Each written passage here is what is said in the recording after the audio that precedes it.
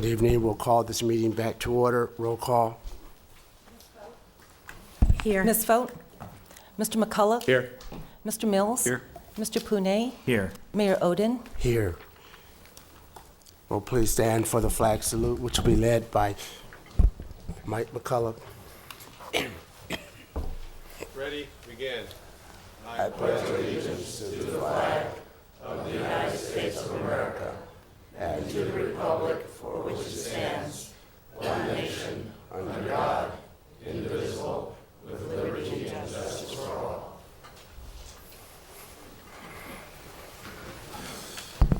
Thank you, Councilman. Our invocation this evening will be from Dr. Jim Tom from the United Methodist Church. Good evening, Pastor, and welcome. Thank you. You'll have three, no. Okay, it'll work. Let's pray. O Lord our God, for whom all of our pretenses fall away, who knows our secret thoughts and hidden fears, we ask you to bless us this evening with your Spirit and help us to discharge our duties faithfully and well, being sensitive to the hurting of our own feelings. May we also be aware and sensitive to our grieving of your Spirit when we give ourselves to lesser loyalties, spend our time and our energies on that which is less than the highest and the best.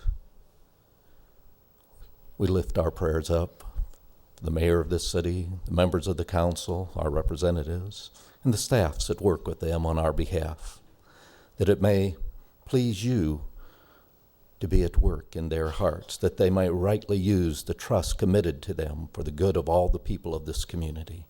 Raise up among us, we pray, fearless men and women who know that only in the doing of your will can we find our peace and fulfillment, that we can find justice for all people.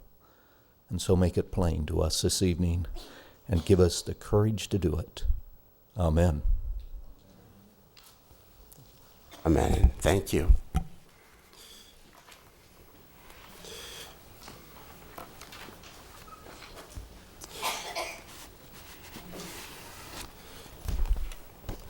We have a proclamation this evening for Mental Health Month. Who's going to receive? Yes, you don't have to read that. Just read a couple of them. Councilmember Folt will read the proclamation for us. Dr. Quinn, please come forward. That's because the mayor is losing his voice, so. This is a proclamation from the City of Palm Springs, whereas mental health is critical to the well-being and vitality of Riverside County citizens, families, communities, businesses, and whereas the President's new Freedom Commission declared that mental disorders and mental health problems, including substance abuse disorders, affect people of all backgrounds and all stages of life, and no one is immune. And whereas the World Health Organization found that mental illness collectively are the most prevalent health problems in the United States today, more common than cancer, lung, and heart disease combined, and the #1 cause of disability in the United States. And whereas mental illness, including substance abuse, affect 1 in 5 Americans every year, regardless of age, gender, race, ethnicity, religion, or economic status. And whereas 1 in 10 children has a serious mental disorder that, if untreated, can lead to poor performance or failure in school, physical illness, substance abuse, and suicide. And whereas mental disorders such as schizophrenia, depression, and anxiety disorders are real common and treatable, therefore I, Ron Odin, Mayor of Palm Springs, California, by the power vested in me, do hereby proclaim May 2004 to be Mental Health Month in Riverside County, California. As the mayor of City Palm Springs, I also call upon the residents, government agencies, public and private institutions, businesses, and schools to recommit our community to increase awareness and understanding of mental health illness and the need for appropriate and accessible services for all people with mental illness. Can I make a quick comment? Yes.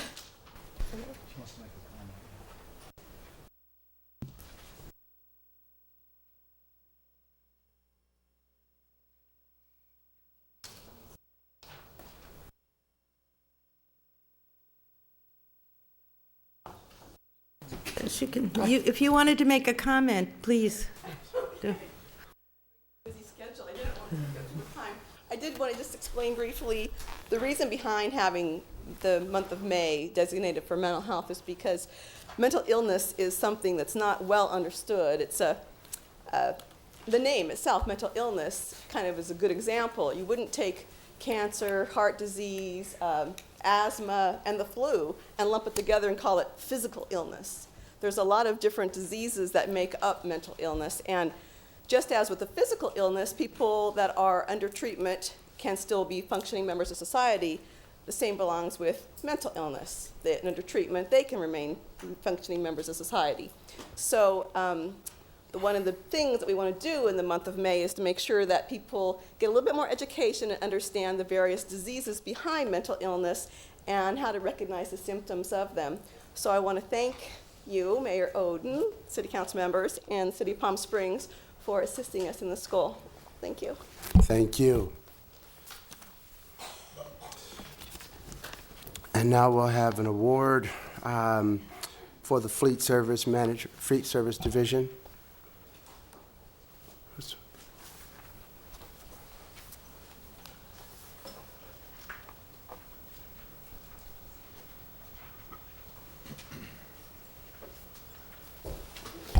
Good evening, sir.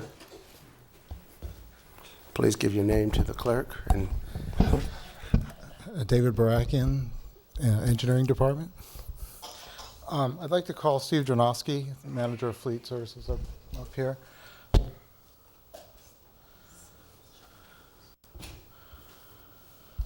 We're proud to announce that Palm Springs has received an award listing the city as one of the 100 best fleets in North America, as identified by Utility Fleet Management. It's basically covers a number of items which we have given information on from goals and policy and staffing and a number of, I think there are 17 total that are judged with respect to all of our fleet services, which include all the police cars and all the department vehicles and so forth. And it's a stepping stone to getting us certification, which we're trying to get into the top 10, but we've made it into the top 100. And we have this plaque to present to Steve on behalf of Utility Fleet Management and the city.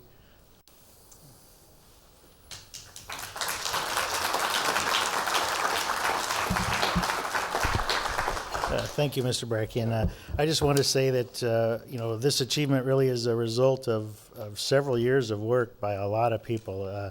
It started with the City Council really asking us to be more accountable for the things that we do, and it represents being involved in a very aggressive re-engineering process to improve the public services in a cost-effective manner. So it includes a lot of other people, all the fleet staff, and certainly our information services division is a big part of that, and our finance department. So it's not a real single thing, and it took a long time, and we are going to go from the 100 up to the 10 soon. Thank you. And thank you.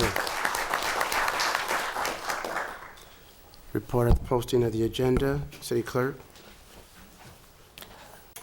Mayor Oden, Council, I do want to report that the agenda and the supplemental agenda was posted in accordance to city policies and codes on Friday, April 16th.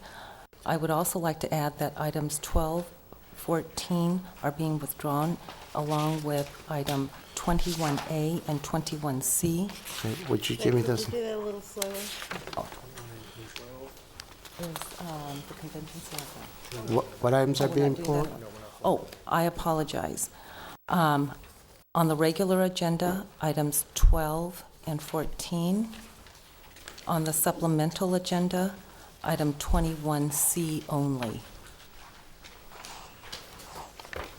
12, 14, and on supplemental C only. Yes, sir.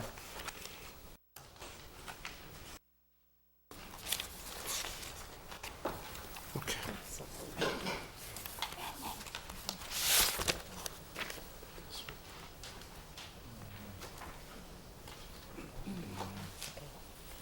Mr. Mayor, Yes. if possible, if we could pull the supplemental to the beginning of the agenda. There are two convention center items on there, so when we get to the appropriate time, thank you. I'm sorry. The two convention center items that are on the supplemental agenda, if we could pull those to the beginning of the council agenda when we get there, that Okay. would be requested. Thank you. All right.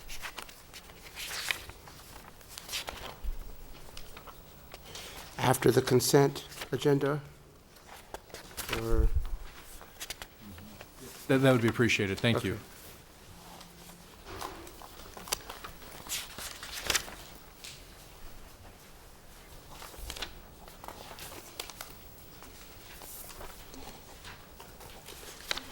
okay. Closed session report, City Attorney, Mr. Alshire. Yes, the agency and the council met in closed session. Items listed on the agenda, the first real property items for the agency, which are the VIP, Gabay, and Westman, were not discussed. We did discuss real property negotiations with Roger Fuhrer concerning Brentwood Management. We gave a status report. Direction was given for further negotiations. The item on for the city, real property negotiations with Desert Water Agency. A matter was discussed. Direction was given for further negotiations. The labor management items that are listed, fire management, police management, fire safety, and police safety, we gave a status report on those negotiations. Direction was given for further negotiations. On the items listed under anticipated litigation, the three cases, we did discuss exposure litigation in one case. No action was taken. And with respect to initiation of litigation, we discussed one matter and no action was taken. And the city attorney evaluation was not conducted. Okay. The Housing Authority, the Industrial Development Authority have no business. Will adjourn as the City Council and convene as the Financing Authority. Mr. Mayor, Mr. Mills. due to a conflict in a piece of property I own within merged area number 2, I will be abstaining on FA1 and A and B on that legislative agenda. Okay. Thank you, Mr. Mills.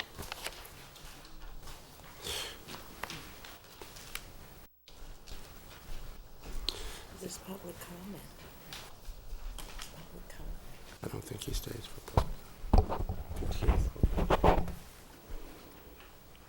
I'll leave after public comments. Then we will have public comments at this time. Anyone who would like to speak to the Financing Authority, please come forward at this time.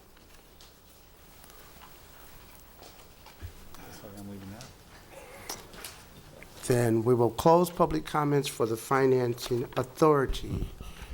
We'll move to FA1. Staff report, please. Thank you. Mr. Mayor, members of council, what this measure before you is refinancing of agency bonds. It will do two things. One, it'll allow us to capture a much more significantly better, actually, interest rate, which means our payments are lower. It will also allow us to do several other economic development projects. Our financial advisor, Suzanne Harrell, is here in the audience this evening. Tom Canar also can answer any specific questions. And John Raymond, our Director of Community Development, is the department head in charge of this particular item. So with that, Mr. Mayor, we would like to open it up to the council. Council? Any comments, questions? Ms. Falk? I just wanted to be sure that I'm reading this correct. With the refinancing of the bonds, we then go from 17 million to 23 million 800. Is that correct? I would ask the finance director to address that issue. Thank you.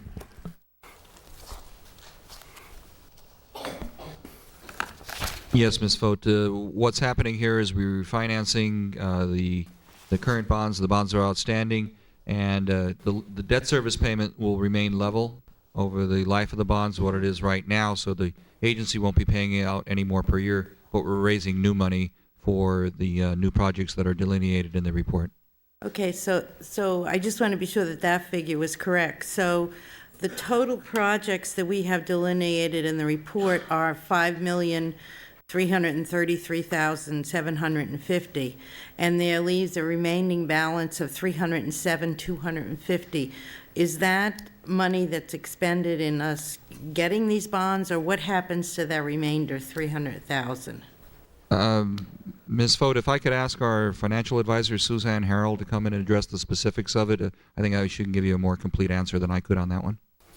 Ms. Harrell, if you please come forward. Good evening. Welcome. Good evening, Mr. Chairman, members of the Authority Board. I'm Suzanne Harrell from Harrell and Company.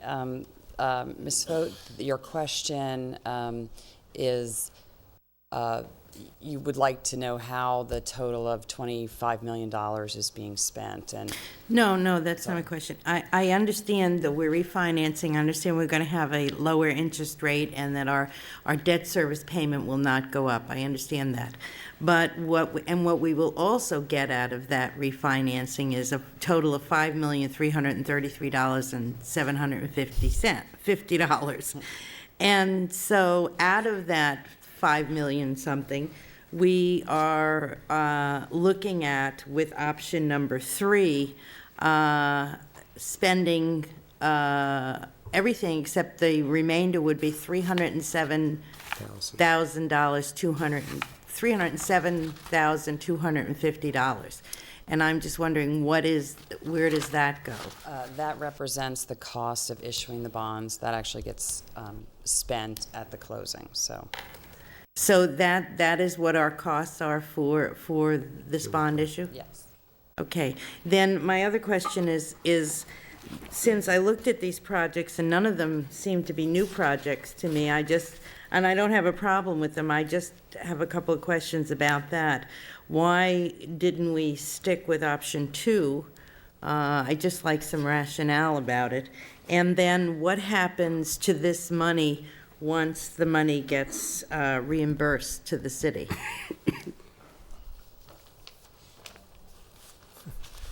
Mr. Raymond, welcome. Thank you, Mr. Chairman. It's a little bit of a tag team, I guess, tonight, but there's on the use of funds, we've identified 3 capital projects, and the first one is approximately $1 million, and that is constructing the 4-lane road on South Palm Canyon. That's part of the, it's related to the bridge grant for the South Palm Canyon Bridge, and you're familiar with the project. That money is to be reimbursed over time from the Bridge and Road Fund that is not adopted yet, but we're working on and will be bringing forward to you as part of the canyon drainage fee and bridge and road fees and the fire station fee for the canyon area that we've been working on since February of last year. And the consultant that established that fee estimated that to be $2,704 per unit. So over time, as development occurs in the canyon, the agency would be paid back through that fund. The fund is imposed by the city. There'd be a reimbursement agreement between the city and the agency to reimburse the agency over time for that expenditure. On the next item, which is a 2.3, you look like you have a question on that. No, well, because that wasn't my question. I understood the projects. I just wanted to know, out of this we're going to expend a little bit, we're going to expend $5,333,000, and then we're going to get back a little bit under $5 million. And I'm wondering, where does that money go? Does that go to pay down the debt on the bond service, or does that go into, where is that $5 million roughly going to go? So you're asking when it comes back, Right, what does it go right. to then? because it's bond proceeds, if it's reimbursed and comes back to the project area, it has to be expended like bond proceeds, which is on additional capital projects. So you could reprogram it for new capital projects. We're already talking about a major capital project in the downtown for the $2.3 million that would come back after we're repaid for that land that's part of that swap. So you certainly, as a policy decision, you can decide that we're going to pay down the debt. But once you have bond proceeds and you have cash, and there's certainly plenty of needs for capital projects and for exactly these sorts of economic development projects, we would want to go through an exercise with the agency to reprogram that for additional new capital projects as the money comes in. The $1 million on the bridge grant and to some extent the drainage fee will come in, over a longer period of time. The $2.3 million that's identified for the land swap will come back all in one lump when we execute the swap and then we sell the other parcel back. So it's not like you're all of a sudden going to have the $1 million back, next year, the year after. It's going to trickle in over time, and it's going to be. My understanding, it has to be segregated. It has to be used for capital projects and not admin and not other sorts of things. But it'll go toward additional street projects or additional agency capital projects that we identify at that time. Okay, thank you. Thank you, Ms. Fold. Are there any other questions? Mr. Ponier. I'll move the item as recommended. I have a motion. Is there a second? Second. Second by Ms. Fold. Are there any other questions? Roll call, please. Ms. Fote? Yes. Mr. McCulloch? Aye. Mr. Punet? Aye. Mayor Odin? Aye. It passes 401. We will adjourn as the Financing Authority and convene as the Community Redevelopment Agency. This is a public hearing. This is an amendment to the Merge Redevelopment Plan for Merge Redevelopment Project number 2. Staff report, please. Thank you. Members of the agency, what is requested of you in this measure for this public hearing is, of course, to the reinstatement of the eminent domain. And I would note that this eminent domain authority is for non-residential purposes only, non-residential. That means that only commercial, cannot take away anyone's personal property in terms of their housing. What I would like also to note is that we've had prior discussions on this, and this is the end of a process, a rather lengthy process, and this extends the authority for it up to an additional 12 years. Mr. Raymond is here from Economic and Community Development if you have any specific questions, and then Mr. Mayor, we turn it over to you to open the public hearing. Thank you. Are there any questions before we open the hearing? If not, then at this time, we will open the public hearing. Anyone wishing to make comments on item number A under public hearing, please come forward at this time. You will have 5 minutes. Good evening, Joy. Good evening, Mayor Odin. Good evening, City Council. I'm here tonight. My name is Joy Meredith. I own a business in downtown Palm Springs, and I'm here tonight to ask you to support the adoption of the resolution recommending that the City Council and agency adopt the amendment to reestablish eminent domain excluding residential properties in the Tockwitz Andreas project area. I was very honored to be on that committee. It was headed by Larry Pitts, who did excellent work on this. This was a lot of discussion on this. And I just want to say that I think that the recommendation to not allow residential eminent domain will really put to rest a lot of fears that a lot of residents had in that area about what was going on. And I think it'll be a very good way to go. I fully support it, and I'm sure that you also see the benefit of it to go this way. And so I'm just asking you for your support on that this evening. Thank you very much. And thank you. Is there anyone else who would like to speak in the public hearing?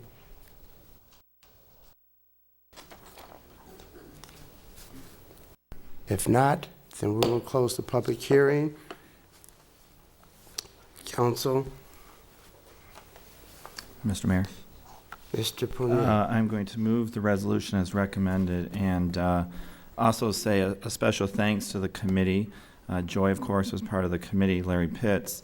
Additionally, Carla Flanders, Marguerite Gaelic, and Pamela Mann. Anytime you're dealing with an issue such as eminent domain, it's a difficult issue, and I think they did an extraordinary job to bring this forward, so I just wanted to publicly thank them. Second. We have a second by Ms. Foat. I'd just like to say this is something that we've been discussing on council for a number of years, and won't say a lot about how we ended up getting to this point where we had to renew, but I'm glad to see that this is added as another amenity that we have to utilize for the city in terms of redevelopment. And a special thank you to all the people who participated in the committee, and a special way to Joy and Larry, who's keeping alive the tradition of his father. So thank you. All in favor? Let it be known by saying aye. Aye. Any opposed? It carries 401. At this time, we will open the floor for public comments under the Community Redevelopment Agency.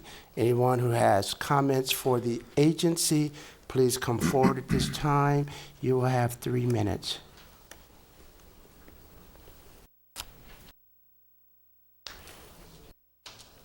Then we will close public comments for the agency, and we will move to our next legislative item, refinance of the 1994 bond by issuance of bonds, FA1. Staff report, please. Thank you, Mr. Mayor, members of council. This is a companion to the Financing Authority bonding that you just passed previously.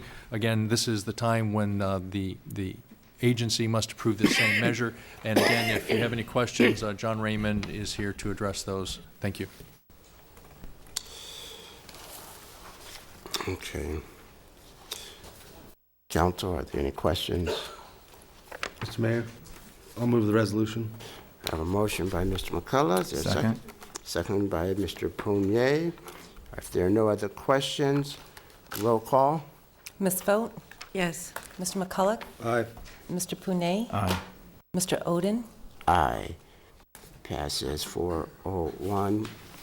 And we will adjourn as the Community Redevelopment Agency and reconvene as City Council.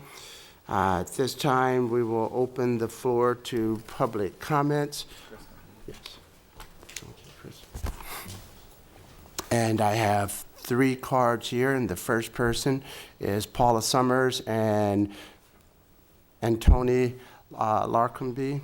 If you please come forward at this time, you will have 3 minutes. Followed by Sergio Santos and Bill Cohen. Good evening and welcome. Good evening, Mr. Mayor and City Council members. My name is Tony Larcombe. This is Paula Summers, and we are representing tonight the Uptown Merchants Association. And we would like to have your support for a new event to be titled First Friday Frenzy. This new event is to generate excitement and to revive the First Friday event. All participating stores are going to be offering great sale items and a lot of unique value-priced merchandise for this new event. The event will run from 8 a.m. in the morning until 7 p.m. at night. What this event is designed to do is create an awareness by placing furniture, accessories, and collectibles in a tasteful manner on the sidewalks in front of participating stores. Balloons and specially created sale hang tags will give First Friday event, First Frenzy, a new personality. We are also conducting a silent auction of items that are donated from participating stores that will raise funds to support the Bureau of Tourism's Uptown Visitor Center, which has become a mainstay of activity within the Uptown District. Participating stores will offer many giveaways, food, chilled bottled water, everything from fortune cookies, candy, and snacks to anyone that will visit. We plan on using the Desert Sun to create awareness through advertising, and we have approximately now 21 participating stores that have committed to the event, and most likely we will end up with a total of 25 participating stores. So we ask your support in this event because we feel it's vital to the Uptown Heritage District. Thank you. Thank you. And Paula? You gonna make any comments with this tag team? No, I'm just here for a little moral support. Good, it's good to see you. Thank you. Thank you. Sergio Santos, Bill Cohen.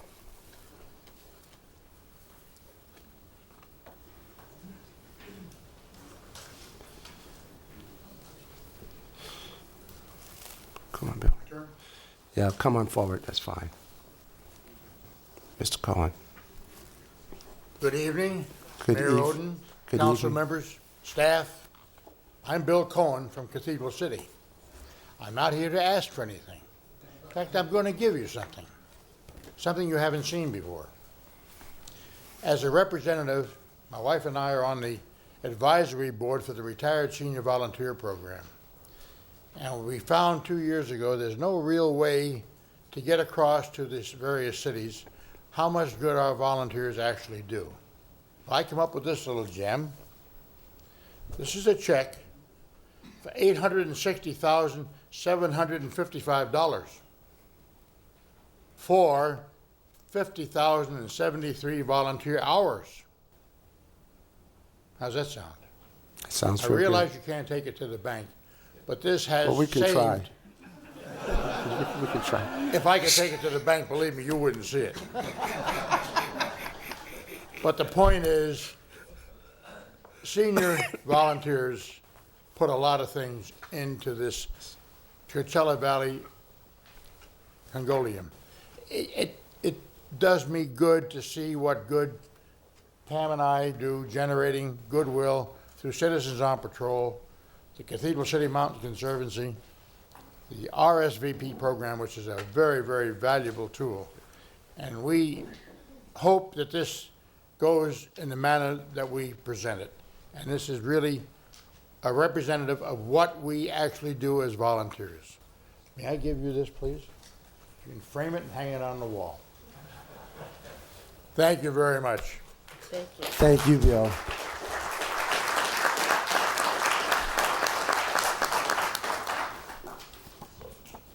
Sergio.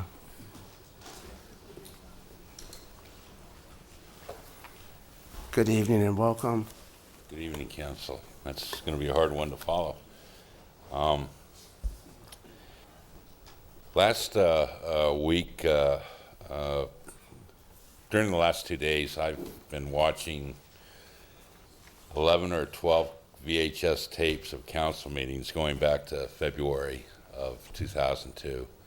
I never want to see another VHS tape as long as I live. But last week, just to start this off, Mr. Mills, you were concerned about how far we've gotten on this advertising on taxi cab issues. And basically, I think that was because you were told that these toppers are being put up on taxi cabs. Well, the toppers, the advertising toppers are going up on the cabs. They're not breaking any regulations. Basically, a topper is a glorified top hat with space to advertise. It's breaking no ordinances. The only advertising that's being done is self-advertising for the taxi companies. Again, that's not a violation of any regulation. You can self-advertise on a vehicle, Domino's Pizza, whatever. I just got done talking to the assistant city manager, and he told me that this procedure is going to go through the mid-July. And the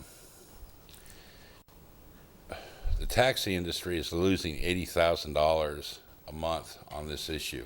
And I'm looking at, well, $240,000 and wait and see if this thing gets through or go on to the next step. And you put yourself in my place, okay?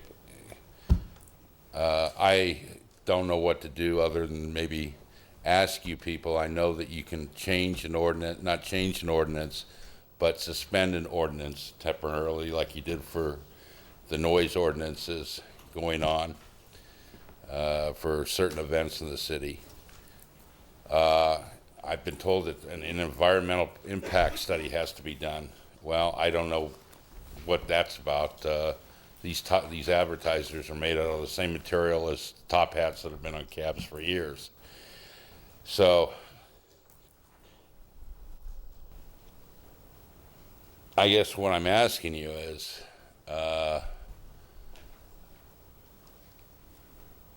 July, our industry is just hurting too bad. Look at the price of gas. And it was brought to my attention by an advertising company in Florida, and they told me to tell you that advertising on taxi cabs keeps the fares down on the taxis for the people that ride the cabs.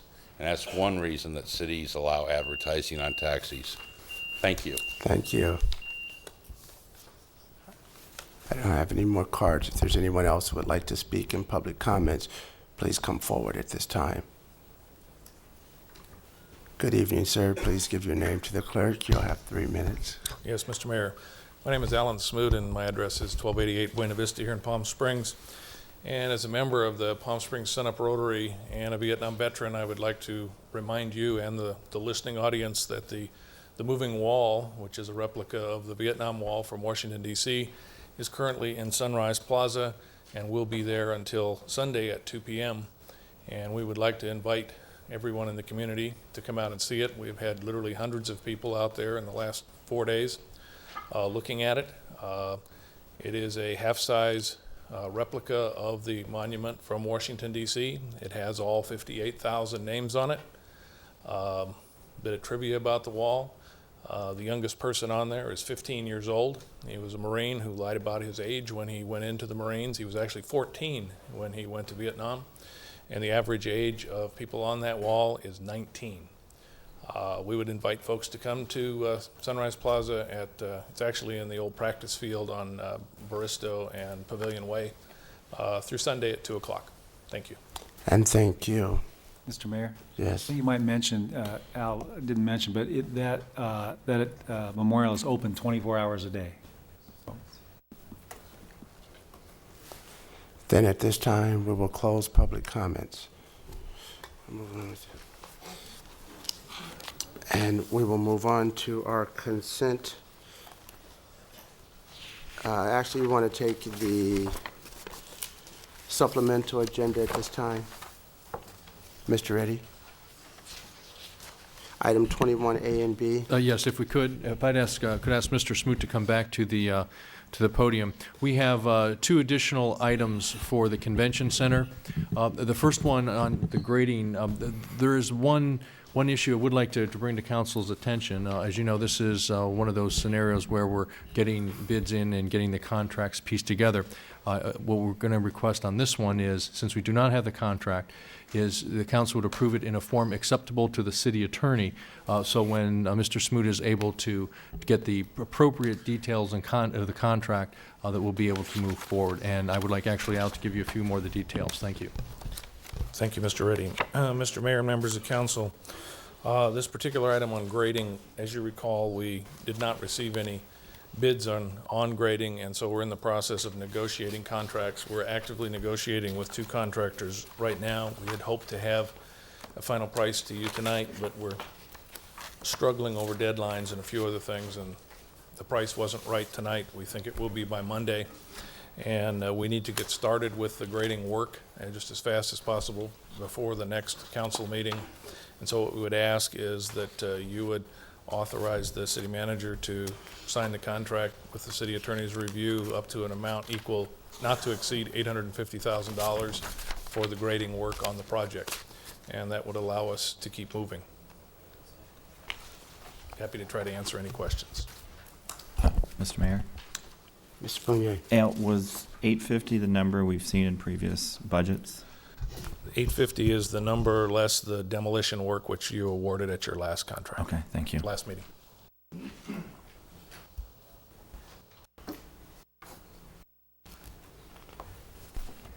I'll move the resolution, Mr. Mayor. It's moved by Mr. Mills, second.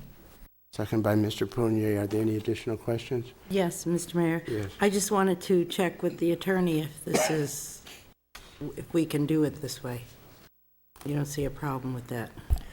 Yes, I think, the basic format of our contracts is pretty standard, so I don't think there are any real contract issues. It's just really getting the price finalized. So if you're comfortable not seeing the actual contract, I think that this works.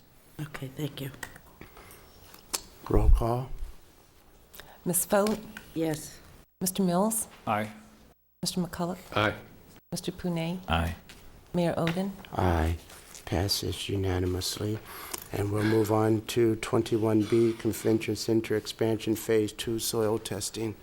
Yes, Mr. Mayor, and again, Mr. Mayor, members of council, this particular item is a request that you award a professional services contract in the final form to be approved by the city attorney up to a maximum amount of $180,000 for the soils and material testing that will have to go on as part of the inspection process for the construction of the convention center. We received proposals, evaluated them, and this is a local firm that actually has their office about 2 blocks from here to do this work for us. Mr. Mayor? Mr. Mills. Again, the same question as Councilman Punier. That is what is in the budget? Actually, there's $200,000 in the budget. Okay. I'll move them in order, Mr. Mayor. So I have a motion. Second. Second by Mr. Punier. Are there any additional questions? Roll call. Ms. Foat? Yes. Mr. McCulloch? Aye. Mr. Mills? Aye. Mr. Punet? Aye. Mr. Mayor? Aye, and it passes unanimously. Item 21C has been pulled, so we would return to our consent agenda. Mr. Mayor? Mr. Mills. I understand that there is no number 6. Is that correct? Payroll warrants? There's the payroll warrant. Is there a listing?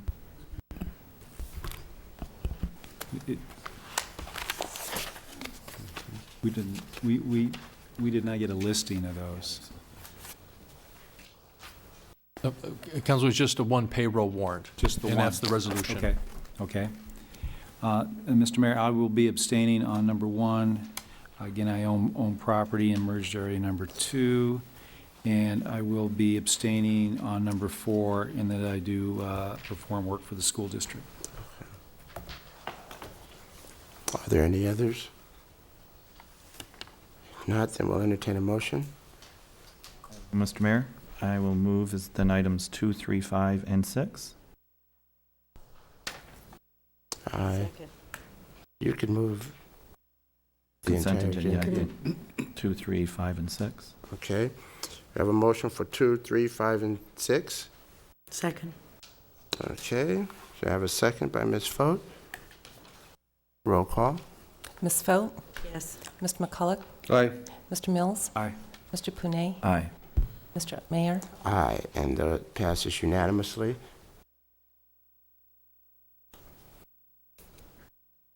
Want me to move items 1 and 4?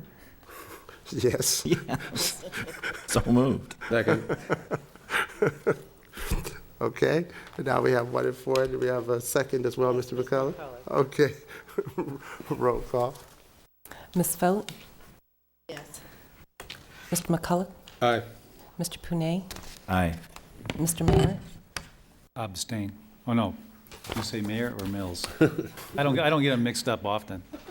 Well, I'm sorry, Mr. Mills, I didn't call you because I knew you were abstaining. Yes. I am abstaining. Who's abstaining? Aye. Passes 4. Thank you. 0-1. Thank you. And we will move to, there's no extended consent agenda. We'll move to our first public hearing. Sanderson J. Ray Development Palapas. Staff report, please. Thank you, Mr. Mayor, members of council. Mr. Evans is going to give the detailed staff report, and he will do so for the next 4 public hearings. Thank you. Thank you very much, Mr. Mayor, members of the City Council. This is a public hearing for a project located on Araby Drive. It has a frontage that goes all the way through to East Palm Canyon Drive. It covers the property that most of us affectionately refer to Palapas or Neil's Nursery. The property is a development project of 62 detached single-family homes and all the on- and off-site improvements and a subdivision map to create the subdivision for the property. The Planning Commission looked at this project at their March 24th Planning Commission meeting, and by a 4-1 vote approved the project subject to conditions of approval. The report outlines the changes to the conditions of approval that the Planning Commission added at the public hearing. The 62 lots range in size from about 6,200 square feet to 9,500 square feet.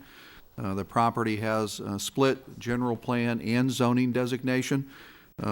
Basically, half of the property, the north half, is RGA 6 or 6 units per acre, and the east half is R1B, approximately 3 units per acre if you look at just the underlying zoning.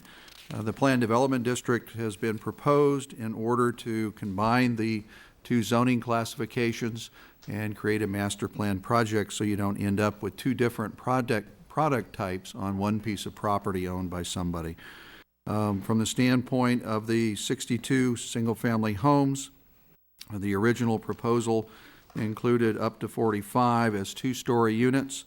The Planning Commission reduced that by 11 and recommends approval of only 34 two-story units. And what the Planning Commission tried to do was make sure there were single-family units adjacent to single-story units adjacent to single-story development. And when you look at the project from Araby as you drive down the street, and when you first come into the project, you would see all single-story units. In the RGA 6 zone, two-story units are allowed for 50% of the floor area, and that's really the intent of this for the two-story units, is they would have a limitation of about 50% of the floor area for two-story, so they wouldn't be full two-story units.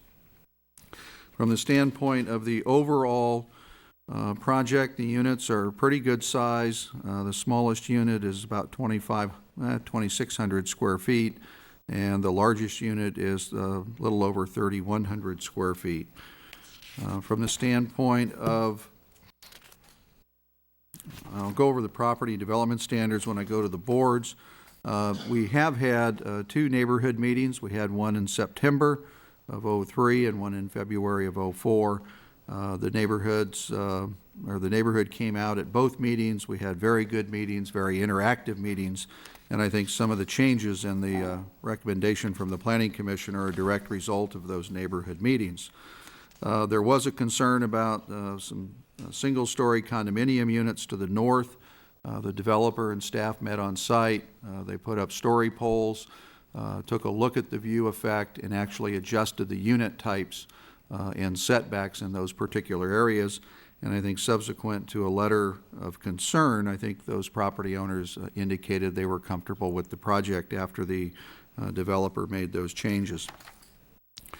From the standpoint of the Planning Commission action, they did recommend approval. They did make some changes. I'll try to point some of those out. The environmental assessment was prepared. We determined that there are no significant impacts once mitigation measures are imposed. We took a very careful look at the project. We do have some information relative to the Airport Land Use Commission in the staff report, and really subsequent to starting to prepare the staff report, we determined after consulting with Airport Land Use Commission that their review is not mandatory, although the Airport Land Use Commission of the county is looking for projects to get on their agenda, we found out. And in this case, we don't believe the project needs to be on their agenda. With that quick overview, I will try to show you the plans. Are you up?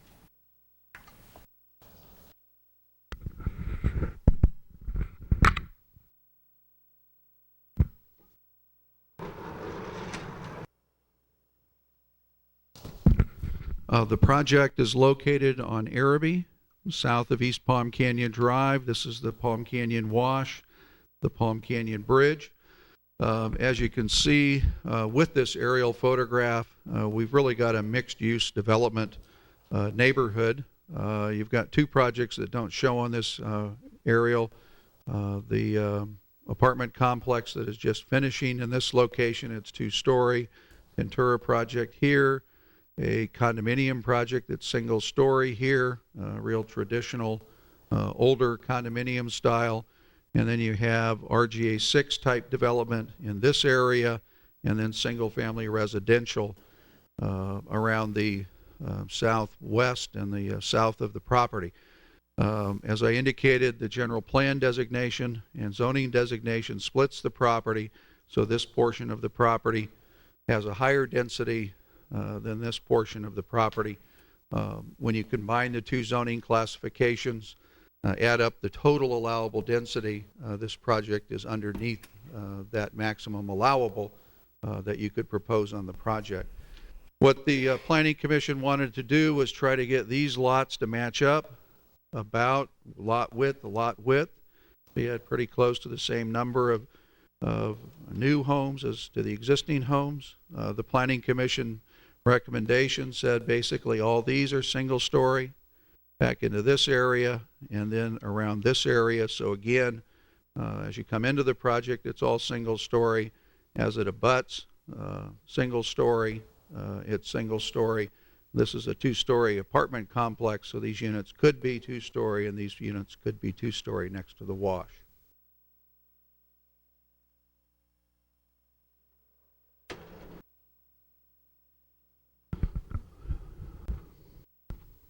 The overall site plan is shown here, one main entryway directly off of the street that's opposite. So you have a T intersection in this location.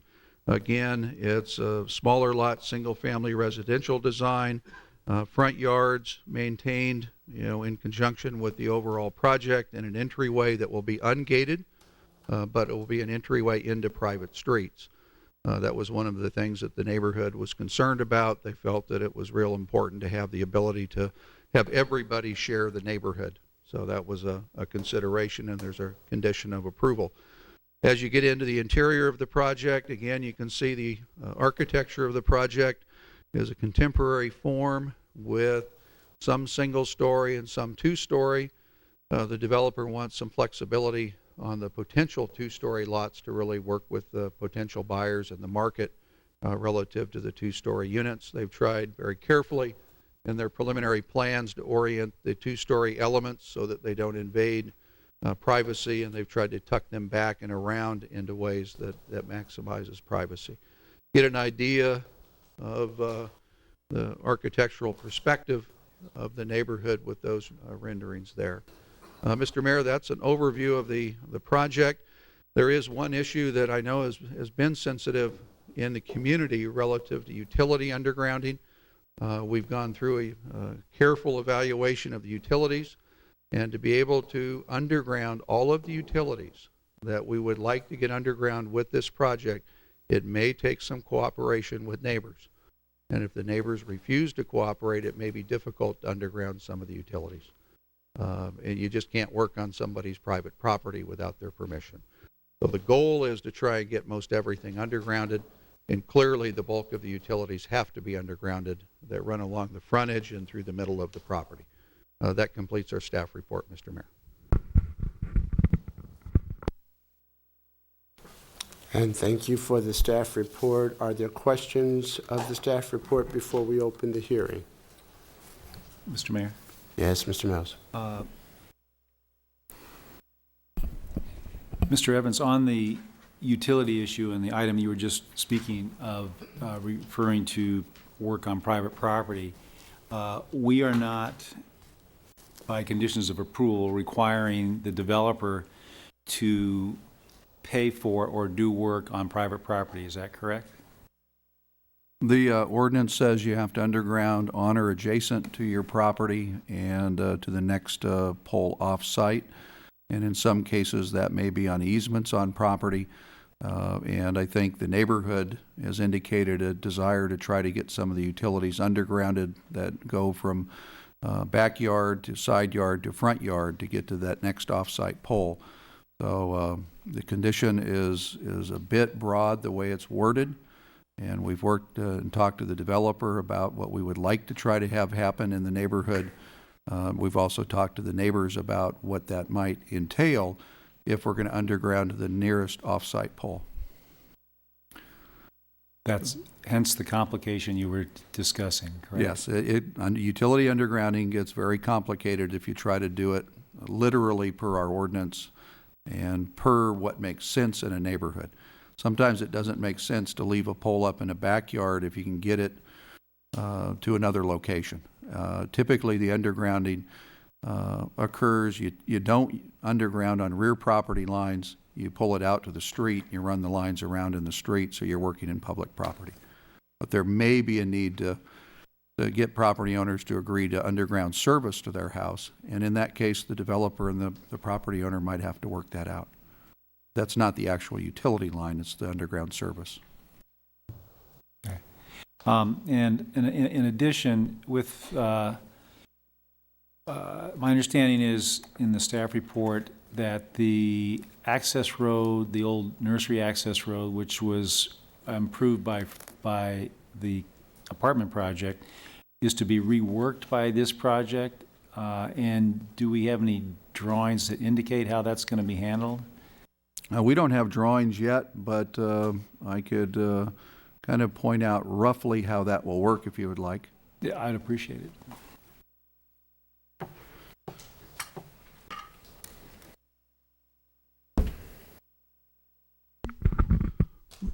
The easement, which show a little bit easier to see on this lot or aerial, the easement that went over to Palapas is an easement that was only put into place for access to Palapas while it operated.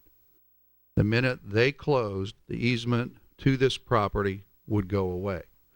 And what we've worked out with the two property owners is, since this currently comes up in dead ends, instead of having it dead into a wall at the end of a long street and have a big area for people to park and cause problems, the apartment complex has a driveway roughly in here, and the idea is to just take the asphalt out, end it at the driveway, make this a landscaped area, real simple, just a nice lawn area or landscaped area.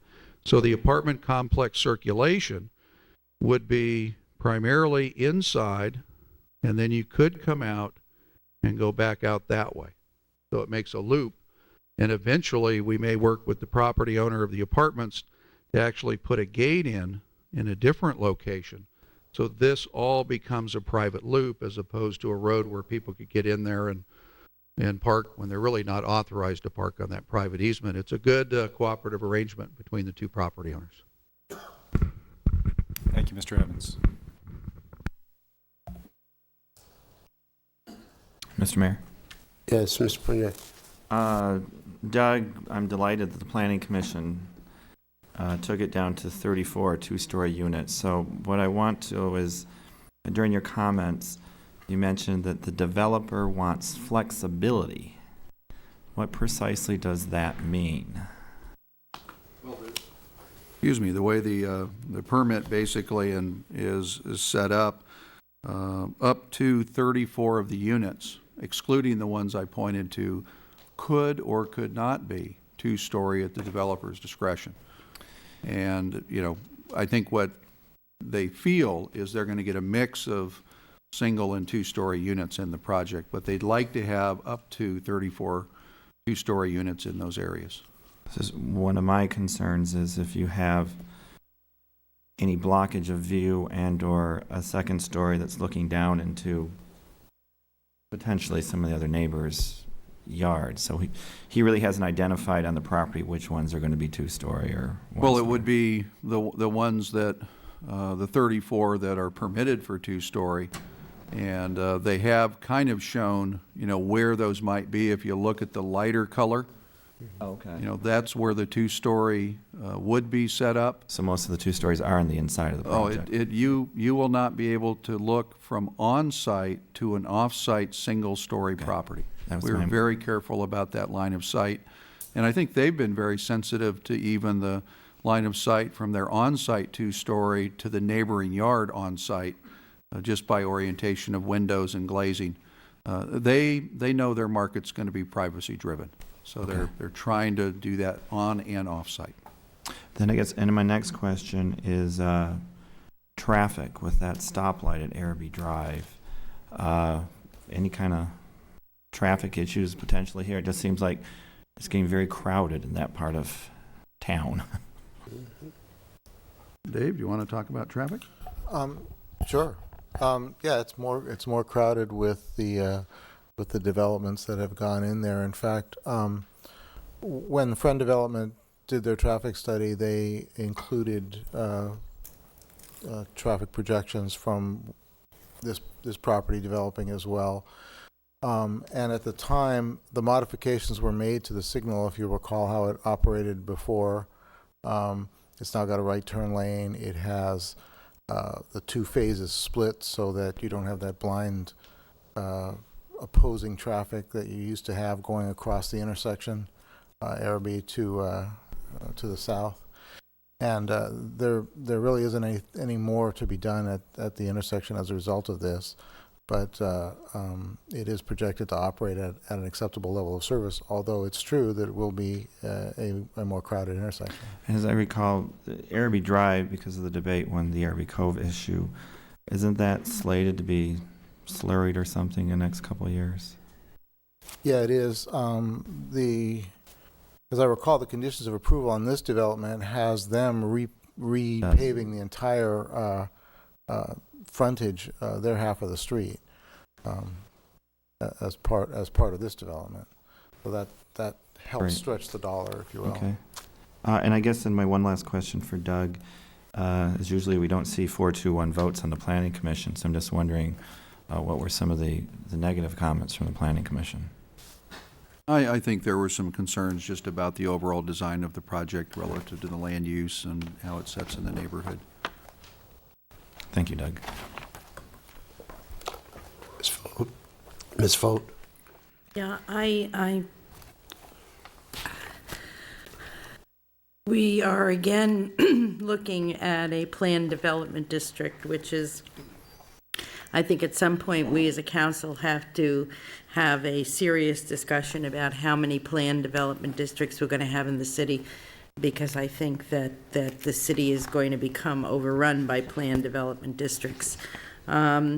I also wanted to say, give my congratulations to the developer, Mark Davis, because he has taken what we've tried to do with a lot of these developments, and that's to work with the neighborhood to iron out the difficulties. And I think he worked, when this project first came to light, we got tons of letters, and now we've gotten letters where people are no longer opposed to the project. So I want to thank him for working with the neighborhood and making the changes.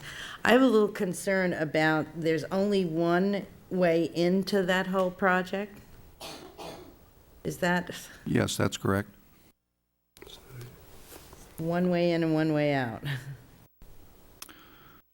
And it's bordered by the wash, and that area really is getting so dense. That's all I wanted to say.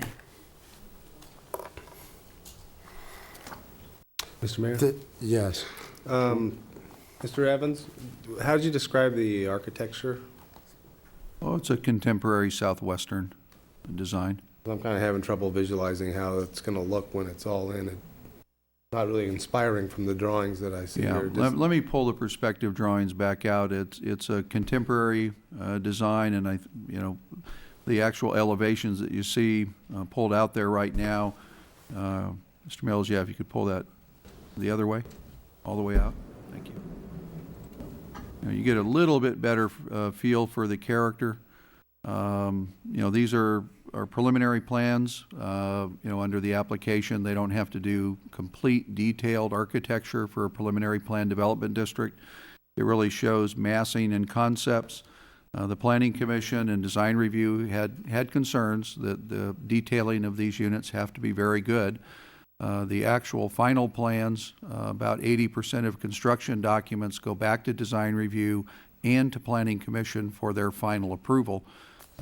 So they recognized the same thing that you did and said, you've got to really finish these off and detail them correctly to be acceptable. So the developer knows that, and the architect is here tonight also. Okay, thank you. Okay, at this time, then we will open the public hearing. I do not have any cards on item number 7. If there's anyone who would like to speak to this, please come forward, give your name to the clerk, and you will have 5 minutes. Good evening and welcome. Thank you. My name's Randolph Maxted. Mayor Oden, council, everybody else. First of all, let me say I love that signal light at the corner of Araby and Palm Canyon. It's really great when it's working. About 3 times in the past month, I've had to back up and go down Morongo and take Verona to go where I was going, because I would have been late if I'd waited for that light to turn green. I live at my place borders the Palm Canyon, the south end of the Palm Canyon Wash. I've lived there for 5 years. My issue, it may seem like a tangential issue, but I don't think it is. I am very concerned, as Ms. Fote voiced, with the increased density of that area. And what I'm particularly concerned about is that the Palm Canyon Wash does not turn into a playground, does not turn into a park. Now, I'm not sure if the wash is a protected natural habitat, as one of my neighbors suggested. It may or may not be. I'm not sure about that. That would take some research, I suppose. I just wanted to quote a letter here that I received from Chris Mills back in December when that whole issue with the G&H Construction and the number they did on the wash. And I sent emails to all of the council members, and Mr. Mills was the only one that replied to my email and sent me a handwritten letter here, which I appreciated. Thank you for your e-note of December the 10th. Enclosed as a copy of the memo and info the council received on the wash issue. The Riverside County Flood Control District has assured us that the safety issue will be dealt with immediately by their crews. Incidentally, I've not seen any work done at all in the wash, but that's not my point right at the moment. What I wanted to bring to your attention is the last paragraph of this letter, which is, Araby, like many other neighborhoods in this city, is an important and irreplaceable part of our history. And he says, it shall remain so. And I really hope that you will all take that to heart. So, again, I would just reiterate that my concern is that right now, you don't see too many people using that wash. You know, you'll see people maybe the odd time, maybe in their horseback riding through the wash, or you might see the odd person, walking their dog. Not very often. And I really would not like to see people start using ATVs in there and just see it turned into a playground or a park or whatever. So I don't know, what kind of ordinances, or if my neighbor had suggested perhaps, the people that the developer could sort of tell the people that purchase places that something about no direct access to the wash. I don't know how these things are done, but anyway, that's my concern. And so I just really wanted to bring that up to you. Thank you. Thank you.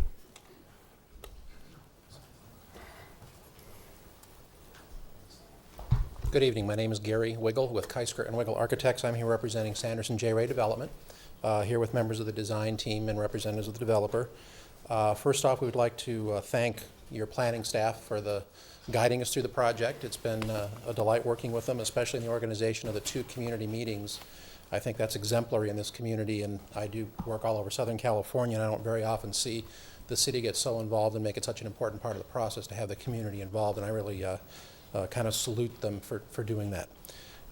In the staff report, the only thing we have is we have one quick comment regarding the undergrounding of the utilities.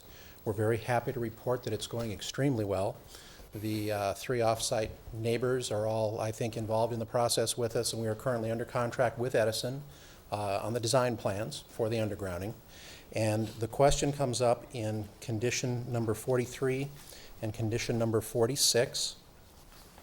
In that 43 is very simple. All proposed utility lines shall be installed underground. That's great. We have no problem with that at all. In the bottom of the second paragraph in 46, to that effect, the developer shall submit a utility undergrounding plan prior to the issuance of a grading permit. With the speed at which Edison does plans, and they are working actually pretty quick on this one, we're concerned of the tying to that particular point that it actually may end up delaying the project. And we'd like some flexibility in working with staff and showing them proof of that we are working with them. We can present, ongoing plans and things like that. But if we could separate it from that particular trigger for the submittal of the plans, the undergrounding work will be done as it usually is during the grading operation, when all of the utilities and all the undergrounding and all the on-site and off-site improvements are being done. And so it will all happen within that time, but that particular trigger of tying those plans being submitted at grading permit, we'd ask if we could have some relief on that. And other than that, we're here to say we concur with the staff report, and we're able to answer questions if you have any. Thank you. Thank you. Is there anyone else who would like to speak in the public hearing? If not, then we will close the public hearing at this time. Council, additional questions? Yes, Mr. Mayor. Please vote. The gentleman who spoke first brought up another issue that we had, and I just wanted to make sure, with all the damage that we had done to Morongo and Verona during the Araby Wash debacle, is that slated for slurry seal? Are both of those roads slated for slurry seal? Because now I think this is going to be adding additional traffic. They don't want to go to that light on the corner of Araby. They're going to take Morongo over to Verona. Right now, both Araby and Morongo are slated for next year's slurry seal. Verona is scheduled for an overlay this year, the way staff is recommending it. And in addition to that, like I said, this development would be paving the frontage, the Araby frontage itself. Okay, so by the time this development is built, it will that will be taken care of. And then could we get an answer to the gentleman's question, because I don't know the answer to that either, about the wash. The recreation activities in the wash. The city, does not permit off-road vehicle activity in public lands. We do, in a few areas, have a problem. I'm not aware of a documented problem in this area. The police commander might have some comments. Most of the wash is a Riverside County flood control easement, and they don't, condone off-road vehicle activity. I think the good news is the majority of the people that move to Palm Springs are pretty respectful of the wash systems and the open space around them. And we haven't had a significant problem, even with new people moving to neighborhoods. But we do have codes, and private property owners can keep people from off-roading on their property, and the police department has helped in the past to curtail that where we've had problems. That's a quick overview. Thank you. Yes, Mayor. And Doug, on this specific project, there's a wall, correct? Yes. And there's no access gates in that wall from any residences back to the wash? And you have the big berm behind, the wash actually, the berm goes way up above, so there would be no access. They'd have to go down Araby and then go into the wash that way. And I don't anticipate this type of residential development having that type of problem with it.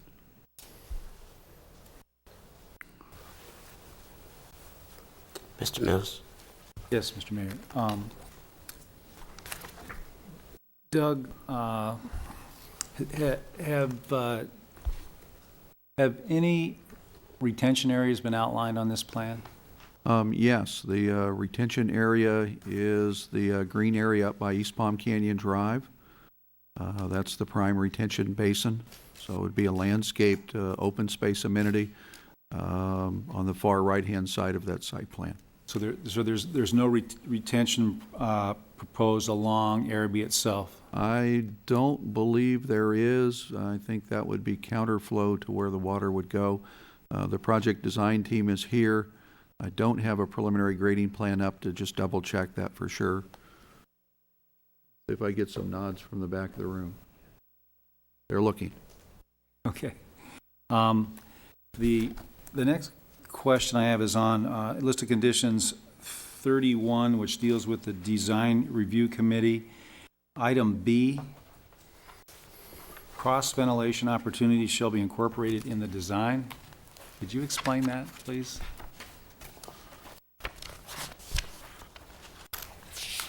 Is that in reference to an internal operation of the unit? I think when they looked at the individual units, they felt that because of the design, they may not have good ventilation just because of windows and doors. And they were just concerned that maybe that would be something to look at, more of an environmental design encouragement as opposed to something that I think the developer saw as a hardship or a problem. Okay, thank you. And there was, is the revised plan, the site plan stamped revised, does that reflect the two-story units as required by the Planning Commission approval? No. There's a few more that would be off of that one. I'd have to go to the plot plan to show you which ones, but I think it shows some that were excluded. I mean, it's certainly not the plan that we have in our packet. Correct. The ones that are excluded are actually excluded in the staff report and conditions by lot number. So there's no confusion as to what we're approving tonight. Okay. And I'd have to go to the subdivision map on the other one to show you those. Okay. You don't need to do that. Okay. I would just like to make a comment about Ms. Fo's comment about the density in the area. I think it's very important, I feel, to note that, you know, we have property throughout this city that is zoned to a certain density, and we are telling developers, property owners, by our zoning ordinance and our general plan, that is the allowable number of units that you can do on that particular piece of property, that you, based on receiving architectural approval, site plan approval, and everything like that, along that line through our approval process. I don't personally feel that it is fair to anyone who owns property in the city to tell them that they cannot develop to what the requirement, or what the allowable requirement is in the city. This particular project, by right of zone, is allowed 67 units. They have chosen to develop 62, which is fine. And I appreciate the fact that they have done that. But comments to me regarding density people need to understand that our road system, our utility system, all our infrastructure is based on what our zoning is. And so all the adjacent roads and the utility and the infrastructure to this piece of property reflect that, and have been, and that's sewer line sizing, that's everything. And so it is not haphazard. It is not what feels good or what doesn't feel good. It's really it's a fact of zoning and general plan, and the time and effort that has gone into that, and the revisions that have happened over the 20, 30 years that we have dealt with zone changes and general plan changes, and are currently dealing with a general plan change. So I think that this project has done a very good job. I think the comment that Mr. Evans made from design review that the architecture needs some work, I think it does need some work, and I'm very confident that that the Planning Commission will bring it up to a little bit better level. I think certainly the massing of the project, the ups and downs, the in and outs, is very, very good. And so I think that's what was said in the comments. I think detailing is what the comment was, and I do agree with that. Mr. Mills? Yes. I know you're getting ready to do something, but you asked the question about retention, and Dave Barakian dug through the details. There are two other areas with retention. They don't appear to be deep retention basins. I'll point those out.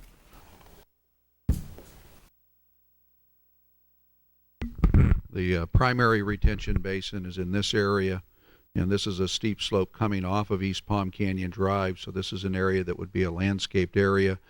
There's a shallow retention basin here as part of the entry feature, and here I think we've got enough depth here so it's not going to look like, you know, a moat that you've seen in the neighborhood. I think it's only 1 to 2 feet deep, so they're fairly shallow. They're not going to be the 3, 4, or 5 footers. So I think this one's about a 1 foot depth, and this one's about a 2 foot depth. Thank you for pointing that out before I did something. I personally feel I would not like to see any retention on Araby, because I really do think that would go against the character of that street. I do think, though, that if they need additional retention, that they can dig the hole in the back deeper. Assuming that would work. I would like to make a motion to approve the resolution. I would like to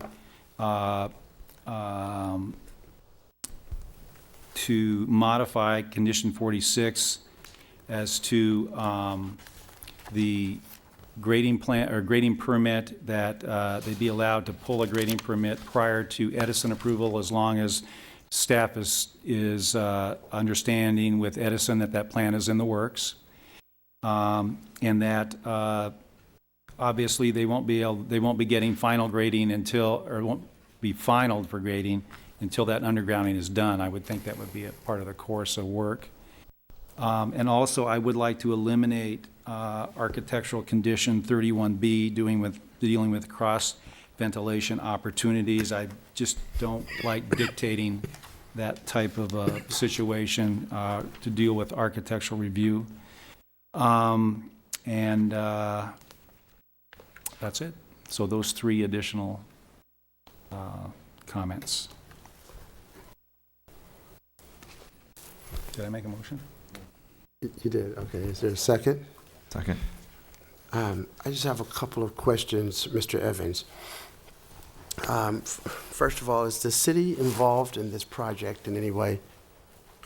Only in the permitting process, Mr. Mayor. There's no financial involvement in this project. Okay. I think it's real important. I talked to a lady the other day who was quite upset that the city was taking away Palapas. The owner is selling this property, or sold this property, is that correct?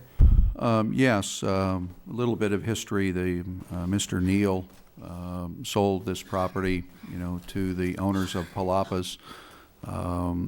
Prior to that transaction, I met with Mr. Neal, his representatives, as well as the buyers, about the fact that really the price of the land would dictate that it would probably have to be redeveloped in the future. They wanted to go through the zoning and make sure that this was a developable property from the standpoint of a different land use, and we indicated that per the zoning it could be. So, very clearly it's a private transaction, and it started with, really when the property was sold by Mr. Neal to the current owners of Palapas, and then they obviously are selling the property to a developer. So this is our last nursery, is that correct? Well, this is our last freestanding type nursery. Obviously, we've got some garden areas in other land uses. Part of the question, the lady was asking me, what could we do? Well, certainly the city couldn't intervene in that private property sale or what was going on. We certainly don't have the money to purchase it. And I think in a sense it really is sad to see the last of our freestanding nurseries leave, especially the kind of environment that Palop has provided for the city as a venue to do many great things. But perhaps, I do understand they are looking at a couple of other sites potentially to do some things, because I think it was really added something special. But it was not our decision to get rid of any property or any business. This was a business decision made by the property owners. Okay, yes. I'm going to take this opportunity to disagree with my esteemed colleague, Mr. Mills, who usually bases his comments on something I've said. So I just wanted to clarify that in this particular zoning area, an R1B front has a 25-foot setback. In a planned development district, the setback is 12 feet. In R1B side, it's 10 feet for an interior lot, and in this particular plan, it's 5 feet for an interior lot. And in the rear setback is 20 feet for an RGA 6 setback, and in this particular plan, it is 12 feet. So that makes a significant difference in what our projects look like. In an R1 zone that we're also discussing tonight, there is a minimum lot area of 10,000 square feet. And so each one of those zoning areas do have their own set of statistics of what the lot sizes should be in the setbacks. And what planned development districts do is it changes that. And my concern is when we change that and we have projects where you can reach out from one house and borrow a cup of sugar from the next house, that we need to really start looking at that. And that is my problem with this. It's not how many we could have. I guess I'm a little tired of hearing that this could be worse. I don't want it to be worse. I want us to focus on how we can make it better.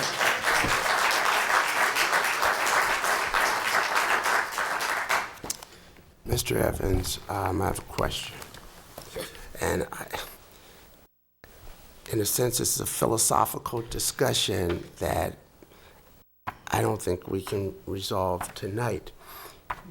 But what are the advantages of doing a planned development? Well, in this particular instance, probably the primary motivation for a planned development district is the fact that if they did the project by right of zone, let's just say that they did it pure RGA 6, half of the project could be 1 and 2 story with basically this type of dwelling unit on it, and they could have 6 units per acre. If you then went to the R1B property and did a standard residential subdivision of 15,000 square foot lots, you would have single-family lots, 15,000 square feet. So the south part of the property would be less dense than this project, but the north part of the project would be have more density on it than this one. You'd have 2 product types on a piece of property owned currently by one property owner. So you'd probably end up with 2 projects, in all likelihood, with 2 entryways, because they would have a pretty distinct difference in their density, and oftentimes developers don't like to mix density in individual projects, particularly smaller ones. Larger master plan communities, you might have that.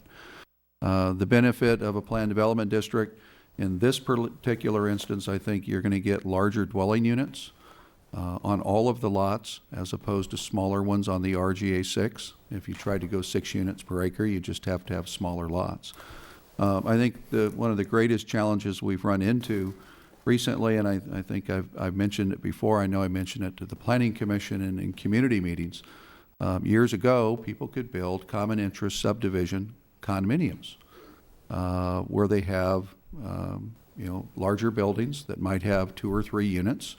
They have common walls. They have nice traditional open space and layouts.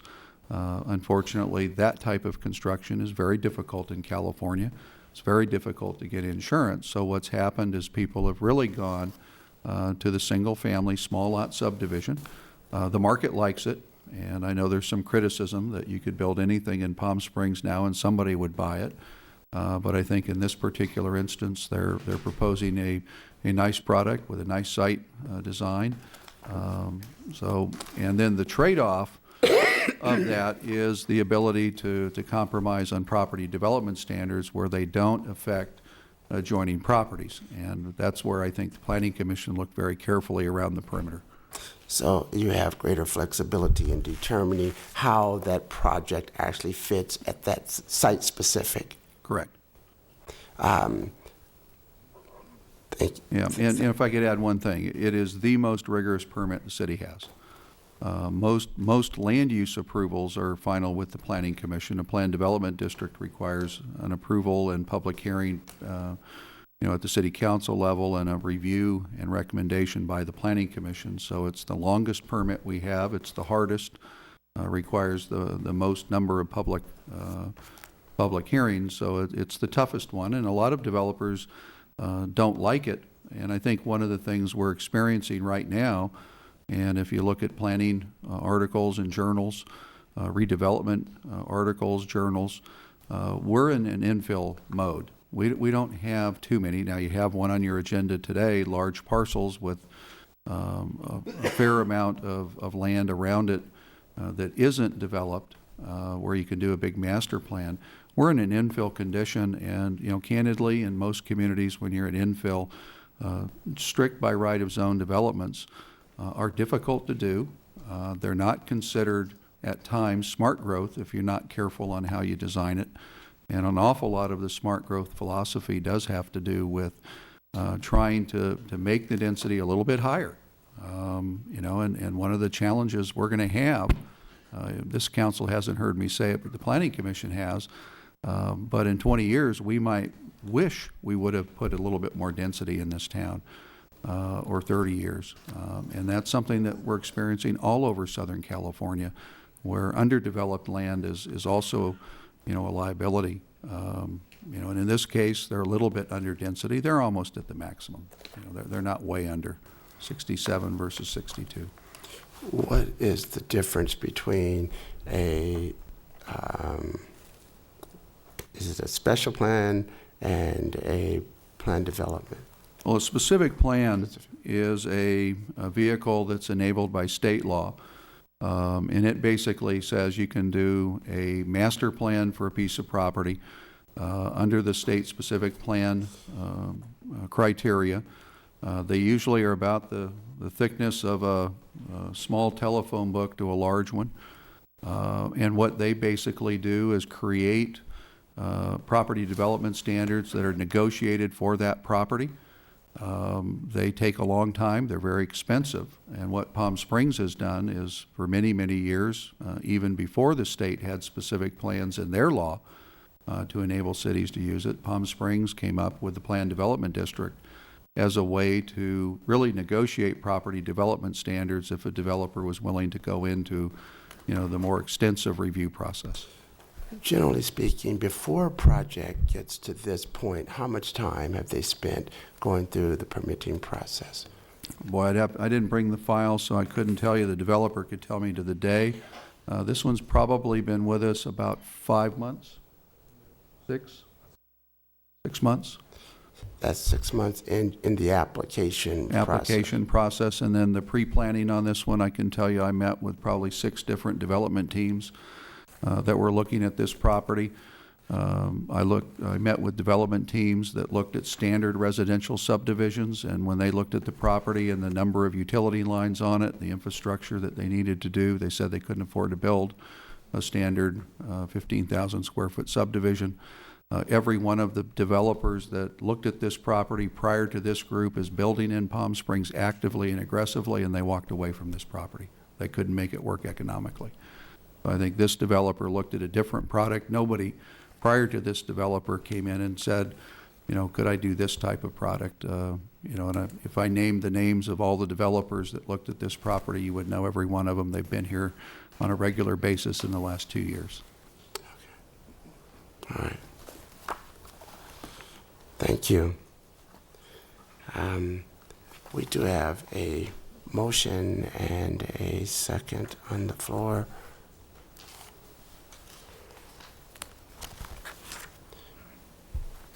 All in favor, let it be known by saying aye.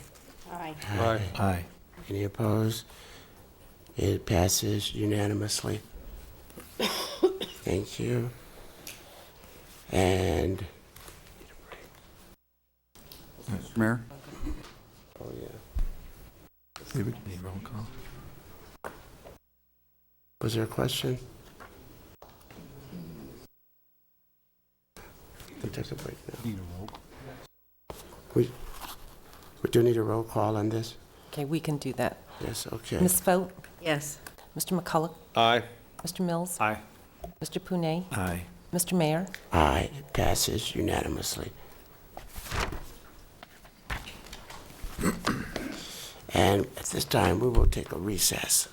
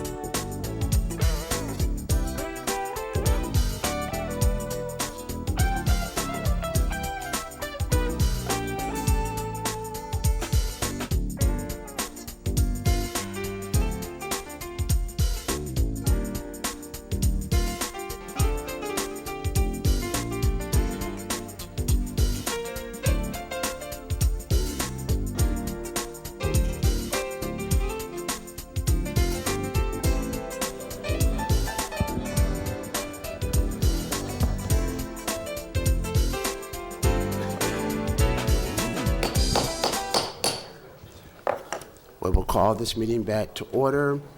And we are on item number 8, public hearing, general plan amendment, circulation element, Nexus Residential Communities, Cathon Holdings. Staff report, please. Thank you very much, Mr. Mayor, members of the City Council. The general plan amendments before you in this action item have companion projects that follow them on your agenda, and pursuant to state general plan law, the city is only allowed to amend elements of the general plan 4 times per year.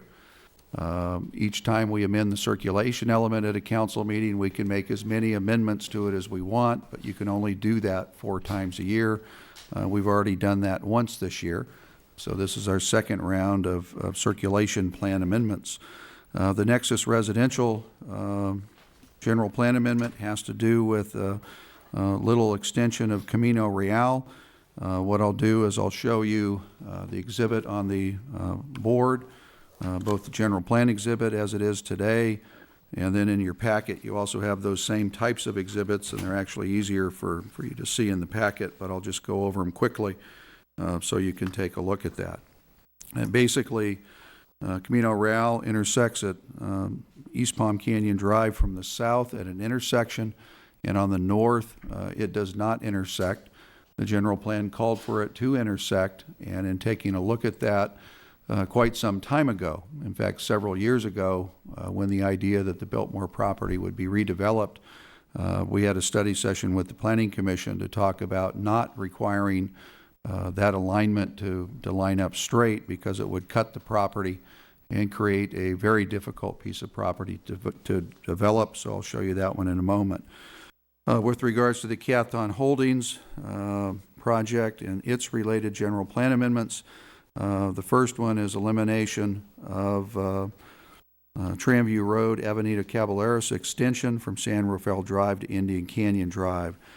This is on the existing general plan map. The existing portion of Caballeros north of San Rafael is developed pursuant to that general plan, and the Planning Commission is recommending that you delete that portion of the collector roadway. The second one is having to do with creating an actual general plan text amendment to create a policy for the Sunrise Parkway, and that would be a future roadway that would connect North Sunrise Way all the way over to North Palm Canyon Drive or Highway 111. It's actually putting a special secondary thoroughfare back on the general plan map in a place that it's been on the city's general plan for many, many years, but was taken off several years ago, and I'll point that out. The second circulation element with this particular project area has to do with amending the general plan for the designation of North Indian Canyon Drive from a 154-foot wide right-of-way major thoroughfare to a 100-foot wide roadway, and the purpose there is there's no longer a need for a frontage road on that section of North Indian Canyon Drive, so we don't believe that we need that type of right-of-way. The next 2 general plan amendments have to do with the land use element, dealing with 2 elementary school sites. We've consulted with the Palm Springs Unified School District, and their staff indicates the district's master plan no longer calls for a need for 2 new additional elementary schools in this neighborhood, and the Planning Commission is recommending that you take those 2 school sites off. They've taken a look at district enrollment, and they feel that there is the ability to accommodate the future growth in Palm Springs in this area without adding 2 new elementary schools. And the other one has to do with a relocation and consolidation of a park site. The current general plan calls for 2 neighborhood parks in this area, and the Parks and Recreation Commission as well as the Planning Commission recommend that we just do 1 neighborhood park in a particular location of this site, and not have 2 small parks and have one a little bit larger and nicer park. That did go through both the Planning Commission and Parks and Recreation Commission. That's a quick overview administratively. What I'm going to do is I'm going to show you the general plan conditions and then very quickly point out how it relates relative to the project so you kind of understand the sequence of events this evening relative to the general plan.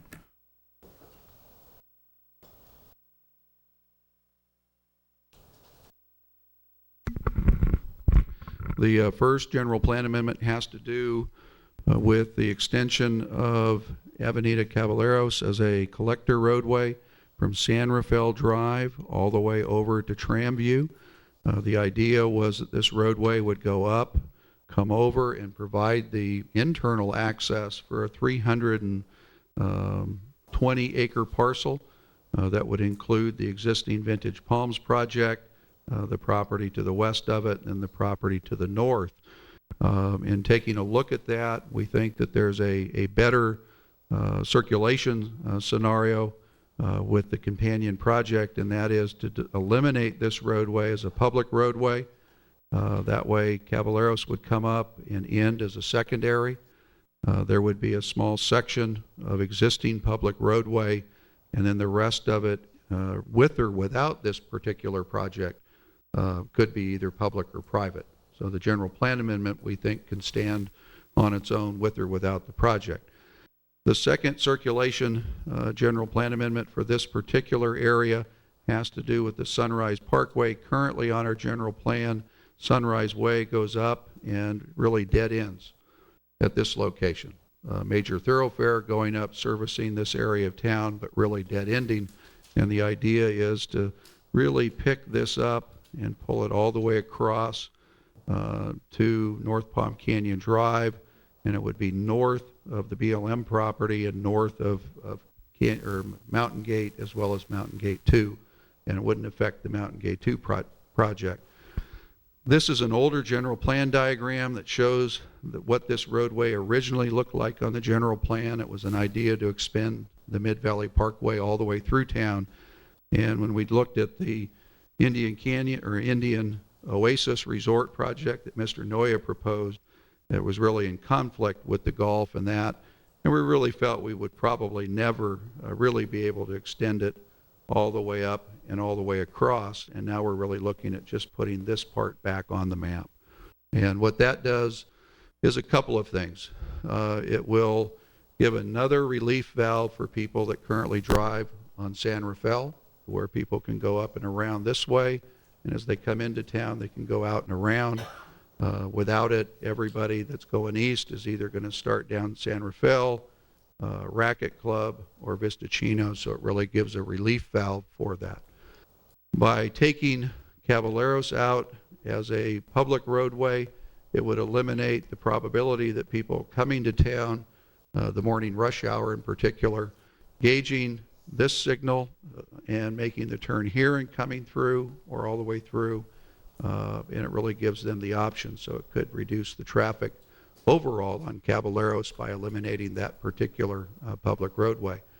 With regards to the elementary schools, they were shown in these particular locations. The school district feels that they don't need them. We had 2 neighborhood parks in this particular area, again, this being Sunrise, and the Planning Commission and Parks Recreation Commission really felt that the park would be better suited in this location.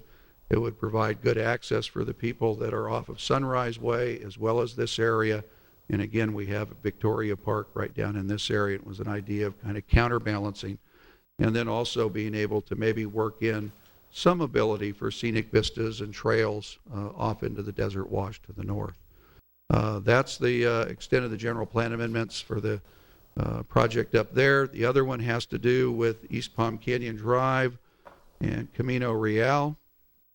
The general plan shows Camino Real going through straight, and it would cut off part of the Biltmore property and leave a little nub on the western edge, and the Planning Commission basically said, let's just keep it at Indian Trail and not try to straighten this out, really make it difficult to develop the Biltmore property.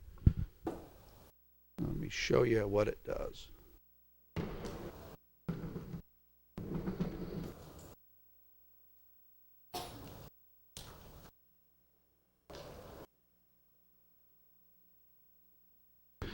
If you were to extend Camino Real due north, like the general plan says, you'd cut Camino Real right through here. and you'd end up with a real awkward piece of property.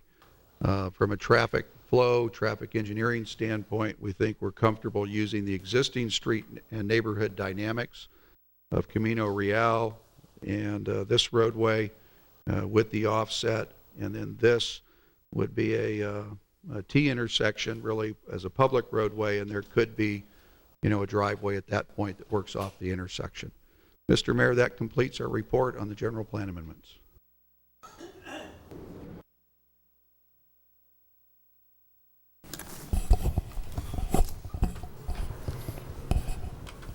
Mr. Evans, this is just a general planned amendment.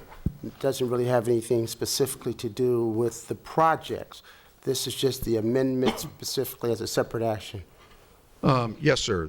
You could amend the general plan and take no action on the projects. You could take any action that you believe on the projects. With regards to all of these general plan amendments, I think that taking a look at them, particularly the ones up in the north end of town with the Sunrise Parkway extension, we could probably take that bit of Caballeros off. Since that property's all under one ownership, they're going to have to do some type of master plan and deal with the streets with or without the project on the agenda tonight. And what it does is it really says that we don't want a public roadway through the middle of that that ties back into Indian Canyon, which brings additional traffic into a neighborhood. Okay. Thank you. Ms. Falk. Did you run these changes by the committee that's working on the general plan now? What we've done with the committee is we've not run general plan amendments that are project related by them on the premise that if they were to get into an advisory role, they would have to look at the environmental documents, the staff reports, and all the material that you're getting. And they realized that could really undermine their ability to work on goals and policies of the city. And they decided a while back that, as a group, and there were some dissenters, that they were not going to advise the city council or try to keep up with current development projects. They would be repeating the role of the planning commission at that point. Why shouldn't they have to read all we have to read? Thank you. If there are no further questions, then we will open the public hearing at this time. I have several cards. First one is Wayne Brechtel, followed by Daniel Williams.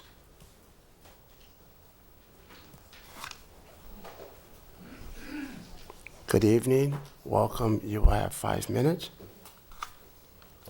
Good evening, Honorable Mayor, members of City Council. My name is Wayne Brechtel.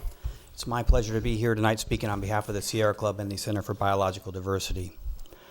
My interest and my client's interest in this particular item has to do with the general plan amendments that facilitate the Palm Springs Village project, which I know will be coming up as the next item on the agenda. I have submitted 2 letters to the council. One today. I hope I brought extra copies. I hope the council have had a chance to look at those letters. With respect to this item, I will rest on the information set forth in the letters, renew those objections to the extent these general plan amendments facilitate that project.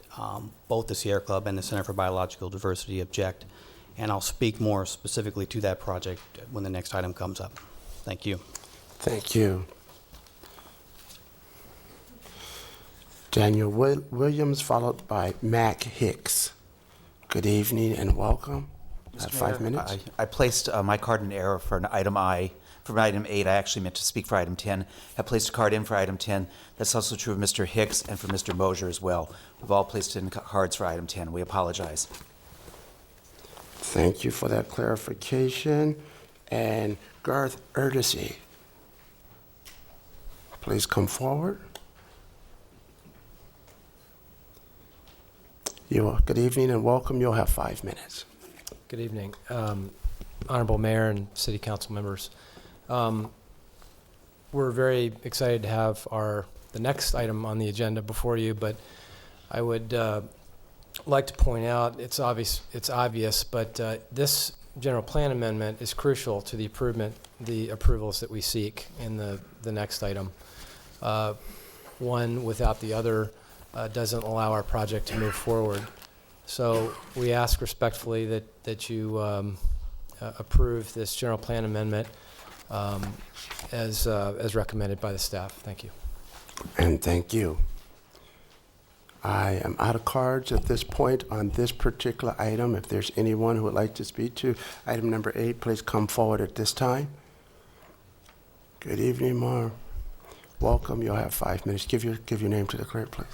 Yes, Marvin Roos, 1135 El Alameda, with Monero Smith and Associates, representing Transwest and Far West Housing, the proposed developers of the Cathon property.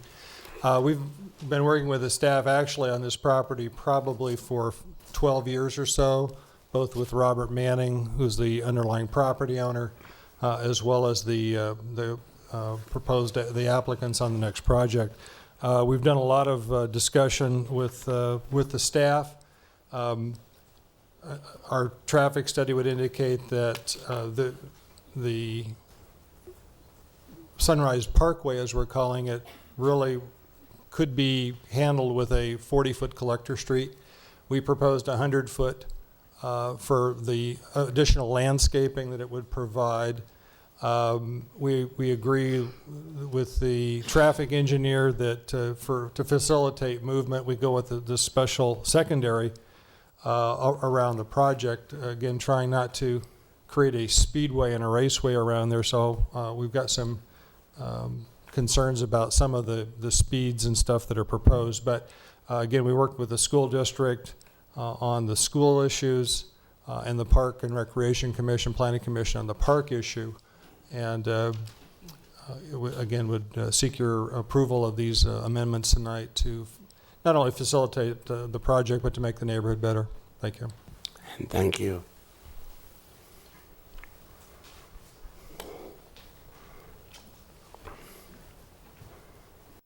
Good evening. My name is Craig Richmond. I live at 1124 Circulo San Sorrento in Vintage Palms.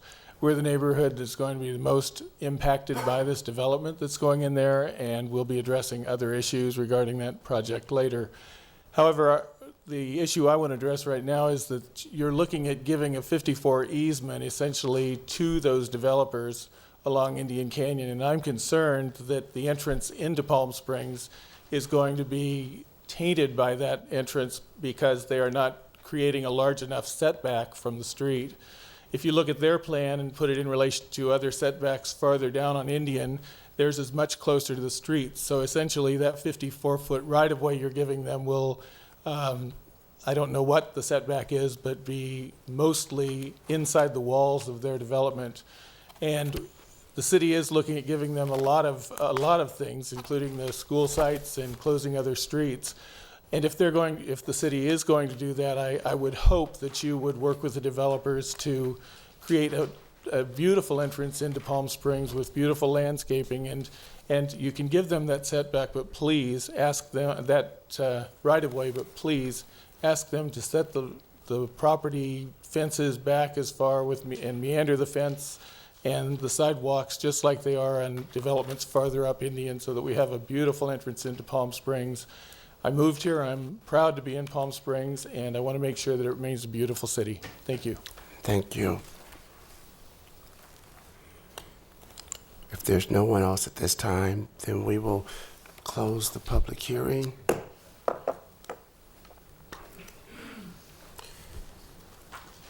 Mr. Mayor? Mr. Ponier. I would like a further clarification and reasoning of the elimination of the schools from the school district. Just no kids, don't need the schools, some other area. It's been under my impression lately in the city, after visiting a school or two, that we don't have enough space. So I would like just a further explanation on the elimination of the schools. When we consulted with the facilities planner at the school district, they indicated that they did not plan on building additional schools up in this area. I believe their facilities plan actually came out after our 1993 general plan, and it's not uncommon for cities sometimes to put potential school sites on a general plan. even if the school district has said, we're not sure we need them. But in taking a look at their facilities plan and where they think they are relative to the school district, and the ability to operate another elementary school in this area, they indicated they did not see a need for either one of the school sites. Okay, thank you. One other question.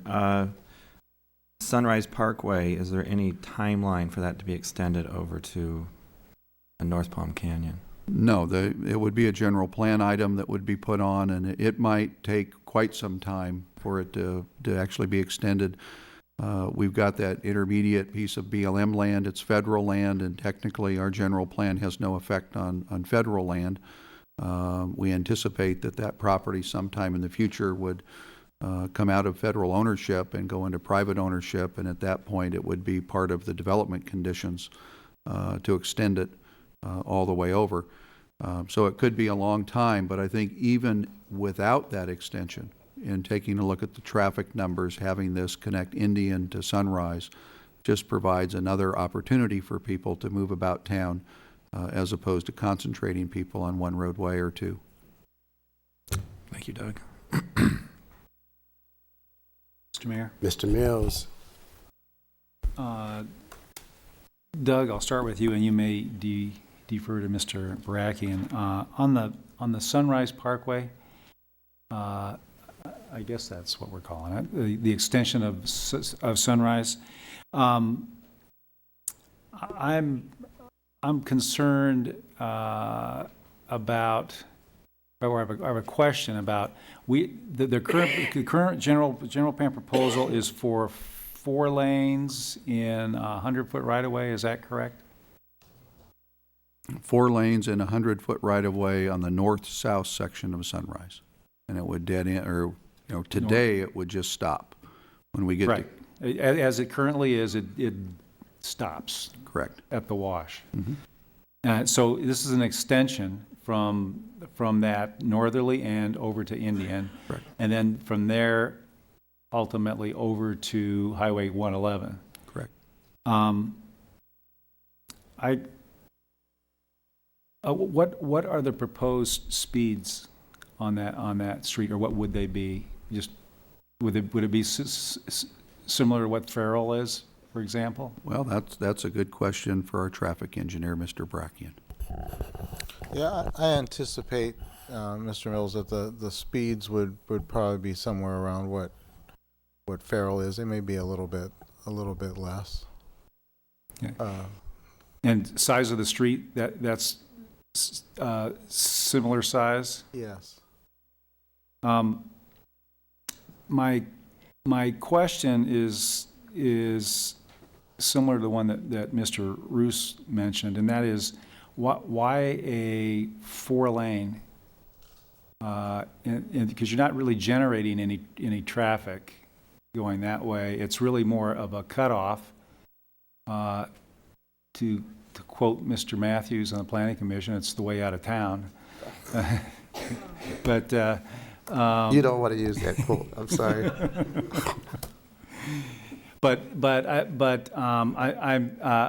I'm curious as to why 4 lanes going that way, and here's where I'm headed. My original understanding, I looked at this project several months ago, that potentially was a secondary, or I think that's 40-foot, 50-foot, 40-foot roadway, and I'm curious as to why it went from 40 or for 2 lanes to 4 lanes, and if the traffic study data really reinforces the need for that. And the concern I have is that I would like to keep the 100-foot right away, and I would like to require that to be landscaped, treed heavily, and used as a windbreak, which is what our general plan calls for along that area anyway.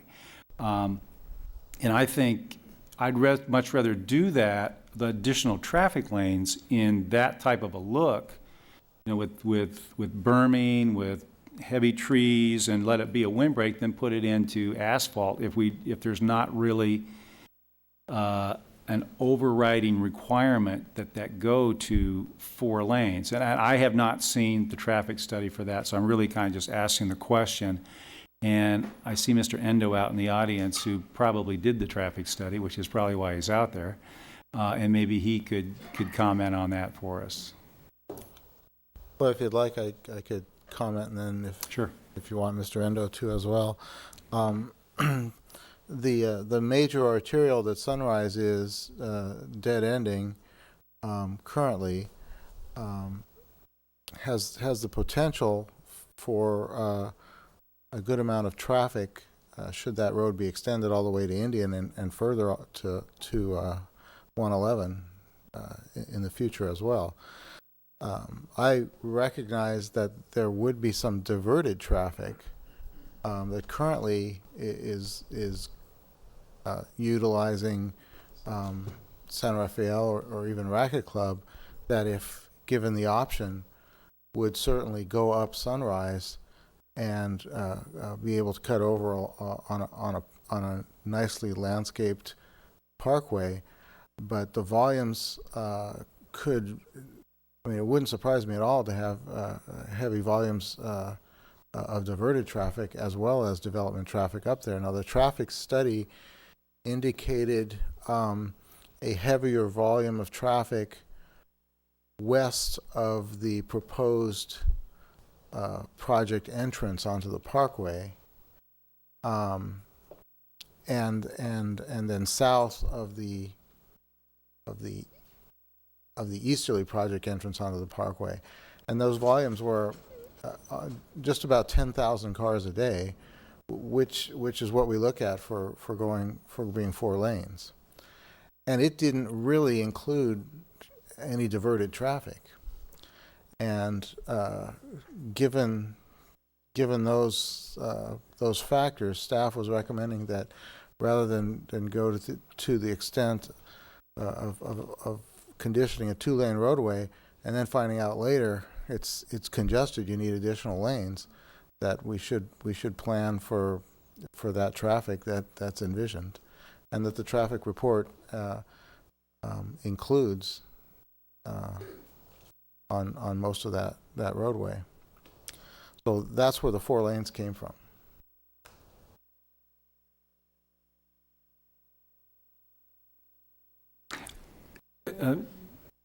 Mr. Mayor, I wonder if we could ask Mr. Endo to comment as well. Good evening. And thank you, Mr. Endo. Good evening. My name is Gregory Endo, and I represent Endo Engineering, and we were responsible for the traffic study for this project. We were asked to look at the traffic impacts and project traffic volumes along Sunrise Way, or Sunrise Parkway is kind of the extension. And actually we used the CVETS model, and which distributed traffic along Sunrise Parkway. So from that perspective, we did include diversion of traffic from San Rafael. We didn't subtract the traffic from San Rafael because we wanted to present a more conservative analysis. So we didn't feel comfortable removing traffic from existing roadways. But the model does provide an additional path for the traffic that is projected in the CVETS model to get to Indian Canyon and to the north. Now, there were a couple of issues. One was that the projected traffic volumes on Sunrise Parkway as it approached Indian Canyon was about 9,000 daily trips. I think that from my discussions with Dave Brocken, he felt that these volumes, projected volumes, were close enough to his comfortable capacity for a 2-lane street that the uncertainty inherent in projecting these volumes. There were a couple other issues. We didn't evaluate the extension of Sunrise Parkway to the west because that it wasn't part of the general plan, it wasn't part of the scope of work. And so he felt that perhaps that extension might change the volumes somewhat. And another thing is that the projection was not a complete build-out model, so there is some room for additional volumes there. And I think based upon that, he made a subjective decision based upon his judgment that the sections of roadways that he requested be widened to 4 lanes, he felt that it was necessary to provide the additional capacity. Does it, if it were 4 lanes, the current Sunrise, if it were 4 lanes to the entrance to the Cathtown project on Sunrise, and it were 4 lanes from their northern entrance that hits that parkway, if that were 4 lanes and it was 2 lanes in between, the idea being that the traffic volume in that link may not be as great because it's not serving as many units. It's not serving that 1,200 or so units in the project to get from one to the other. But what would that do to speed of traffic?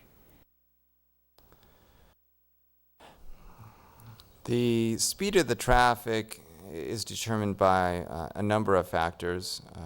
Clearly, going to 4 lanes would improve the feeling of openness, which tends to increase speed. But there are other aspects there are other control devices that can be used to control the speed. Obviously, the alignment. If you have a straight alignment, that usually encourages a lot of speed. But we haven't really looked at as far as really projecting a speed. At this point, we recognize that going to 4 lanes would probably help to encourage higher speeds, whereas, as I said, there are a number of things you can, various treatments or making it slightly curvilinear or, narrowing pavement tends to slow it down. So we haven't really looked at exactly what kind of speed we expect. Thank you.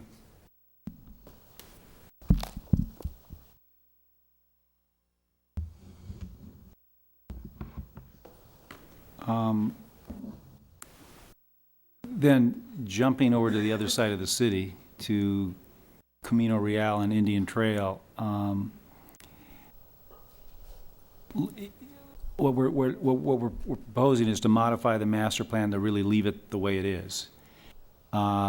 Is there any proposal within this to deal with the safety factor on that corner as Camino Real comes around and kind of flares into Indian Trail?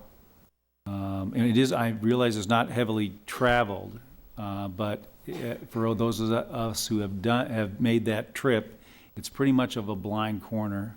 And is there anything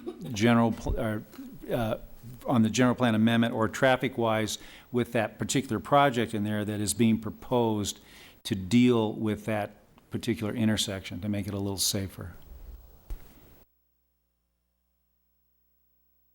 On the general plan, no, because, the general plan's, essentially general. just a line on the map. Okay. So we just curve the line over and show them offset.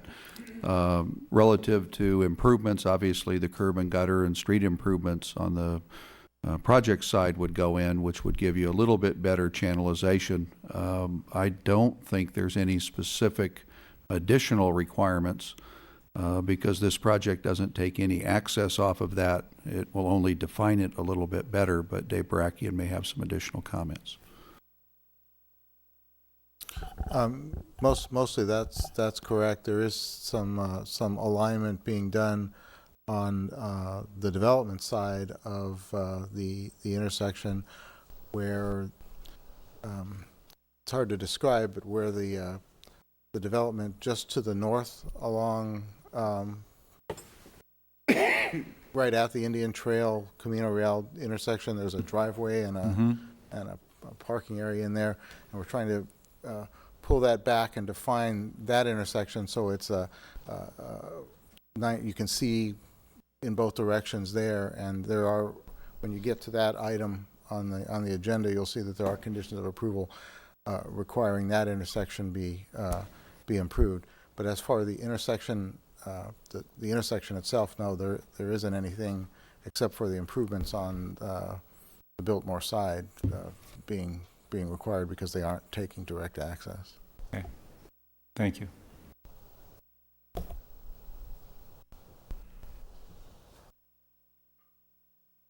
Council, any other questions? Mr. Mayor? Mr. Prunier? No, go ahead. No, I was just going to make a motion to move the resolution as recommended. We have a motion. Is there a second? Second. And we have a second. Additional questions? Mr. Mayor, I would ask Mr. Evans if we were to pull out the Sunrise Parkway and deal with it after the project itself, is that okay to do? It needs to be acted upon in one resolution to be considered one general plan amendment pursuant to the state criteria. So you'd have to table the whole item until afterwards. But then you would have to approve the general plan amendments before you could consider approving either of the following two projects. I figured that's why you put it first. Yeah, I've worked with the city attorney, and I've tried to do it because this dilemma we expected somewhere down the road, not particularly tonight, but the city attorney has felt that pursuant to the state law, you have to act upon general plans in one resolution, or it's considered two separate actions on the circulation element. Okay. And that would hurt us for other projects throughout the rest of the year. Boy, I don't want to do that. My thought was on the portion of this that we're talking about from Indian to the west coming into Highway 111. That connection, there's a severe height difference in the road there, if I'm not mistaken, from the northbound to the southbound lane. The southbound lane's down at the wash level, and the northbound lane is up on a bridge. So that would become a major intersection with some kind of a restructuring to have happen there. So I wonder if it, I mean, I can see the point of doing it, but I'm wondering how realistic it would ever be, for one thing.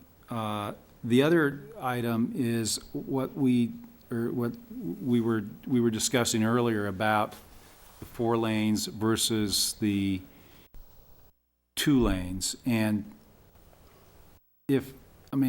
and I use Farrell as an example, and Farrell's got a couple of pretty good-sized bends in it that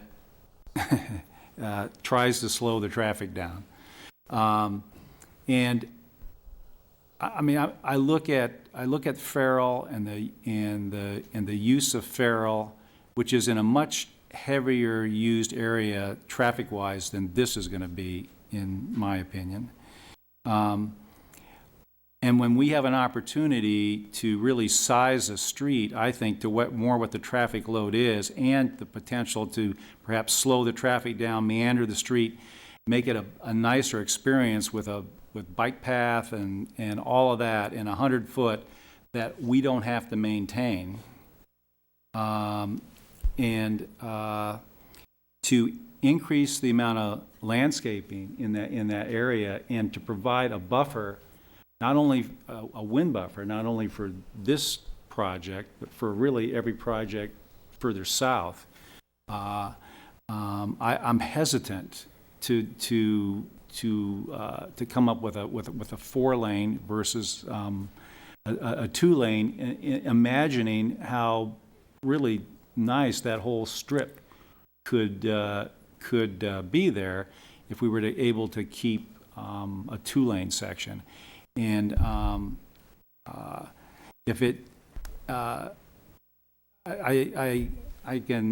could tell between Mr. Endo and Mr. Baraki, and nobody wanted to step on anybody else's toes, and I understand that. But just it looks to me like, and it sounds to me like it would work as a 2-lane based on the traffic count, and for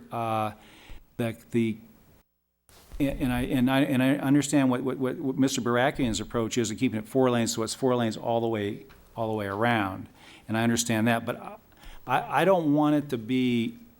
At least I don't feel that it needs to be like the type of street that Farrell is currently. Particularly when we have an opportunity to make it a really, really special area out there. So that's the concern I have. And if you look at the plan, how it's laid out, where the 4 lanes could very easily come in and terminate at the intersection where the entrance is into the project off of Sunrise, on both cases, and then that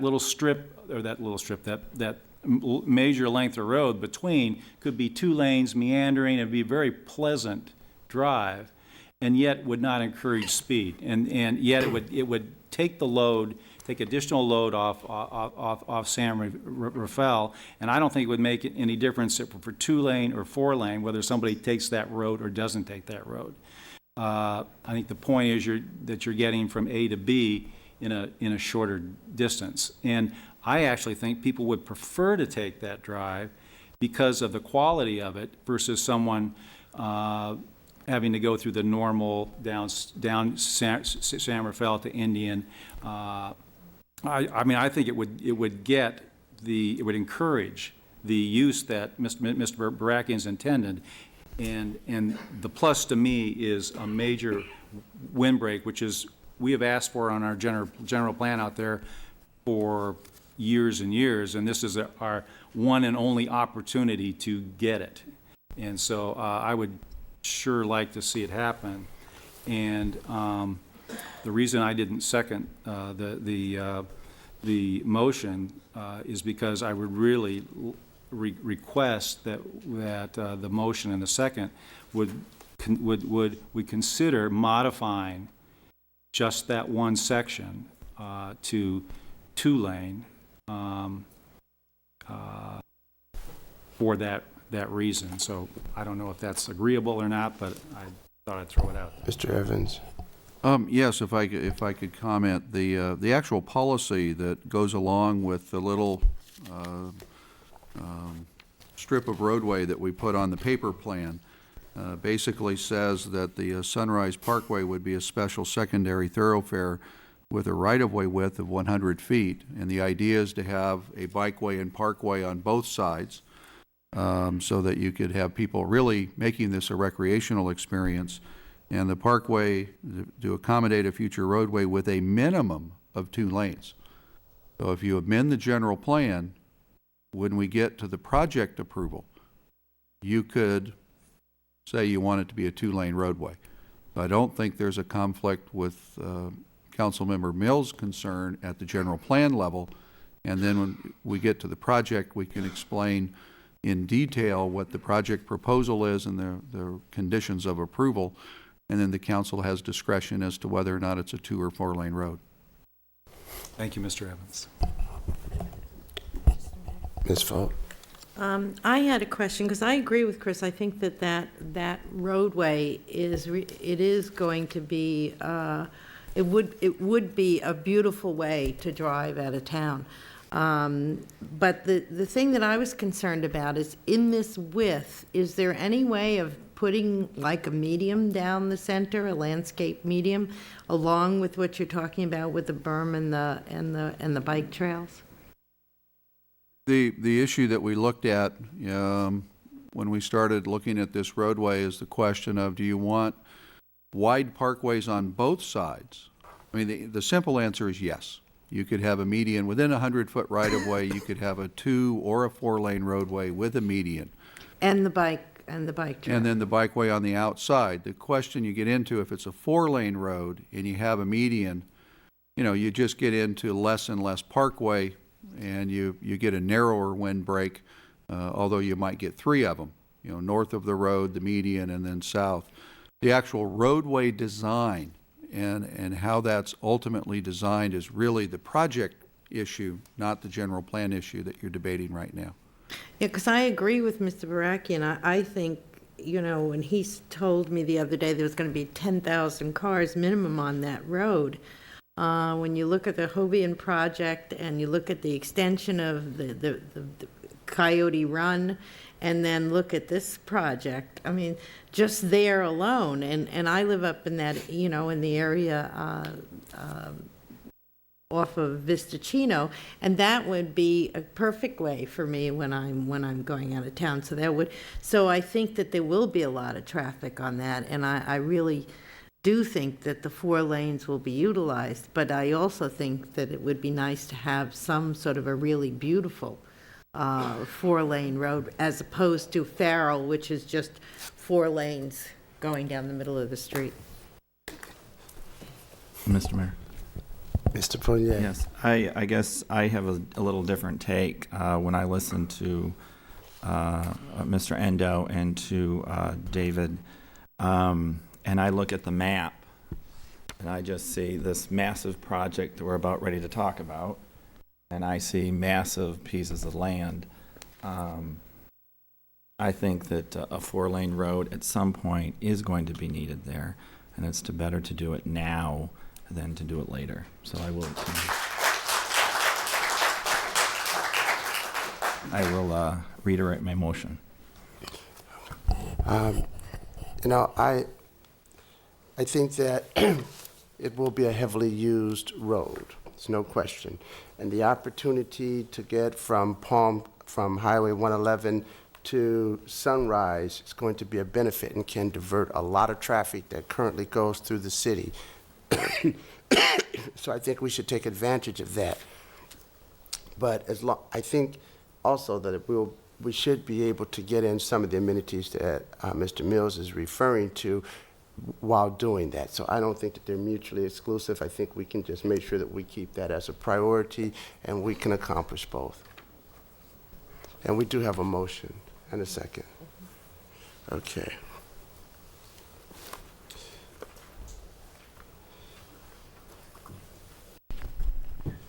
And that's roll call. Ms. Vogt? Yes. Mr. McCullough? Aye. Mr. Mills? Aye. Mr. Punet? Aye. Mr. Mayor? Aye, and it passes unanimously. And we will move to item number 9, Nexus Residential Communities.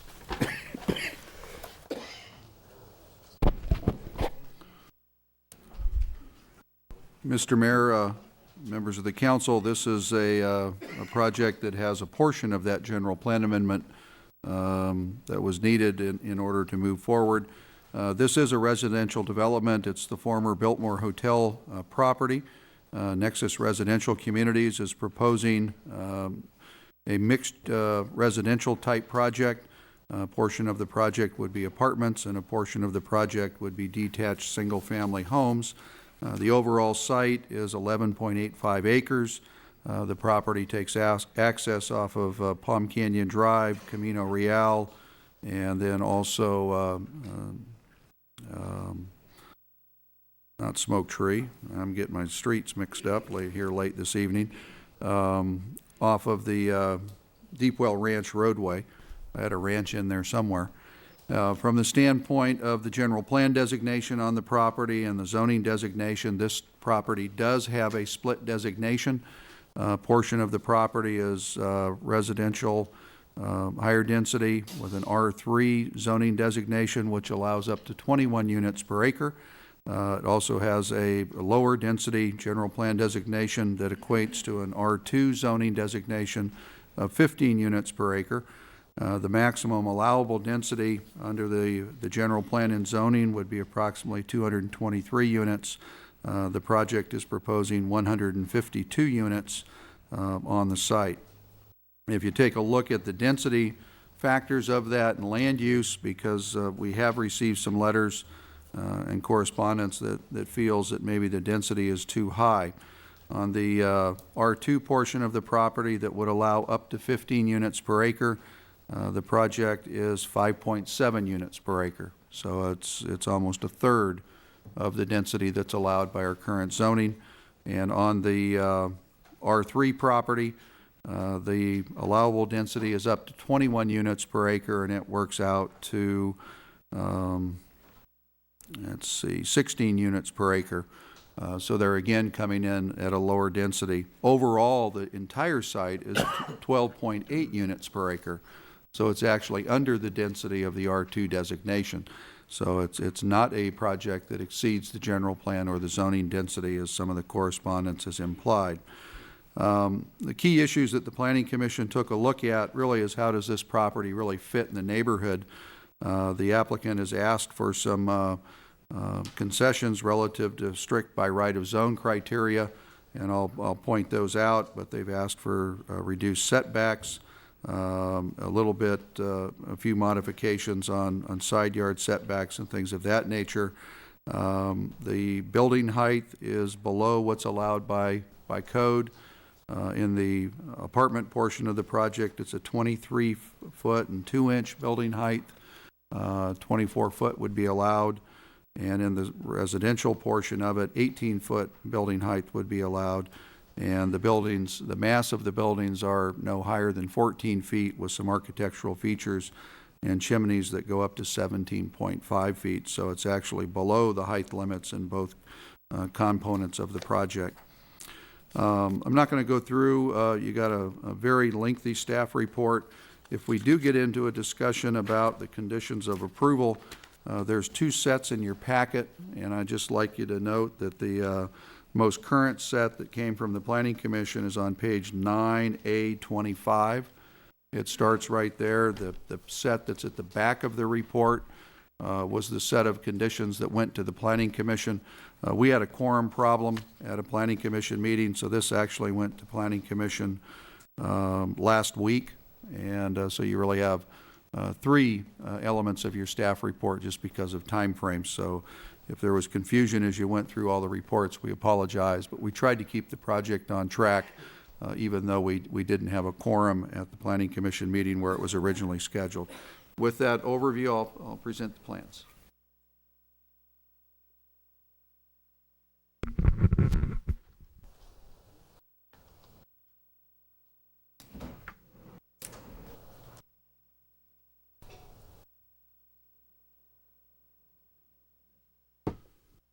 The overall project, as I've indicated, has 2 components.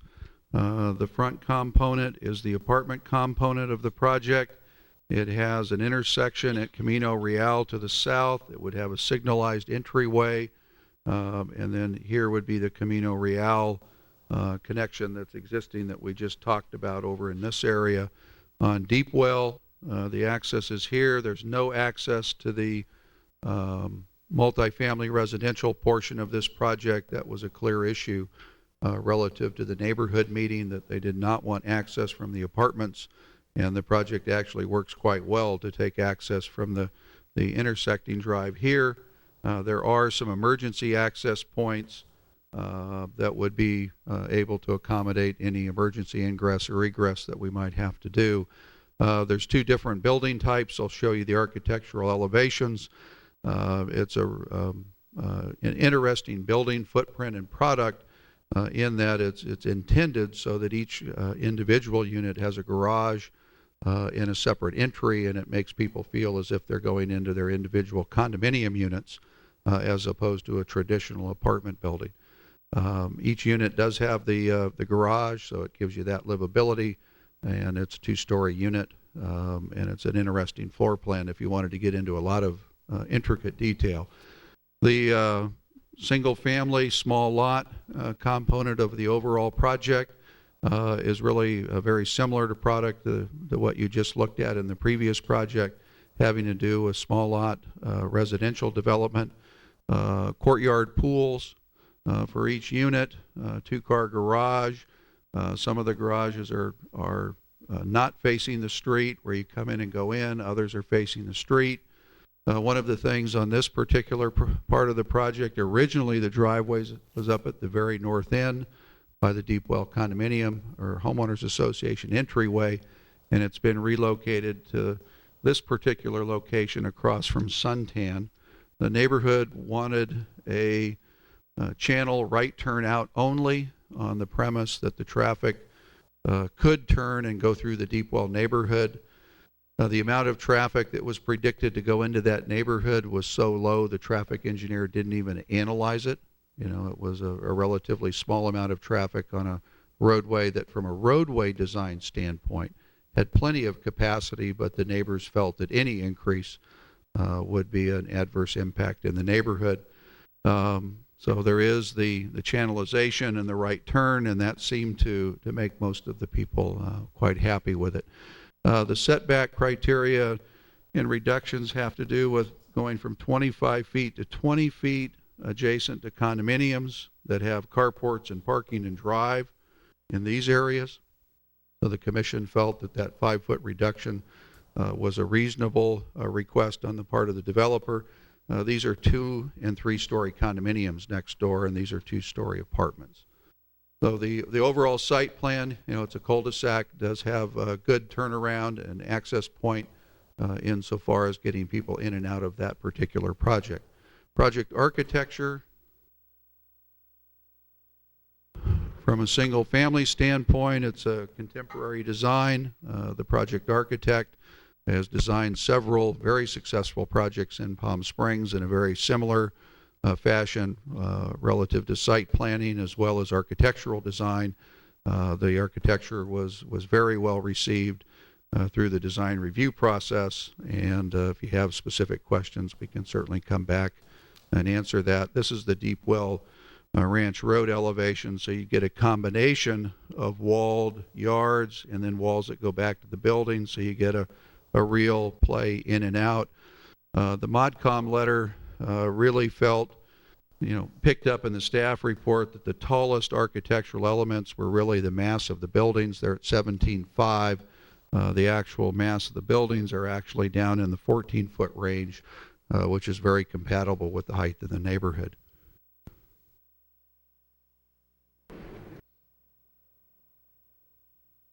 The 2 different architectural elements on the building are shown with the 2 different buildings, and then a street elevation along East Palm Canyon Drive. With this being the project entry, they tried to do a recreation area, an entryway that has a statement that picks up on the history of the property and the Biltmore Hotel. They have the right to use the name from the previous property owner, and the idea was to really have something that had a very contemporary entryway that acknowledges the previous use. And then you have the 2 different buildings, and as you can see, you know, this elevation has the 2 garages and then the units, and then as you turn it, it has more garages, and you turn again, you have a different condition, and you turn again, and you've got the series of garages built into it. And the same thing happens on the upper elevation. Mr. Mayor, that completes our report. Certainly try to answer any questions. Council, are there any questions on the staff report? Mr. Mayor? Mr. Punier. May I consult with the city attorney for a moment regarding a possible abstention?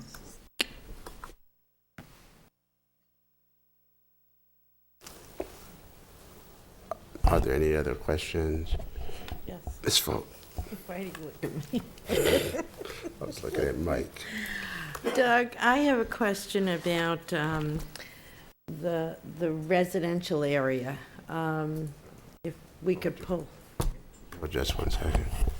I have a listing of a property very close to this property, so I will have to abstain from the discussion.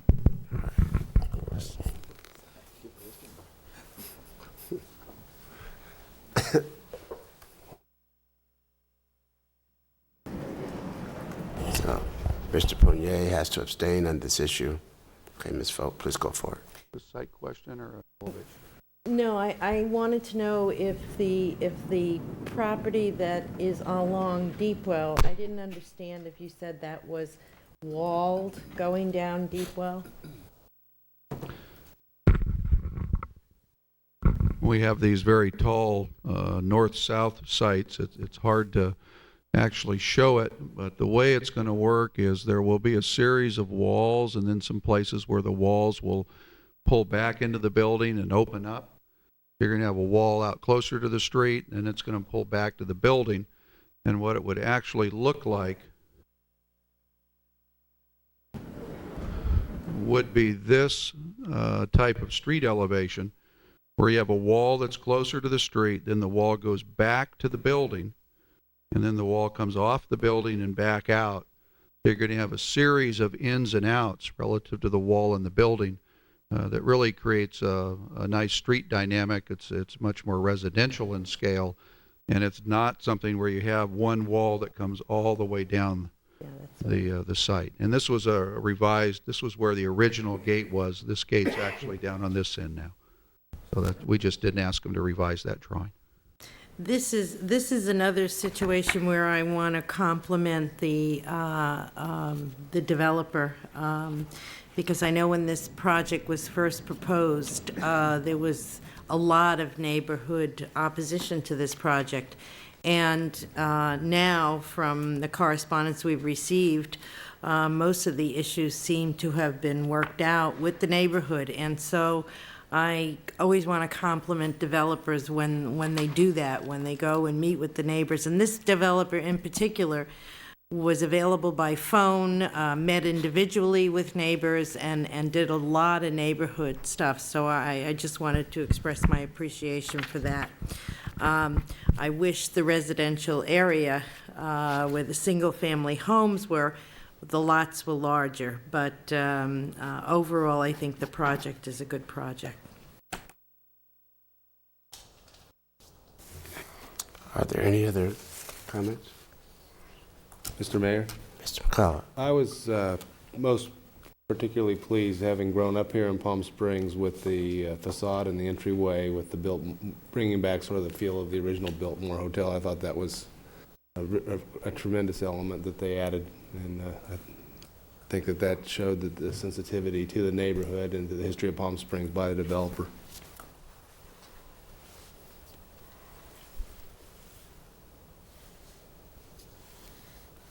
Mr. Mills. I didn't know if you had any questions. Okay. If there are no questions at this time, then we will open up the hearing. And I don't have any cards on this particular issue, so if there's anyone who would like to speak in the public hearing, please come forward at this time.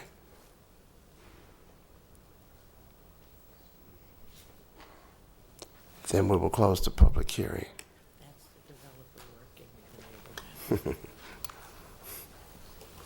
Mr. Mayor? Mr. Mills. I think that statement alone was a feather in the cap of this project and staff, and also the neighborhood.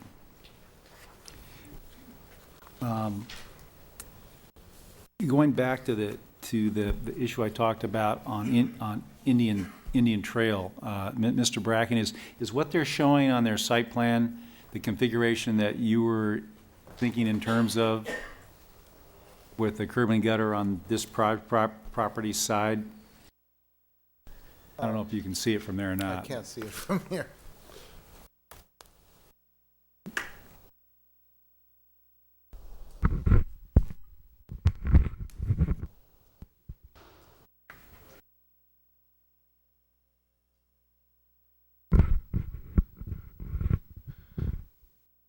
Well,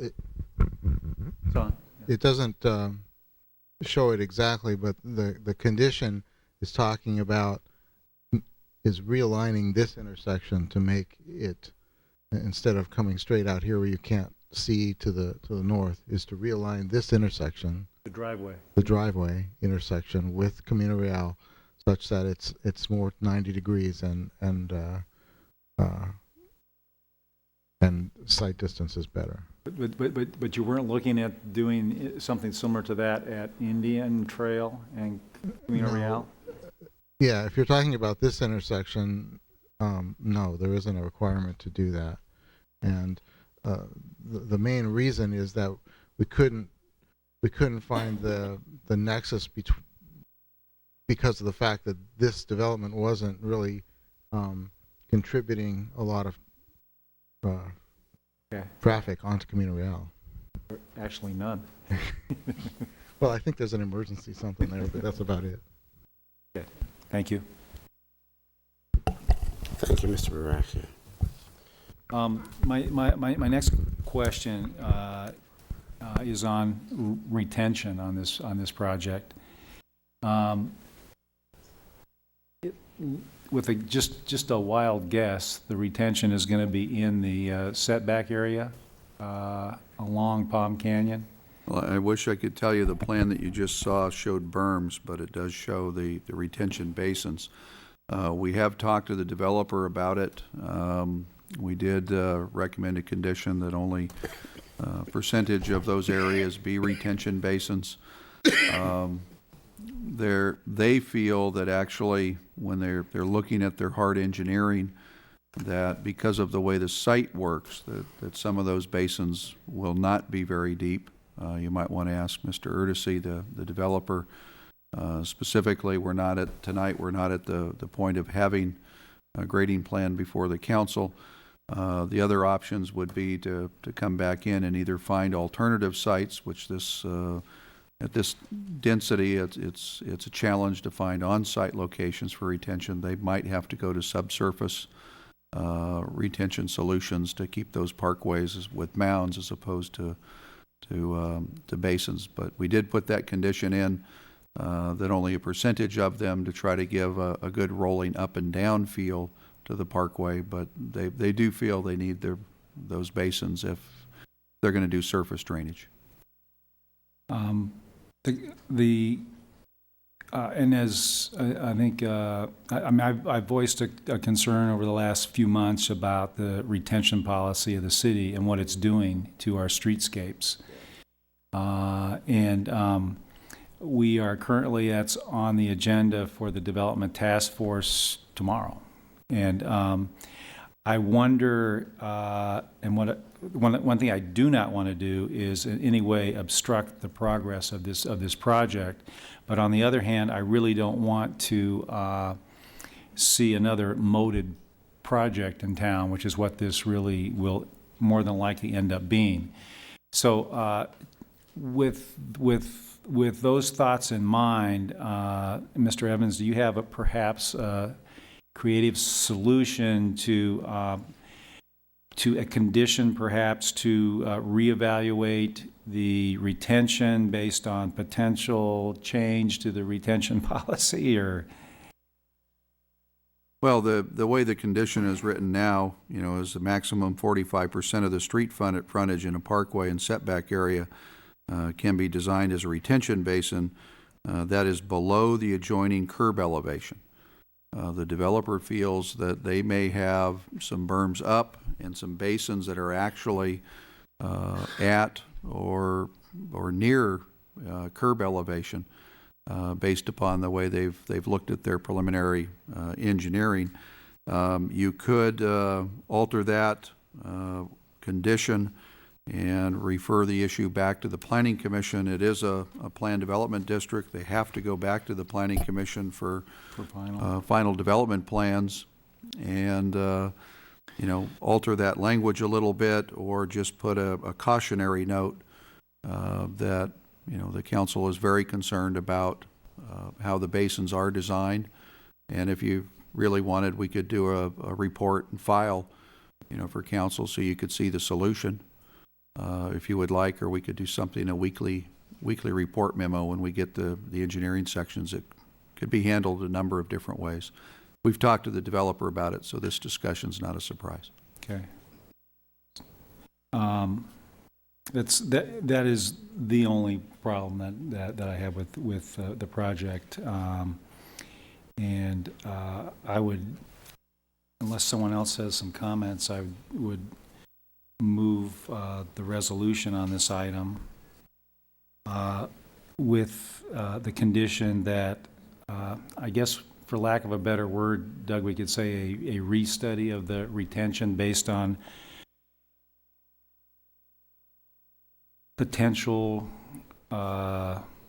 reevaluation of the city's retention policy. And I, for one, don't think it needs to come back here. I think it can be dealt with at final plans at the Planning Commission level. So we have a motion. I'll second that. Seconded by Ms. Fote. Roll call. Ms. Fote? Yes. Mr. McCulloch? Aye. Mr. Mills? Aye. Mr. Mayor? Aye. It passes 401. Which takes us to our next public hearing. General Plan Amendment, Cathon Holdings, Consolidated Transwest Housing, item number 10. Staff report, please. Thank you very much, Mr. Mayor, members of the council. This is a large master plan community. It's being processed under a plan development district and a subdivision map. The project really is bounded by North Indian Canyon on the north and, on the west, Sunrise Way on the east, San Rafael on the south, and the Whitewater Wash on the north. From the standpoint of the project, on an overall basis, it includes 1,236 residential units, 18-hole executive golf course, clubhouse, a dedication of a public park that would be approximately 5.7 acres in size, modifications to property development standards that are included in the request include reduced lot size, clustering of density, and a density transfer on site, some reduced setbacks, building heights up to 25 feet, and some two-story residences on the interior of the project. And the clubhouse may have some architectural elements that may exceed 24 feet in height.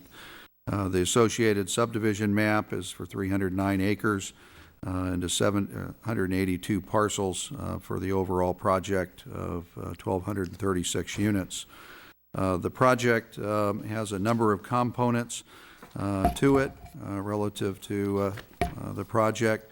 It's probably a project that's easier to describe with most of the plans. As far as the project, there's 778 single-family residential units, 458 multifamily residential units on the project. Then there's 2 multifamily areas. Site A is 19 acres, would be developed at a density which is 14 to 16 units per acre, which is an R2 type density type development.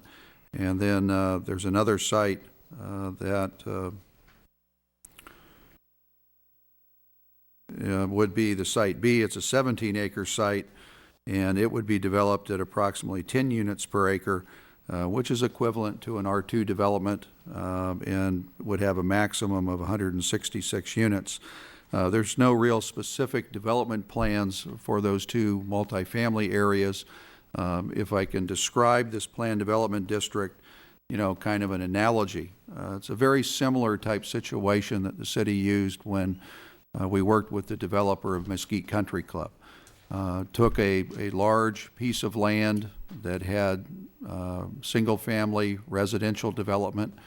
The city said as an objective, we want golf course developments in town. We want to encourage that.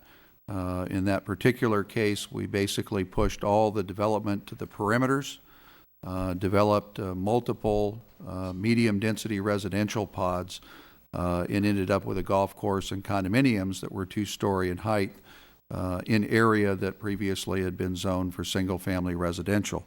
That was a way to create that type of amenity and type of project in the community, and that's really what this project is intending to do. The residential component has a little bit different flavor in that they'd like to do single-family residential on smaller lots. The other components of the project are outlined in the staff report relative to the size of the golf course and the like. In taking a look at the project, the lot sizes, they range from 4,400 square feet to a little over 14,000 square feet. The average is about 5,000 square feet, and they do have lots as narrow as about 40 feet in width. They have 40s, 50s, and 60s for the most part as their big cluster categories. And then they have some irregular lots that are a little bit larger. In our community meeting, we've had two, as well as the Planning Commission. One of the key concerns of surrounding property owners is the lot sizes and whether or not that's an appropriate condition, and I'll go through that a little bit more as I show you the plans. The general plan designation on the property is controlled density residential. That allows up to 6 units per acre. If the project has an affordable housing component to it, you basically get a bonus from 4 units per acre to 6 units per acre under that general plan designation.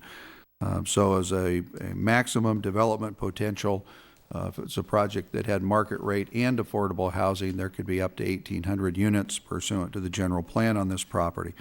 This is a project that's using 4 units per acre as far as its density, and that's how we got to a little over 1,200 units. They're not proposing any affordable housing in this, although they do have a range of housing product, with some being condominium type style, relatively smaller units that'll have a sales price that in today's market would be considered virtually affordable for people in the market rate sector. From the standpoint of other components of the project, I'll try to let you ask me questions about the project. What I'm going to try to do is go over a few things relative to neighbor concerns and development concerns as I go through the project, so that you get an idea of those issues. We did receive correspondence from the Sierra Club. We've had several telephone conversations with the Sierra Club representative that's local. Mr. Wayne Brechtel will speak at public comment or during the public hearing. He represents the Sierra Club and Center for Biological Diversity. Their original letter had concerns about a wide range of biological resources on the site and whether or not there could be potentially significant impacts. One of the resources that was potentially on site was the Coachella Valley Milk Fetch. When we started processing this project, it wasn't time to do another survey, but 2 years running, this year and last year, both years have been good milk vetch years relative to growth of the plant. It's a springtime plant that pops up after rains. That plant was not found on site 2 years in a row. Therefore, the conclusion is that there's no significant impact on that particular species. The project is subject to fringe-toed lizard fees, and the developer will pay those fees pursuant to that habitat conservation plan. I think the key issue that you'll probably hear testimony on, both from the developer's standpoint as well as Sierra Club's standpoint, is Casey's June beetle. There's a concern from the Sierra Club standpoint that the June beetle might live in the soil conditions on the site. There might be plants on site that would be conducive to the June beetle. Surveys have not been done for that particular species. We're right in the survey period, and I think the project biologists will give you some testimony on what they're doing in the near future relative to Casey's June beetle. We did not recommend mitigation. Sierra Club feels that there's a potential significant impact. Sierra Club has concerns regarding the project statistics relative to open space. We went back through those with the developer today. We believe that the statistics in the staff report are accurate, do meet the intent of the general plan, and when you take a look at the golf course, the clubhouse, the recreation amenities, the parkways, the walkways, the yards and individual homes, the recreation amenities, and the multifamily residential, at the end of the day, this project will have 65% of its site in landscape active recreation, passive recreation or landscaped areas around people's dwelling units. And that's a pretty high standard of 65% open space for a project. The individual residential projects will be in the 45% open space range for the multifamily. But, you know, I can answer more questions on the Sierra Club letter. You have a detailed environmental assessment. There was also a concern that came my way regarding whether or not we've evaluated the project relative to water. The state of California has two bills relative to water requirements for large projects like this. Senate Bill 1610 is a water supply assessment to evaluate the project. The Desert Water Agency did that water supply assessment. We received it on November 6, 2003, and there is water available for this project pursuant to that state law. There's another Senate bill, it's Senate Bill 221, written verification for sufficient water supply for the project. That also was done by the Desert Water Agency.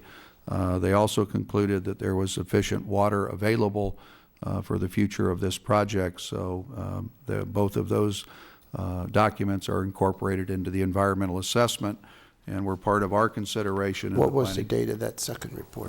The second report, we received it also on November 6, 2003, and you know, they're part of the environmental assessment and the record on the project. Insofar as neighborhood meetings, I'll try to go over some issues. I do have some handouts from the developer, and I'll hand those out towards the conclusion. The developer's got some revised plans that they put together since the last neighborhood meeting on Monday night, trying to respond to as many of the concerns as they could and still have a project that they think is feasible at this particular location.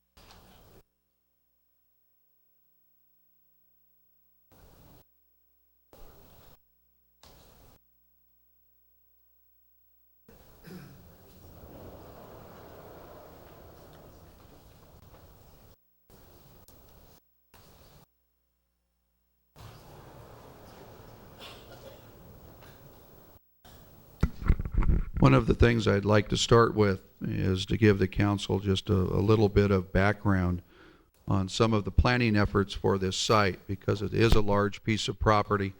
I've worked on a number of projects over the years with Cathon Holdings. You know, one of the first projects I worked on was a mobile home country club that didn't sail very well, and it never went forward, and we've done a series of master plans. And one of the ones that we looked at very early was trying to work with the general plan and put a roadway in that you just took off the general plan as a public roadway.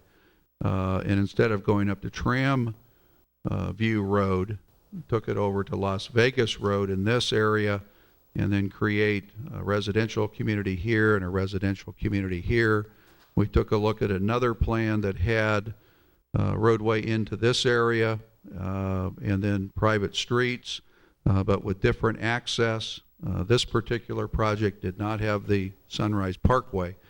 And really what we tried to do with the project design was try to figure out a way to reduce the long-term traffic increases on Caballeros, reduce the San Rafael traffic, and either run a roadway through the middle of the project or up and around it, and your general plan amendment basically puts the relief valve up in this particular location. You're going to hear some testimony from the Vintage Palms homeowners. They live in a subdivision that we pulled up the original plans for Vintage Palms just so the council could see what was approved when their project was approved. And the overall master plan for this area, the Vintage Palms subdivision, is this area here. The rest of the project never went forward, but it was approved, and the idea back then, back in 1990, was Caballeros would come up and branch over to Tramview, would also come up and branch over to Sunrise and provide, access to this 310-acre site. The idea would be that this would handle a lot of the local traffic and people, going down through the middle of town and then branching out to Sunrise Way, and Indian would handle the regional type traffic.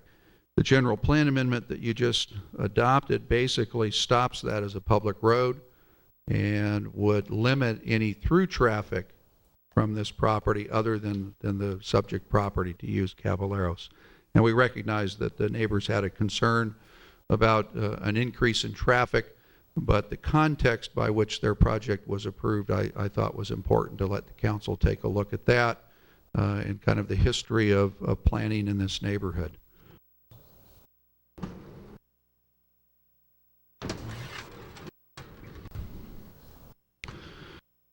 As I indicated in the staff report, the project design, features a range of land use types.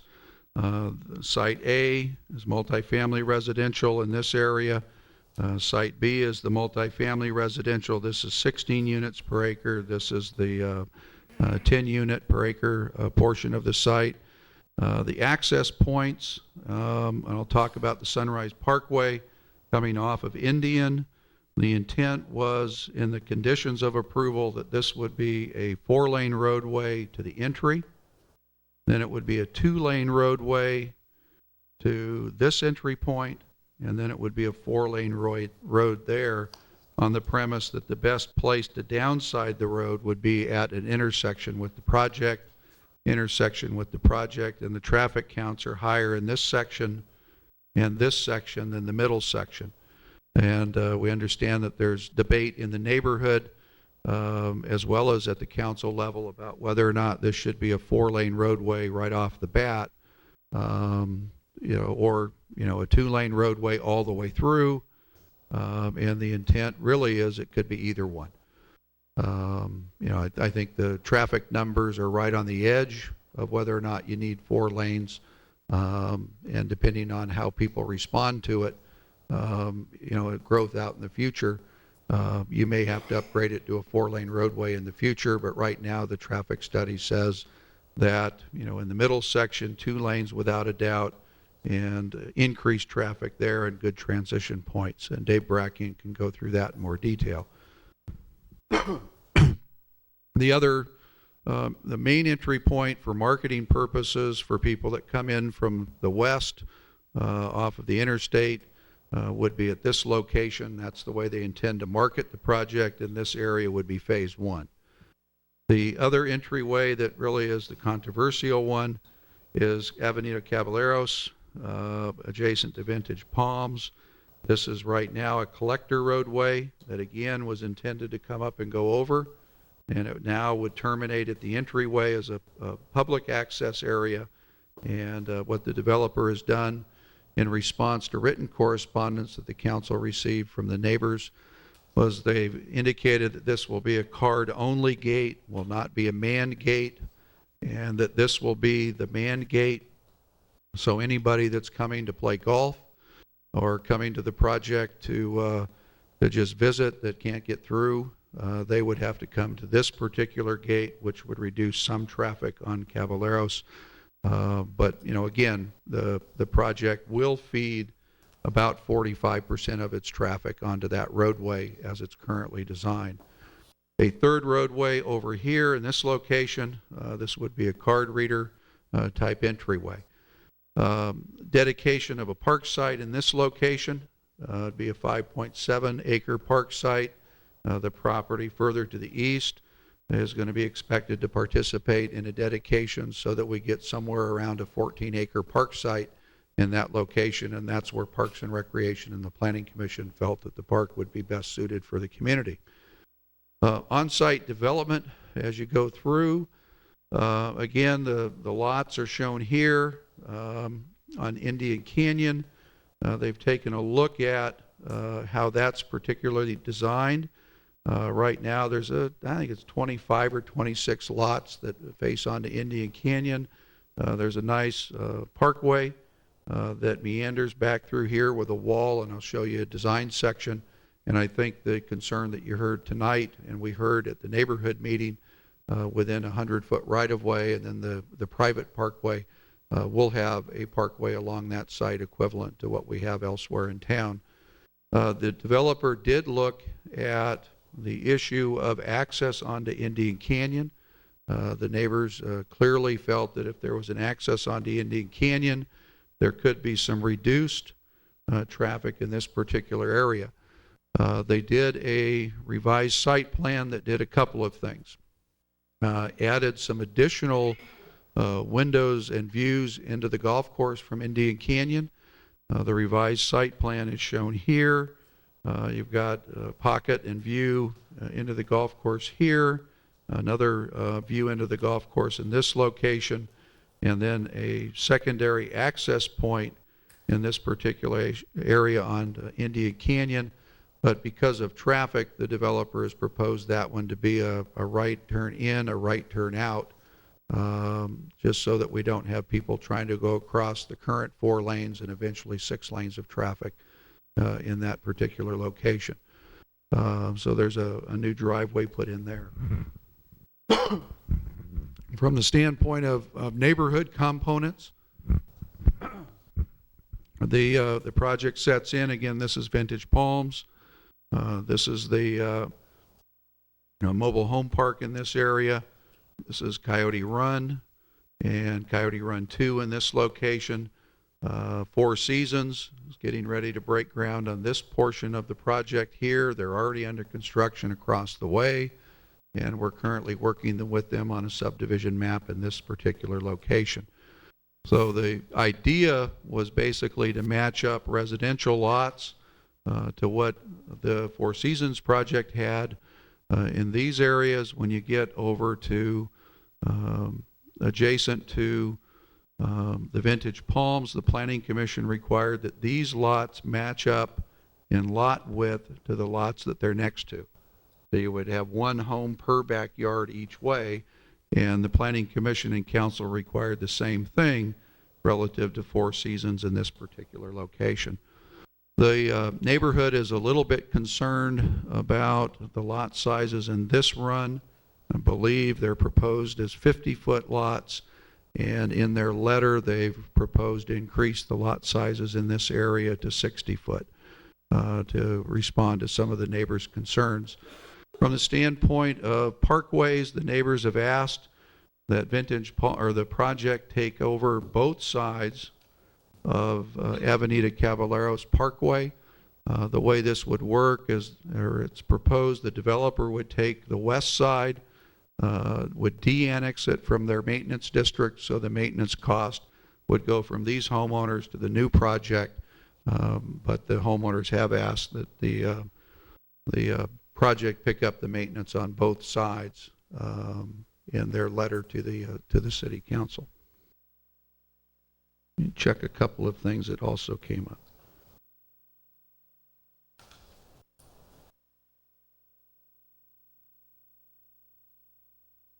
I think, overall site planning, in response to community concerns and issues relative to transportation and circulation on a big picture level. They've added a driveway here.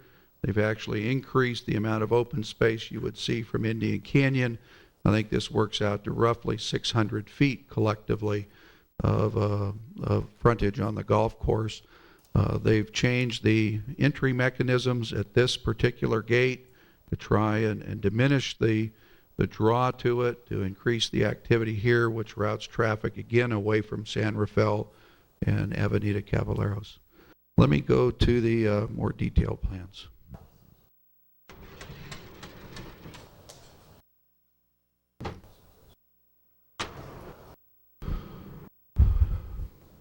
The developer, just for purposes of showing a multifamily product, put together these two drawings. Again, the approval, if the council were to approve it, and clearly the recommendation from the Planning Commission, you are not approving these plans. They just put them together to kind of show what that type of density could look like. The idea of both of those sites is they would develop under the R3 standards with the density caps as maximums that I outlined, and the individual sites would also have 45% open space, would probably be a little bit more open space than you see there. Project entries, Sunrise Parkway, coming in with a very large entryway at all of their entry locations. Clubhouse plan, conceptual here. This is the south project entryway. This would be the one that is at the termination of Avenida Caballeros. Give you an idea of that. And then roadway sections, so that you get an idea. Indian Canyon, you can take a look. You would have from curb to the wall approximately 42 feet. So you'd have sidewalk and bikeway. But within there, the wall barrier to protect the project relative to roadway noise is about 9'6". So when you look at it from the outside, you're really going to see golf, landscaping, wall, and then the project kind of behind it. So it really diminishes the amount of the actual development you see from Indian Canyon. You take a look at the Sunrise Parkway, which we just had the discussion on. The idea that they're showing here is a heavy landscape screen, really double wide trees on the south side, the parkway, and then on the north side, another tree line, and then the Whitewater Channel within that 100-foot right-of-way, and this would give you a plan view of one side. Bikeway on both sides, landscape on both sides, landscaped and maintained by this particular project.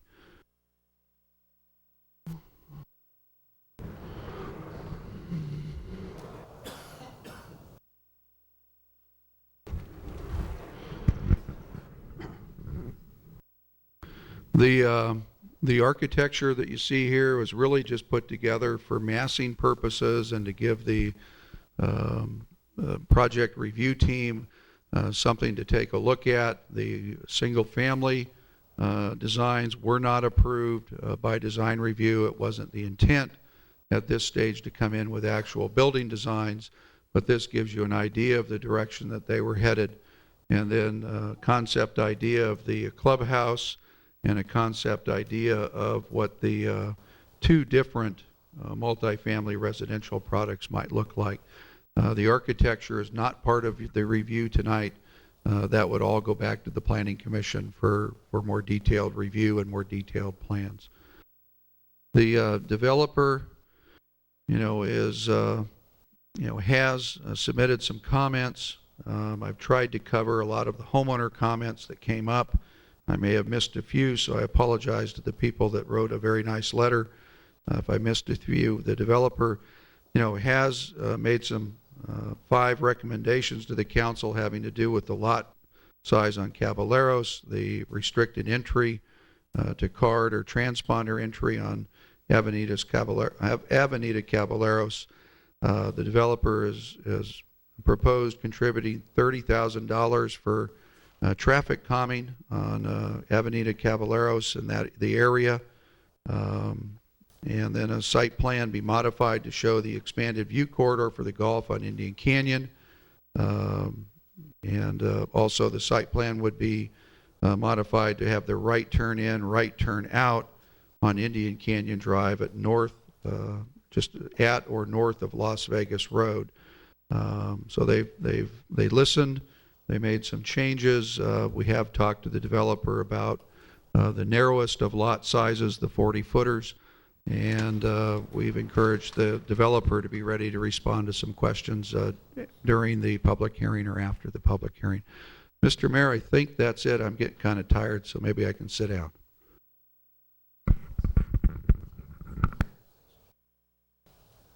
Thank you, Mr. Evans. Not so fast. Doug, just if you could pull out the one section at Indian Avenue.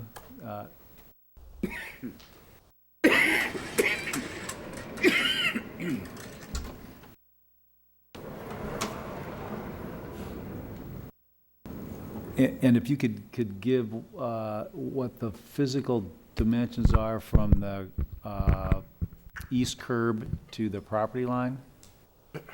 From the east curb to the property line, I'd have to get a different exhibit out. The property line is going to be approximately 12 feet or thereabouts behind the curb.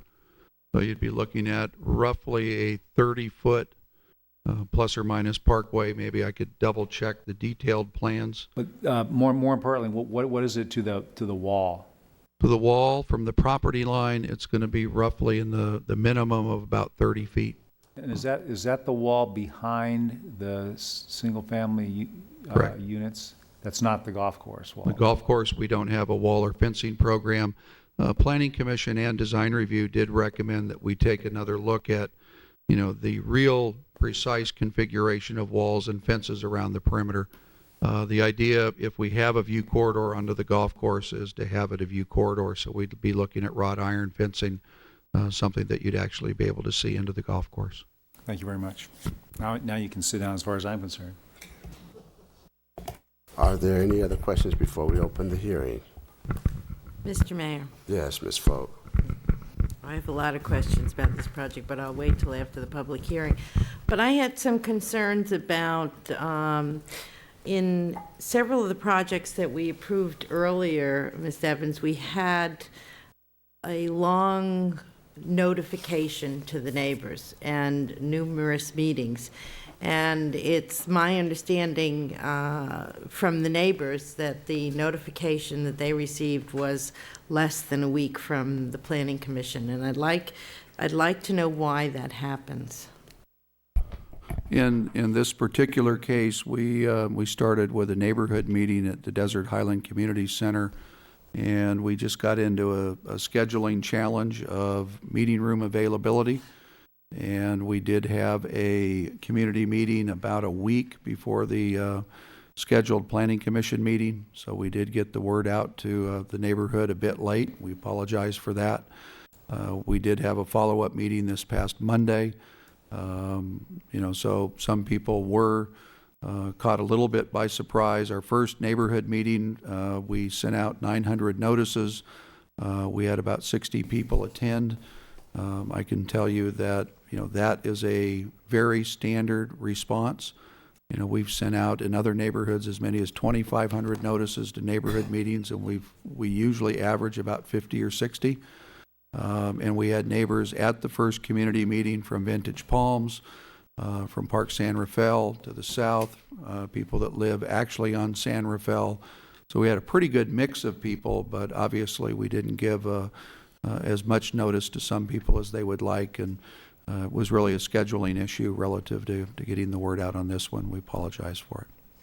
Okay, it's a scheduling issue, but this is such a big issue for that area that I really want to apologize on behalf of the city that these notices didn't get out, and I'll reserve the rest of my comments from later. Okay, thank you. If there are no other questions, then we will open the hearing. I have Barry McCormick, followed by Chuck Shepherdson. Good evening and welcome. You'll have 5 minutes. Mr. Mayor, members of the City Council, I'm Barry McCormick. I'm president of Transwest Housing. We are the developers of the project along with Four West Industries. I have been in the development business for about 30 years. My company has historically specialized in larger scale land development projects and planned communities. We have, over that period of time, been involved in the development of about 16 golf course communities. We are presently involved in about 7 projects in the Coachella Valley, in La Quinta, and Indian Wells, and in Palm Desert. This will be one of the major projects that we will do in the desert in recent years. We started working on this project approximately 15 months ago, and every Tuesday We have come and met with Monero Smith, the planners, the landscape architects, and other consultants working on the design of this project. We have been through approximately 7 iterations of the master plan. This project is very similar to a project which I developed in the planned community of Rancho Bernardo, in San Diego, which I was fortunate enough to be the master developer of for many years. And that project's called Oaks North. It's a project oriented around an executive golf course, exactly as this project is. It's a project that has a number of different product types.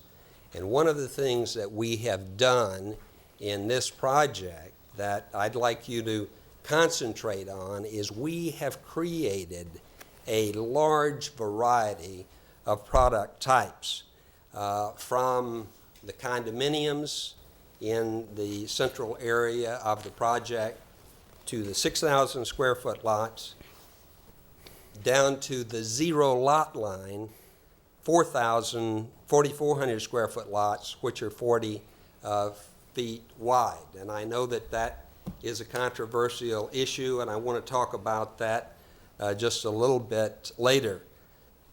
I'll tell you honestly that from our standpoint, if you change 40-foot lots to 5,000 square foot lots, it's not going to make a dime's worth of difference to us economically. Economically, we will come out exactly the same. But we do not believe that that is a good planning solution. Zero lot line products we have developed through the years. They have been very successful for us. People like them, particularly older folks, and they provide the opportunity for a different kind of lifestyle. So if this council decides that it doesn't want any 40-foot wide lots, we will accept that. But from our standpoint, I'm telling you that it's not necessarily a good planning decision because it cuts down on the variety of product type that you would have available in this project.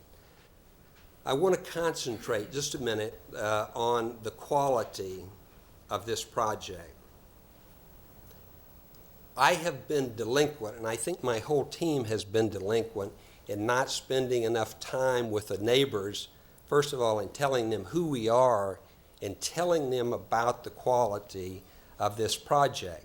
This is going to be an extremely high-quality project, and I want Mr. Shepherdson to come up in a few minutes and talk to you about the landscaping of the project, because the landscaping of this project is one of the things that's really going to make it great, and it's going to make it a centerpiece of this part of Palm Springs. When people come into Palm Springs in this area, they're going to know that this is a fine and quality project.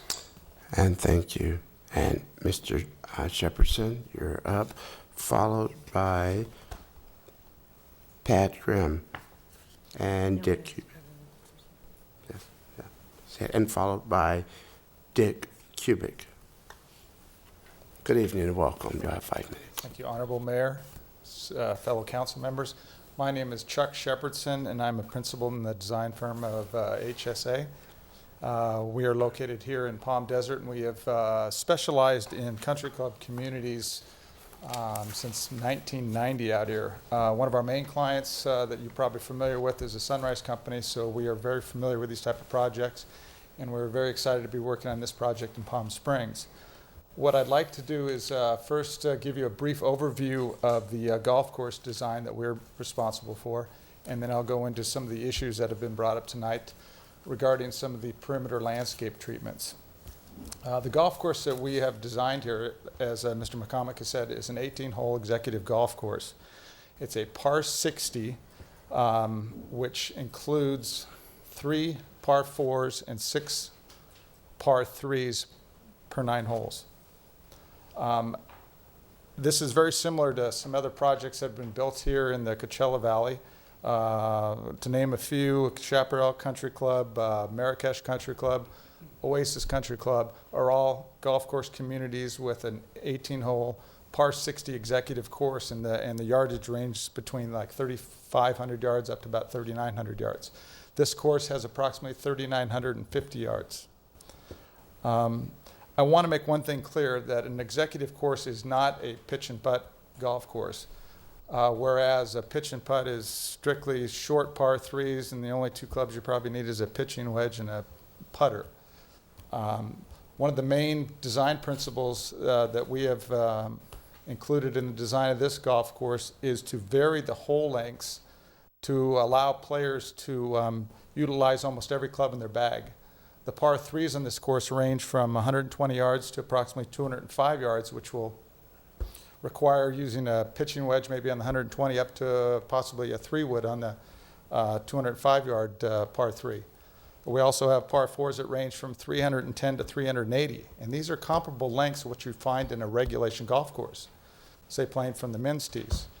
Another key feature I'd like to point out in the routing of this golf course is that there are only 3 holes on the south side that are on single wide fairways. All the rest are on double wides, and the course has been routed to promote any of the slicing balls from a right-handed golfer to the middle of the corridors and away from the residential units, which is another main design criteria we worked at in developing this course. Again, our main goal is to design an enjoyable and challenging golf course for golfers of all skill levels. And I think we have achieved that here, and I think it's going to be a great amenity for this community. The last thing I'd like to hit on is some of the landscape designs that we have incorporated around the perimeter parkways for the project. The planning team in designing this project took a very conscious effort to allow for generous right-of-ways along all the perimeter streets for the main reason to provide the necessary landscape buffer to combat some of the prevailing winds that you see like we have today out there, especially along Sunrise Parkway and along Indian Avenue. As was mentioned earlier, those parkways along Sunrise, I believe, average anywhere from 20 feet minimum to a 40-foot maximum due to the meandering nature of the road that's been designed in there currently. And along Indian Avenue, we've got parkway widths of close to 40 feet. On the other perimeter streets along Avenida Caballeros, we have a parkway of a 30-foot width. Right now, I think it currently exists with the meandering wall from about 15 feet closest to the curb to about a 30-foot meander furthest from the curb.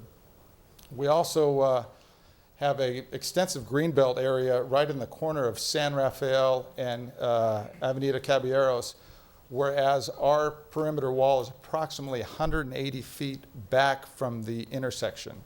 Right now, the current wall configuration is approximately 30 feet back. So we feel we are adding quite a bit of landscape to this area that doesn't currently exist, and we're really conscious to make sure that the perimeter around this project is one that the development team is going to be proud of and the city is going to be proud of as well. So once the public hearing session closes, if you've got more questions regarding the landscape of the golf course design, I'll be happy to come back up and answer them for you. Thank you for your time. And thank you. Pat Grimm, followed by Dick Cubitt, followed by Brian Moser. Good evening. Welcome. You will have 5 minutes. Hi, I'm Pat Grimm, Vintage Palms. First of all, I would like to thank Mr. McCullough for mentioning during the last presentation the appreciation for developer sensitivity to neighborhoods, and I would ask that you keep that in mind tonight. First of all, I didn't really plan on addressing the issue of the late notification. I was notified, I believe it was the 4th of April, of this huge, huge project. I went to the planning office to find out why. I asked for the mailing list. My name was X'd out with red pencil, as was other members of my community. If 900 notices were mailed out, I don't know who got them, but anyway. Also, that there was virtually no Vintage Palms neighborhood involvement in this project, I feel is highly suspect.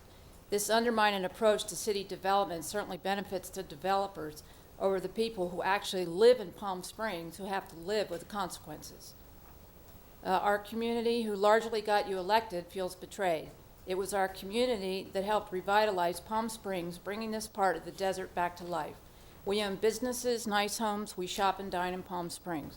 We have contributed vastly to the influx of tourism.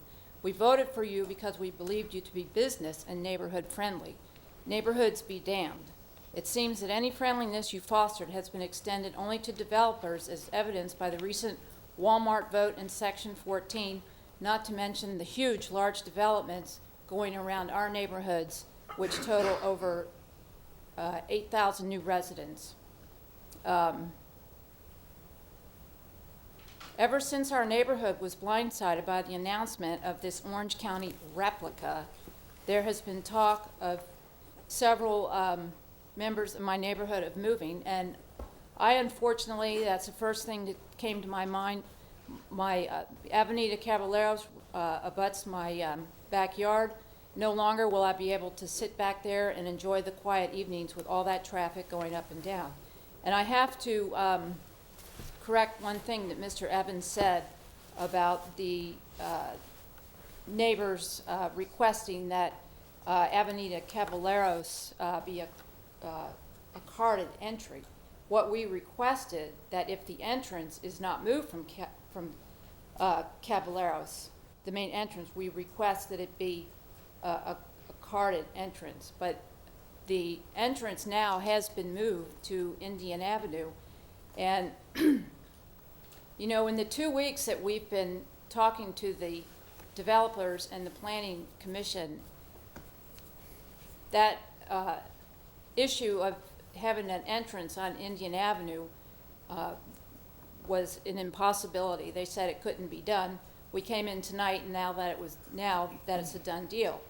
Well, that leads me to believe if that could be changed that easily, then we could change having Caballeros come into this huge development. I believe it is incumbent upon the City Council to delay voting on this project until all the facts are known and the affected neighborhoods have had ample time to contribute to changes that would benefit all parties. It seems the planning office has bent over backwards to accommodate the developers. The city can and should also accommodate its residents to the same degree as developers. Thank you. And thank you.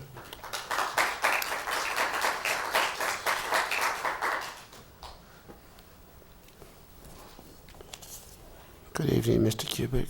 Good evening, Mr. Mayor, and good evening, council members. My name is Dick Kubik. I've been a resident of Palm Springs for 6 years, and my partner and I have been a resident in Vintage Palms for 3 years. I believe Ms. Fote mentioned earlier, with all the considered planned development we have, that we really at some point need to take a look at what this is doing to our city. We took the opportunity within the last couple of days to contact 6 sales offices of the major projects in the northern part of the town. And based on the average household size of 2.05 persons, and I don't know what that 05 represents or what part of the person it represents, but based on 2.05 persons, Palm Springs Village will add approximately 2,500 new residents to the city.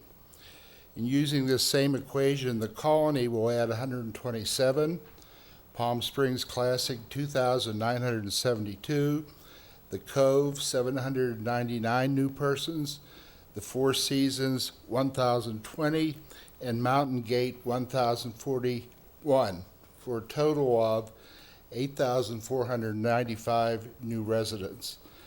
This is 20% of Palm Springs' population of 42,807 residents as of the 2000 census. And these are just figures for the development in the northern part of the city. My concern is can the city's infrastructure accommodate this? Not, fire and ambulance and medical services and so forth. And I think this really needs to be a big part of your consideration on your decision on this project. Thank you very much. And thank you. Brian Mosier, followed by Daniel Williams. Hello, I'm Brian Mosier, and I'm a resident of Vintage Palms, and I'm here to ask the council to move forward on this project. As one of the first residents of Vintage Palms, my partner and I, of the current itineration of the project, the original one having gone out of business 10 years prior to when we moved in, we were in that home and watched the neighborhood develop and grow, and through that period of time developed a relationship with the builder of that time, Far West Industries. We were tried to be convinced not to move into the neighborhood at first by a real estate agent who said that nobody would ever live out there, that would be foolish to be in what was called the Wind Belt. Having moved from San Francisco down here, I couldn't understand why it was any windier here than it is when you're in San Francisco.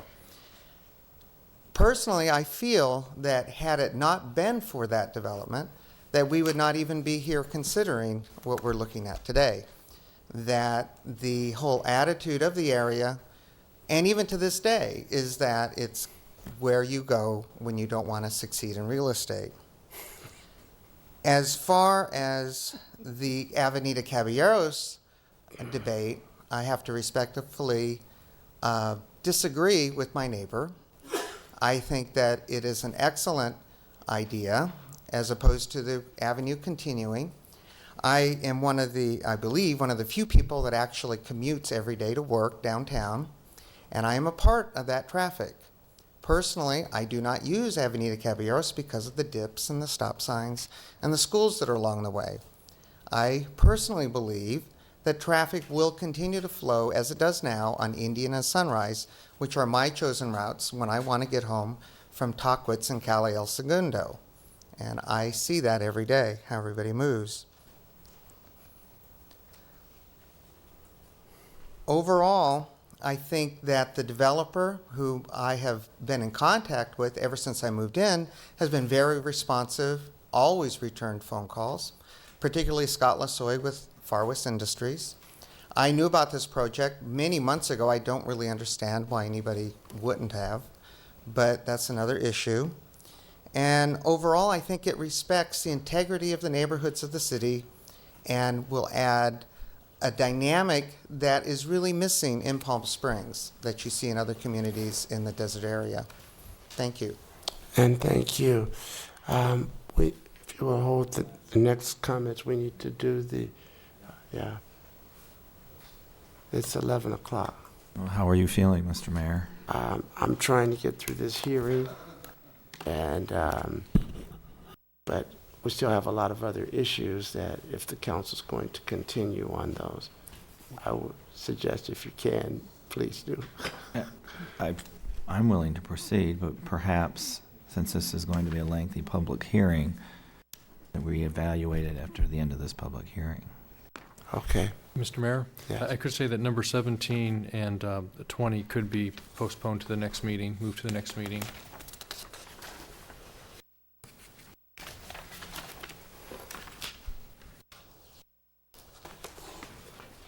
We do have people for 19 in the audience.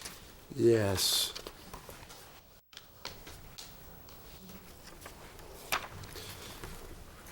Mr. Mayor, I certainly don't have a problem with continuing, although,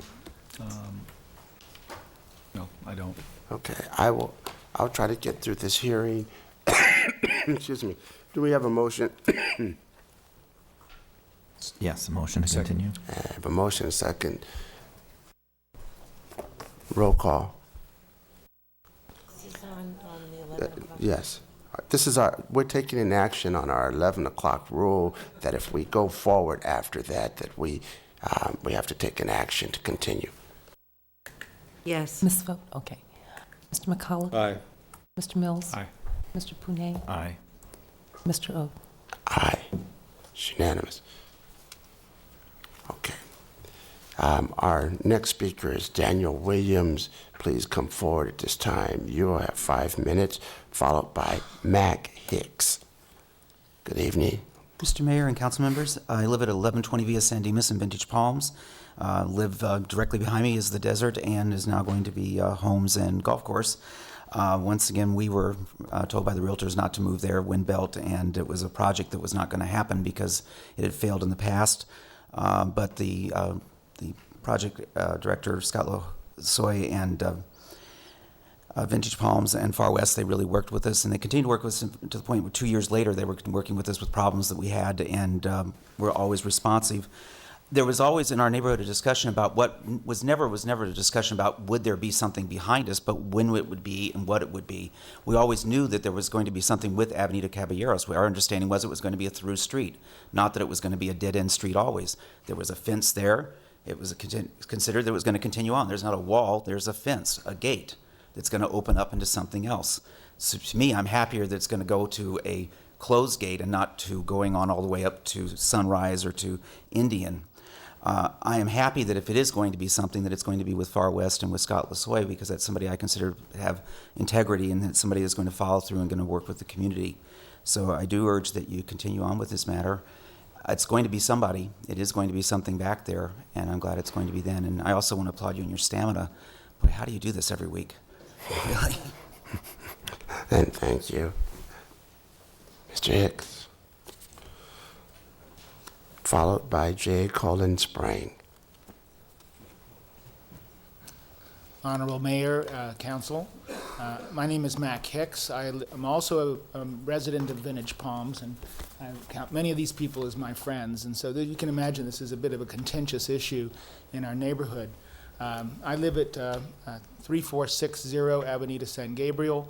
My house will back up onto the Four Seasons development, and I did some investigation with the Planning Commission, with the planning department when that was announced, and I've tried to be active in looking at the plans here. I have to respectfully disagree with Mr. Mills about the roadway. I believe it needs to be the 4 lanes in order to take that traffic, because I see a lot of people heading up there, especially now with that inviting area from the Four Seasons, hooray. It's going to just attract the traffic, and they're going to go to the end and wonder where to go, and I think it's going to really congest up there. And I'm looking forward to taking that diversion off of San Rafael. I was hoping for a traffic light, actually, at Avenida Caballeros in San Rafael, and somewhat because of the children. There's a lot of children that cross the street there to go over to the elementary schools, and why they're not going down Sunrise, or I don't know, but there are many families, many that are crossing there, and so I'm concerned about that.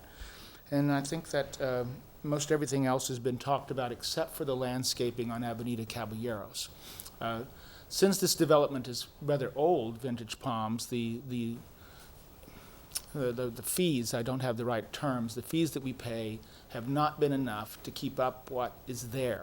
So there's been a lot of work by a lot of my neighbors to get the city to help fix it, and that's being addressed now. But if this is going to become an entrance to the area, and thank goodness it's not going to be the main entrance, it seems like reasonable that since the rest of the project was not part of Vintage Palms, that there be some amelioration about who maintains Avenida Caballeros. And I mean, we'll pay our part, up on San Rafael.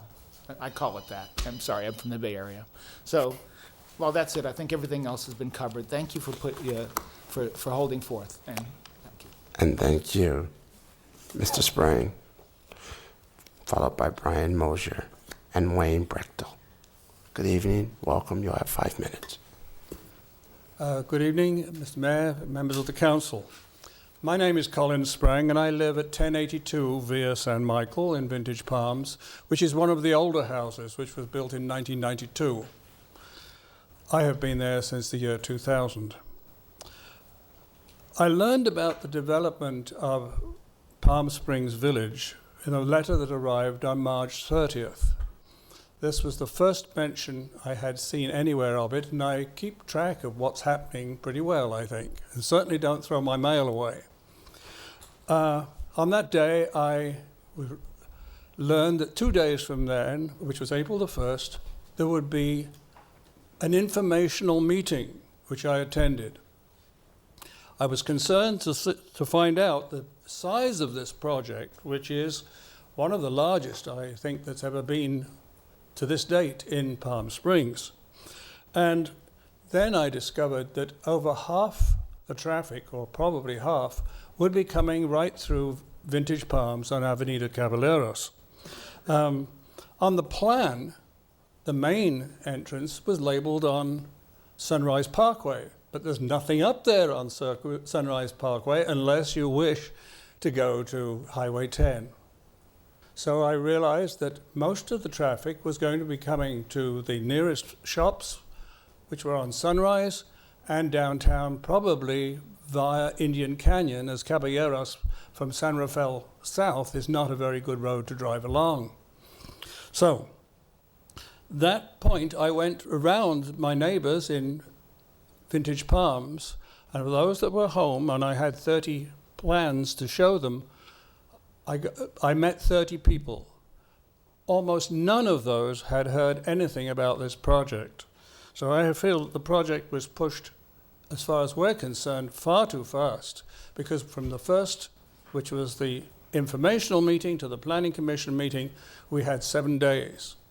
So, with that, I hoped that we could do something about changing the entrance, because when you look at that plan, you have 2 yellow areas there which don't really reflect, as you look at it visually, the fact that they're going to be, at some point or another, very high-density housing.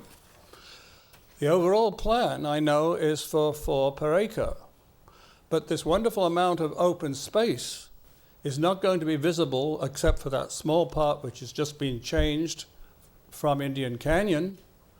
And for people who don't live on the project, unless they're paying to go and play golf, that open space is not going to be there.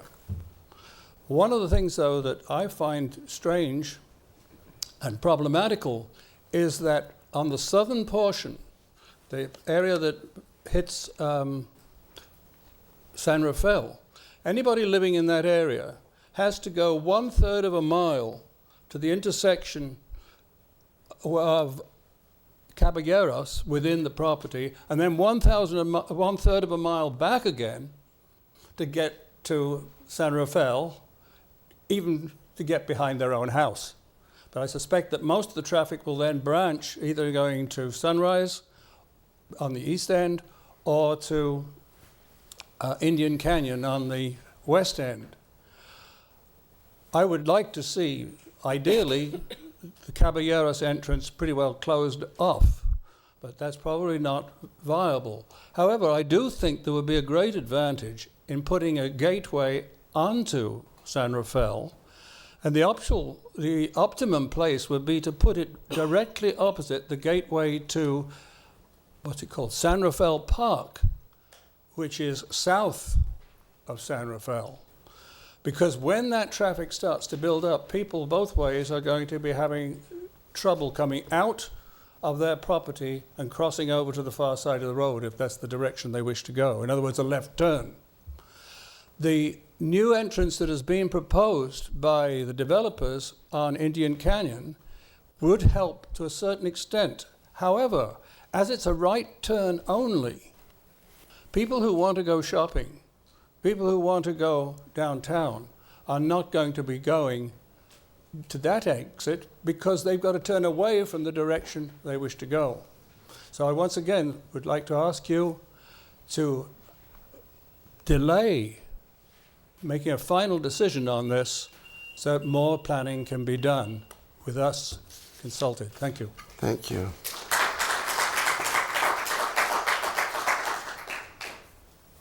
Brian Mosier.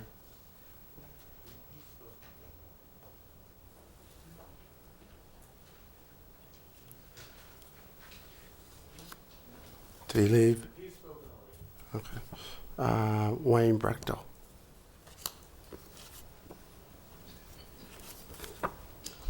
Good evening again, Honorable Mayor, members of City Council. Wayne Brechtel for the Sierra Club at the Center for Biological Diversity. Our concerns have been expressed in 2 letters. I know one that was delivered to the council today, and they address both human and wildlife issues. And I'm going to quickly go through them with my 5 minutes and just touch on some of those.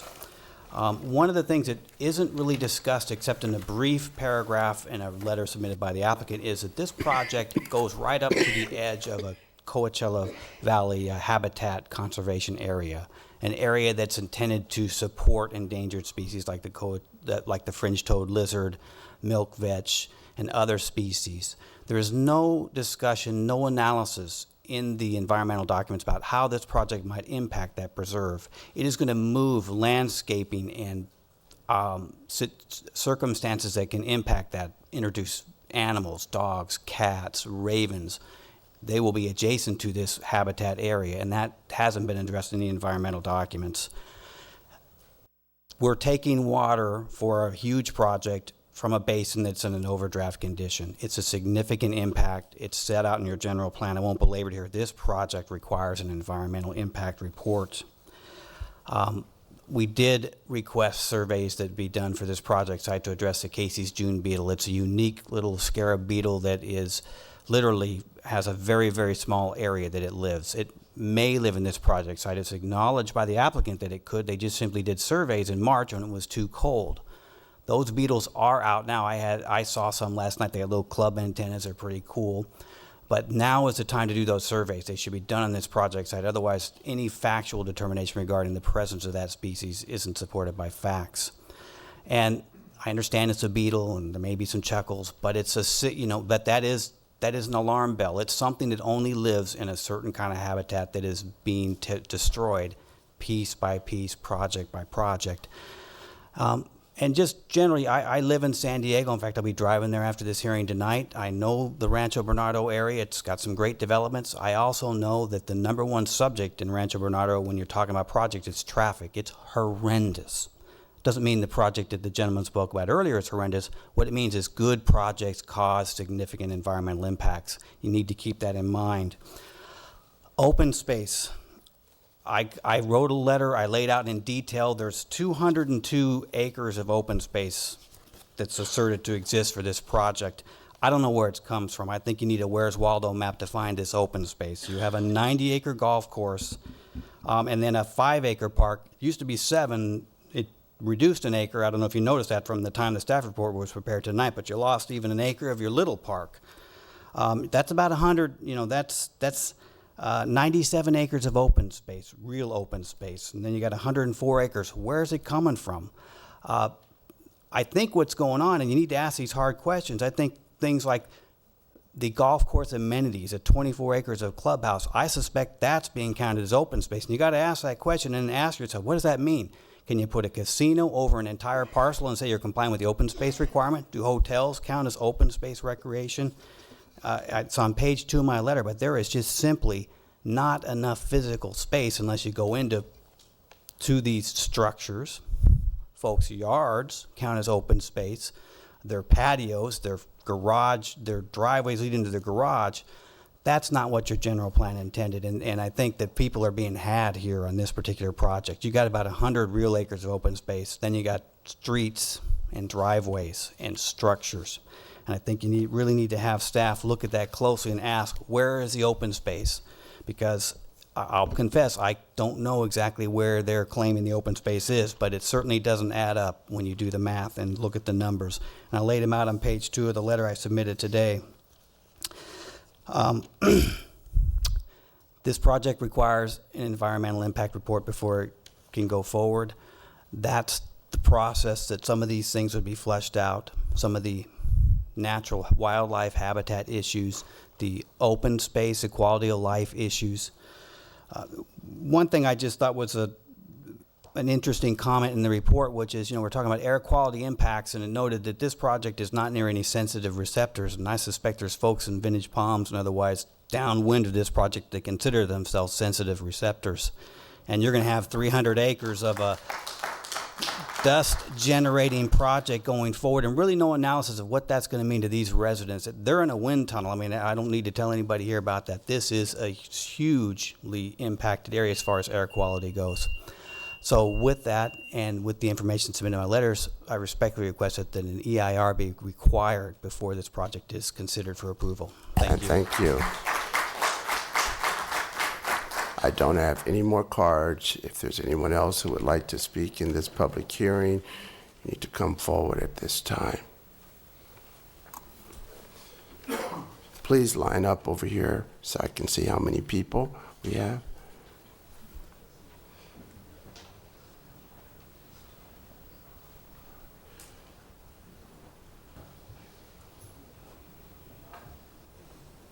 Okay, please step forward. Give your name to the clerk. You will have 5 minutes. These are our speakers. This is it.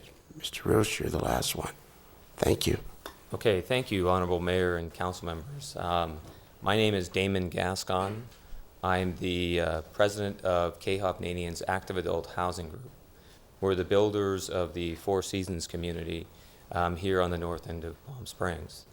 I hadn't expected to speak tonight, but because we'd worked very, very closely with the developer over a number of months as they went through their design process, and they've done an absolutely wonderful job. I have submitted a letter to the city on behalf of our organization supporting this project. I think it's going to be a wonderful project for the north end of Palm Springs. However, there was something that I heard tonight for the very first time, which is that a park is planned that is meant to be about 15 acres, which would take up approximately, from what I understand, we've lost 2 acres here tonight, take up approximately 10 acres of property that we are planning for our Four Seasons community. This Four Seasons community right now is under development. If we lose 10 acres of this property to a park, it will affect our public report. It will affect the move-in of our residents, our future residents. We have 82 buyers, future constituents, many of which are actually residents of Palm Springs today. If this goes forward, this would substantially damage our ability to deliver those homes at the price point that we had promised. And I am very surprised that I'm hearing this at this late hour. Specifically, I spoke with the principal planner for our community earlier this afternoon and was assured that this was not the case. And to hear about it in this public forum is rather surprising to us. We've been a part of the process. We've tried to work with the city. We have a tentative tract map filed, has been on file since December of 2003. We've had no comments, 0. And so to hear that we have this potential significant impediment to our ability to develop our Four Seasons community at this late hour is very disturbing to us. And so, although I believe this is a great project, extremely well planned, well put together by a fine development team, the fact that there is a potential for a 15-acre park on the north end of town that would effectively take away 10 acres of property that we had planned for our Four Seasons community is very alarming and very disturbing and potentially very, very seriously damaging to us. So with that, I'd like you to consider that as you're looking at this. This was the first that I've heard about it tonight, and I'd like you to take that into consideration as you go through your rest of your hearing this evening. Thank you very much. And thank you.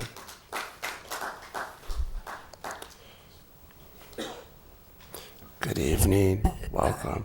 You My have name 5 is minutes. Richard Parzinski. I'm a businessman of Palm Springs. I'm Mayor Oden, City Council. I've lived on the north end of Palm Springs for 26 years now. So nobody needs to say about the wind and that. I've been a businessman here for 26 years. The project that's proposed is a good project for the north end because we're building it up to where there isn't going to be the sand and the wind that we've had here before. The fellow from the Sierra Club brought up an interesting fact that when they start this project, there's going to be a lot of sand that's going to be blowing. But, you know, before they started Vintage Palms, what about the sand that blew towards us? So, you know, we've lived here for 27 years with all the wind, or 26 years. Another year or two isn't going to matter if it does away with the sand. Thank you very much. And thank you. Good evening. Welcome. You'll have 5 Good minutes. evening. You know, I may not, I'm Jim Francisco, a local businessman as well, and I may not agree with anything or everything that you guys do, but I do appreciate the fact that you guys put in these long hours, and I'm talking about everybody in the room and how hard you guys work for our community. So, thank you. Thank you. Now that I'm actually punch drunk from sitting here waiting all night, I'm kind of leery on what to say, but what I would like to say is that I've been a resident in Palm Springs for 15 years. Our family's had a business here for 35 years, and this kind of development to our business means that we might not have to consider moving our operation down valley where all the work is. So our 48 employees might actually be able to come 80 employees and stay right in town and work, which would mean the world to us since our family's been here for 35 years. I've been a resident of the north side of Palm Springs for the last 10. Our house right now is on North Farrell, right in the wind belt off of Palm Springs Country Club, and we're getting ready to move to the Palm Springs Colony, which is one of the new developments up on the north end. And I can't tell you to me what that development's meant, just the fact that I didn't have to move to Rancho Mirage to find what I needed. So I was able to stay in Palm Springs because of this kind of development, and I know that the other developments that are going on, Four Seasons and the other ones up in the north end, they're not scaring people away. They're drawing other people from Palm Springs to move to the north side of Palm Springs. It's not taboo to be up there anymore. So if this project goes, I think it'll be a benefit to all of us, as well as the fact that now having a Sunrise Parkway up there, what that would mean to the residents up on the north end that have had to go back towards through Racket Club or San Rafael to get to the freeways. Thank you for your time, and hopefully it goes through. Thanks. And thank you. Good evening. Welcome. Good You have evening, 5 Mayor, minutes. members of City Council, Jim Stewart, resident and businessman in Palm Springs, and I'm wearing 2 hats. One is I'm here as a member of the Palm Springs Economic Development Partnership, who voted unanimously on this project. We did ask for some changes that were made from our suggestions, and we voted unanimously to approve this project, to ask you to approve the project. My other hat is as the owner of a Palm Springs real estate company here for 28 years. I remember when San Rafael was dirt all the way, and the dust was flying. I remember when Indian Avenue's blacktop stopped at Las Vegas Road. Mike, you remember longer than that, but probably when there was one signal. We're growing. The idea of it is that, like the Sierra Club person was trying to talk about the sand blowing, well, as we build out, we have less sand blowing. We have less particles in the air. This project could be a lot bigger by right of zone, and it isn't. And it is a great developer, as people have talked about the Vintage Palms, about his other projects.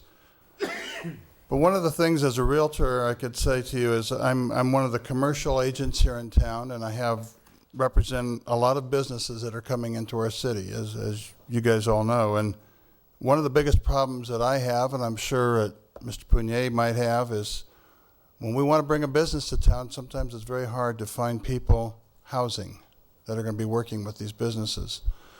We need affordable housing, and affordable housing for working people with a golf course like this would be.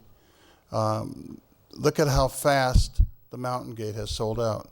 And as far as the wind tunnel goes, you know, I've been here long enough to know that the entire desert's a wind tunnel. I mean, you know, the wind blows everywhere. There is no such thing as a wind-free South End. I mean, I own property in the South End. I own property in the North End. I mean, it blows everywhere. And when it blows, and it blows from different directions. So we have to get over that. We have a good project before us. We have a project that's going to bring people, give people, you know, the jobs like the gentleman before me said, but it's also going to have housing for people in the casinos, housing for hotel people, housing for the new jobs. With this here, I could tell you right now, the next thing that people like myself in the commercial industry are going to be asking you is, let's get the west side of Indian zoned up properly so we can get that industrial area going good, because we'll have housing for the people that'll be working there. And in the end, I want to say, you guys are crazy sitting up there this long. Good night. And thank you, I guess.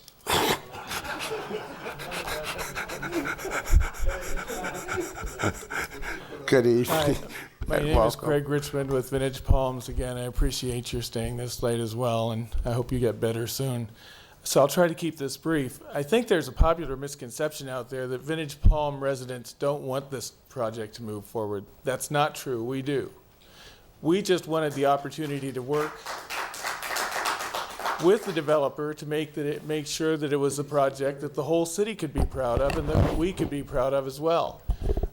They sent out 900 letters, and we did not receive any at our house. And when they sent 900 letters, it also made me wonder, well, why did we also not receive notice about the Four Seasons project, which also, I'm glad to see come to the neighborhood, because we are a neighborhood that realtors wouldn't even bring people to see our homes, and this will be good for us.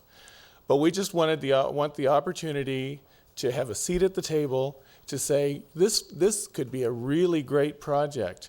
But the thing that bothers me the most is that this project is being developed to turn its back on Palm Springs. And I think we need to bring people in here that will want to shop in Palm Springs, eat in Palm Springs, and be a proud part of Palm Springs. They actually said at the Planning Commission that they were putting the main gate on Mountain for marketing purposes because the buyers are going to be second home Los Angelinos. And I don't know what that adds to Palm Springs. And the other thing is, I think this is a cynical approach not to have an entrance off of Indian, and quite frankly, because the neighborhood on the other side of entrance, Indian, is not very attractive. And they don't want their residents to have to look at that. So they've done everything they could to keep people from seeing that from their beautiful, new, secluded enclave. And as far as Sunrise, Mr. Mills, excuse me, but if it's a two-lane road, it's a private street for them, and I believe taxpayers will be paying to pave that street in the future. So it should be built to carry Palm Springs people wherever they want to go. And all we want is a chance, and for you to take the time to care about what's happening with this project and all projects. I watched the earlier projects, and I don't know if you pay it, I have a design background, and if you look at renderings, people lie with renderings. And that project had all these houses with these nice big trees around them. Well, if you look at the plat map, there is no room for any plants. There won't be any trees. Those houses and a large part of this development, you'll drive down the street and see nothing but garages. I don't think that's attractive. So I hope with this project and future projects, you quit paying attention to what the side of the house looks like, because nobody's going to see it. You'd better make them have attractive looking garages and attractive looking backs of the houses, particularly in this project, because that's all people coming in on Indian are going to see. I just hope that you'll pay attention to what's going on and not just fall for all the ploys and the beautiful renderings everybody gives you. And again, thank you for your time, and I hope you have a good evening and that you feel better. And thank you.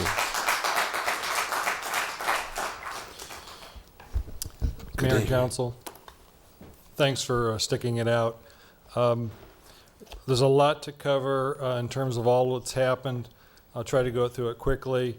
We've worked with the staff on neighborhood meetings. We had asked if we could have our own meetings, and the staff said we'd like to be there, we'd like to coordinate that, so we've been working with them on that. This project is consistent with the general plan. It's what the city has been trying to do in this site for a long time. If you look at a Desert Park Estates area, which is north of Vista Chino and east of Sunrise, an early grid system's great, but it hasn't filled out, it hasn't fleshed out, it hasn't become a Las Palmas because it's windier, it needs a structure, it needs an infrastructure of landscape and the like, and that's what this project is intended to do, is to create that basic infrastructure. There's a common community ownership of all the landscaping, all the parkways, et cetera. It's why we've designed the project the way we did to make it successful and to be a successful neighbor. The infrastructure, we will finish off the streets around this entire project, including San Rafael, most of Indian, the parkway, et cetera, all get built on the dollar of this project. Undergrounding of utilities adjacent to the property, including the 2 large lines along Indian and the line on San Rafael. I'd point out every development that you see next to this project and across the street, with the exception of, I believe, the 6 homes that are the longest standing homes. I don't believe anybody spoke from those homes. Everyone's a planned development district project, and I can't remember all the names of them, but I was planning director when most of those got built, and they got built because they had common amenities and common open space, and that's how you do that. That's how you get those kind of amenities built up. We've responded to the Sierra Club letter in terms of their previous stuff. Jim Cornette's here, also obviously Greg Endo's here if you have questions on those issues. Open space calculations do include the open space that will be in the homes, the open space that's in the multifamily, but what was not included in their calculations were all the parkways, most of the retention areas, et cetera. We didn't even count the basically about 6 to 8 acres of the parkway landscape along the north side that'll all be landscaped by us. We will meet the 65% open space. It's our requirement. We know that. Again, Jim Cornette can talk about the quality of the habitat. This site is not cited in the multi-species plan as something that's a critical habitat. It's on the edge. It's a fee contributor. That's what's at issue here, is contributing the fees. I'd point out insects aren't covered by CEQA and aren't covered by required in EIR in this case. We've increased the golf window, which was requested. That's about 800 feet total. 600 feet was added to what we already had. We would request the conditional approval of the track map because of these tweaks so that we can bring back a final site plan to the Planning Commission. I gave a draft of that to Doug. I hope he passed that along to you. Traffic-wise, a lot of discussion on this. I don't think people are going to go east to go to Sunrise to go north. I think people are going to go west to Sunrise to go north unless they're going to Desert Hot Springs, in which case they're going to go east to Palm Drive. Who's going to use this? Are the people that are going to go to the upper desert, that are really along the Sunrise corridor. Once you get west of Sunrise, if you're going to go that way, you're going to go to Indian and up. You're not going to go back to go up. But even at the 10,000 that's suggested, the city's own general plan says a collector can go up to 15,000 cars a day as a 2-lane road.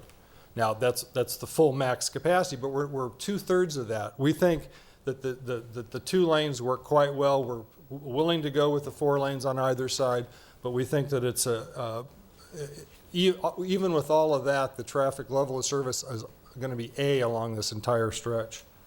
You know, we appreciate the effort that everybody's put into this. We think it's a good plan. We think it's good for the neighborhood.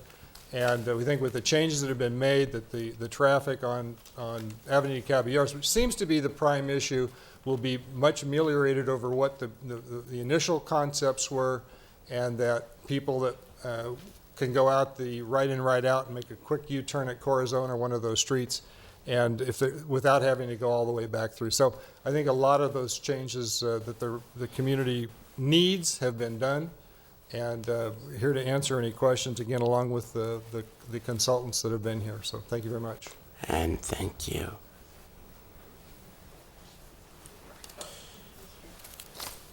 Then we'll close the hearing. We're going to take a brief recess, and we'll return.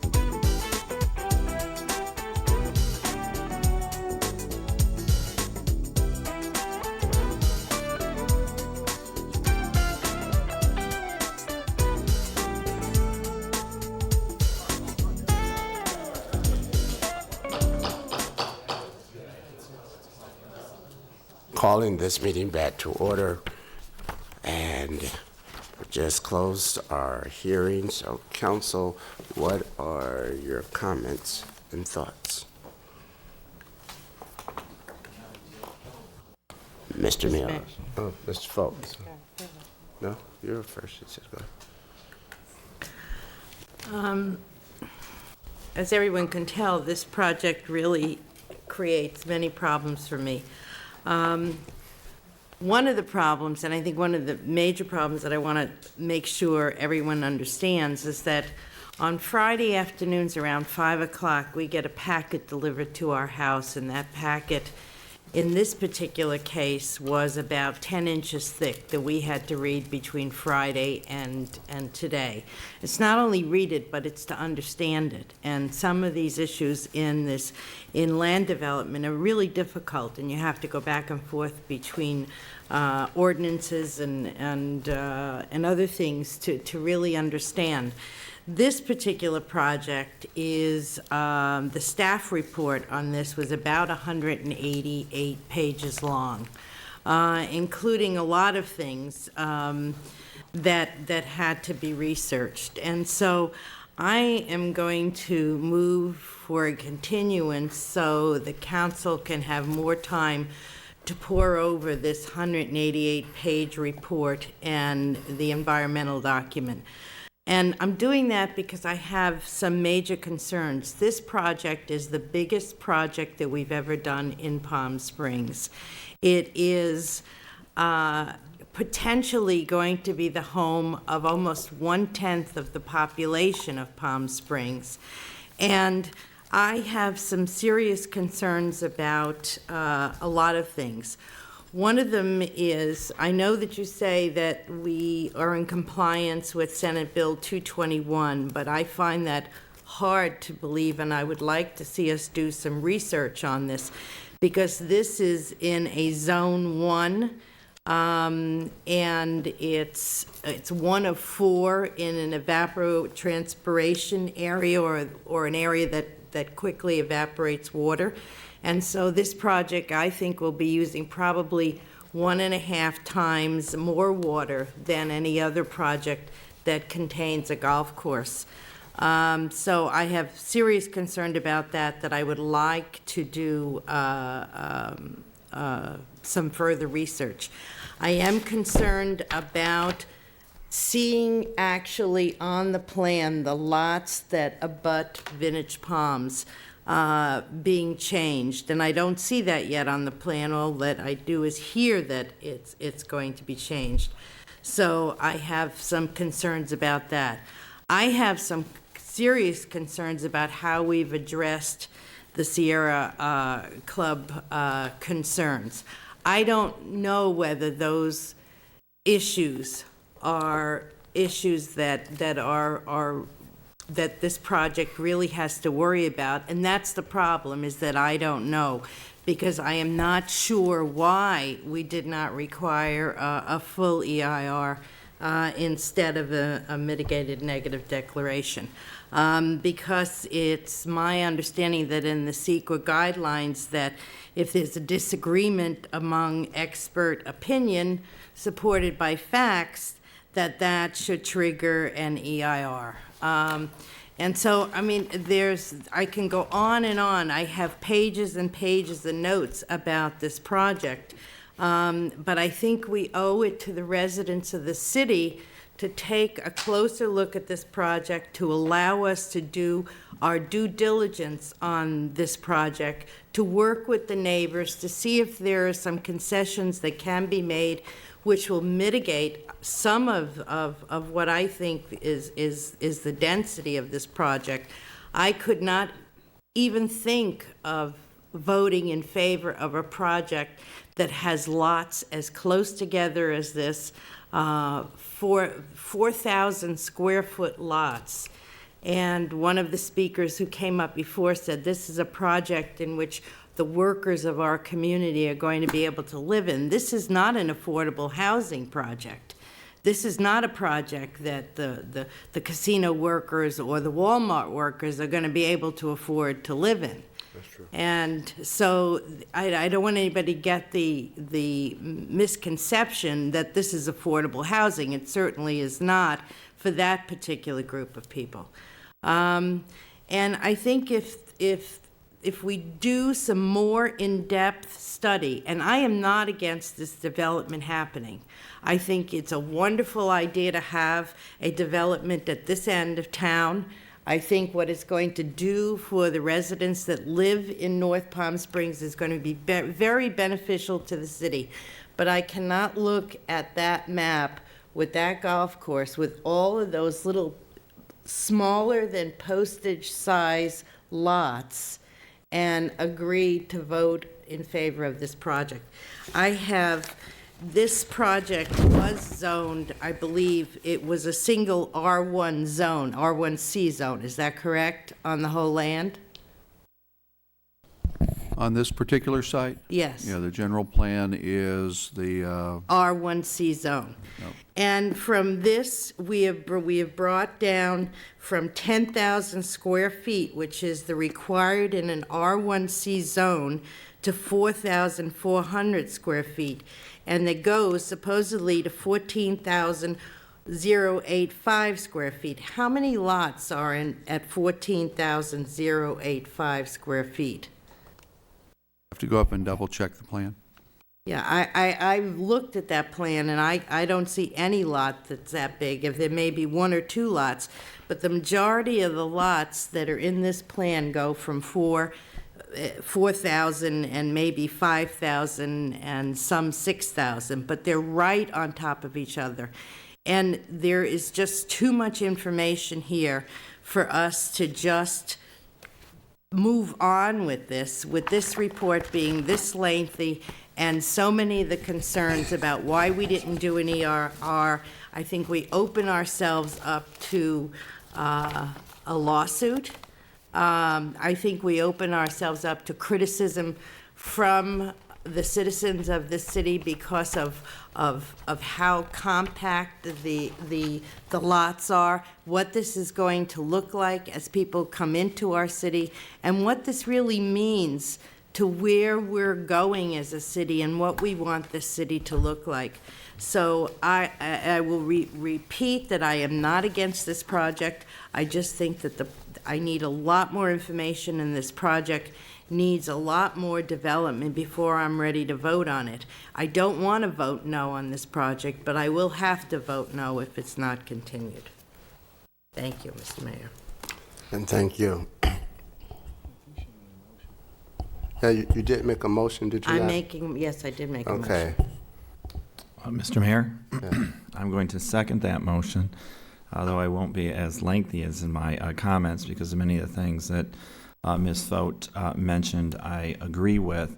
This perhaps may be a fabulous project, but there's no doubt in my mind that I personally need more time to understand the full impacts of this project to the citizens of Palm Springs. It is a big, major project. Coming into this evening, there were some issues, traffic, building heights, police, fire, concerns, impact on the infrastructure of the city. But after listening to the public hearing, there were 4 items that reaffirmed to me that we need more time to take a look at this project, which I agree may be a wonderful project. But they are the following. A statement, we were delinquent with the neighbors.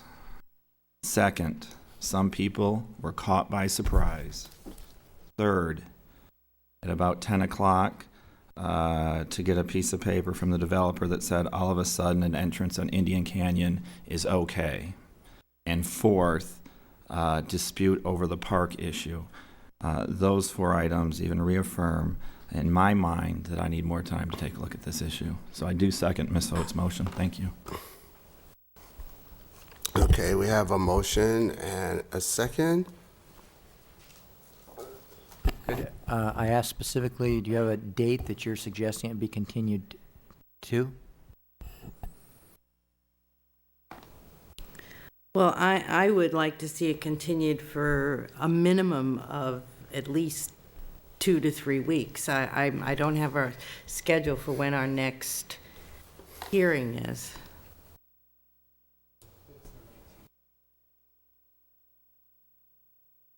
May 19th then would be the date that I would find preferable, so I will add that to the motion if that's okay with the second. It is. May 19th. Mr. Mayor? Yes. I'd like Mr. Evans to comment on the park issue on the Four Seasons. I was surprised by the public testimony. I did check with a staff member today about whether or not there had been discussions with Four Seasons, and he indicated yes, there was, that they're aware that there would be a park issue. Going back when I met with Four Seasons, I indicated that we would have a park dedication issue. At that point in time, the project had a different design to it that had a bit more parkland to it. The 7.75 acres was a result of a project redesign. The engineering recommendations regarding straightening out Sunrise Way to get site distances and the like made it to a 5.75 acre site. In talking to the Parks Department, we've talked about somewhere between 12 and 15 acres. So as you diminish the park on this side, you have to add on the other side. When I met with the Four Seasons representatives, I indicated that their subdivision map that they had proposed would require a dedication, that I did not know exactly how much, but at that time it was a lot less than what it would be today to try to get up to a 12 to 14 acre park site. They have a problem that they've done their public report based upon a number of units, and obviously if they have to dedicate more land, they have a unit count problem. As the park site has changed, I've encouraged the developer of this project to communicate, because they've had a long-term discussion with Four Seasons, and during the break was surprised to hear what I heard. Surprised to hear what I heard in the public hearing. So I can tell you that they don't have their subdivision map approved. It's a proposal on the most northerly portion. And I personally was in a meeting where we told them we weren't sure how much, and it has been evolving through the decision-making and design process. So I'm surprised that there was a lack of knowledge, and obviously we have to look into that. And if we approve this development, does that lock in the Four Seasons to have to dedicate that certain amount of parkland and make up the acreage? Well, I think what we'd have to do is take a look at the size of the park that the community needs. We'll sit back down with Four Seasons and the Parks Department and take a look. Originally we thought that we might be into 3 or 4 acres, maybe 5. Obviously, if we're trying to get up above, 12 to 14, into that range, or 15, I think I mentioned in the staff report, oral report, obviously it has an effect. So we have to sit down and talk to them about it. The development team would love to have you straighten the road, or, put the curves back in the roadway so that this project gets back to 7.75, but I think Mr. Brackian is, going to be concerned about pushing it that way. So it is an issue that, will need resolution, and obviously you could, continue this item to look into it. That has some concerns on behalf of the developer of the property relative to their acquisition schedule. If you approve the project, then we have to sit down with both parties and the city team and take a look at that park issue. Just exactly, Mr. Mayor, one of the reasons that I'm asking for this postponement, because I think there are just too many issues that haven't been discussed. I mean, we're getting ready to do major budget cuts, and we haven't even looked at the impact that all of these, as proposed, all of these residents will have on our police, our fire, on water, on, and we won't have any way of getting that money back.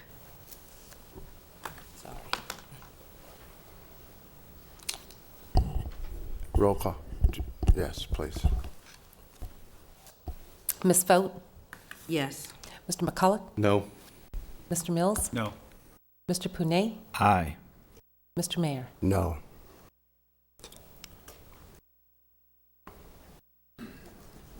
So the motion fails. Mr. Mayor? Mr. Mills. Mr. Roos indicated that Mr. Cornett was in the audience, and if he could come up and address the habitat concerns that we heard from the Sierra Club representative, I would appreciate it. Do we want to reopen the hearing so that this testimony is part of the record? He's just answering a question. But you're saying it's not part of the record then? Well, he's not part of our staff, so. This information for us. We don't. That's fine.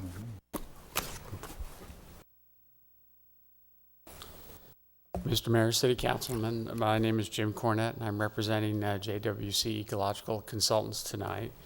Would you say a little bit about your credentials, please? Well, I'm a biologist, have a BA and master's degree in biology, and have been doing biological and ecological studies in the Coachella Valley since 1974. One of the issues that came up was the Casey's June beetle, and we're presently doing surveys for the Casey June beetle on the project site, and we should finish those up in the next few days. Pretty much done exhaustive studies on that to determine if the beetle's present or not, and we should know that by Monday, I would say. And that's the issue that was brought up by the Sierra Club. We have done exhaustive biological work in general on this project site beginning about 18 months ago, including surveys for the milk vetch, and we didn't find any of those. So our conclusion was that there was no significant biological impact as a result of this project. But we haven't finished the beetle studies yet, and that could affect our finding depending on what we discover. I'd be glad to answer any specific questions you might have with regard. Could I ask? Yes. So you were doing extensive studies, but you didn't reach a conclusion with respect to the June beetle? Not yet. We'll know that probably by Monday. Well, for the material in the mitigated negative deck, had you reached a preliminary conclusion based upon what was done before, and are you reviewing that decision now? We had a preliminary conclusion that the project did not have significant impact, and our belief was that the beetle did not occur on site. But because of the concern expressed by the Sierra Club, we went out and are now doing focused beetle studies on the project site to come to a very firm conclusion as to whether or not it occurs there. So is it possible then that the period of time you were looking at is not one when the beetle is active? We believe that surveys now conducted now will determine whether or not the beetle is there, and that the beetle is active now throughout most of its range in the city of Palm Springs. And so we would anticipate that would be the case on the project site as well.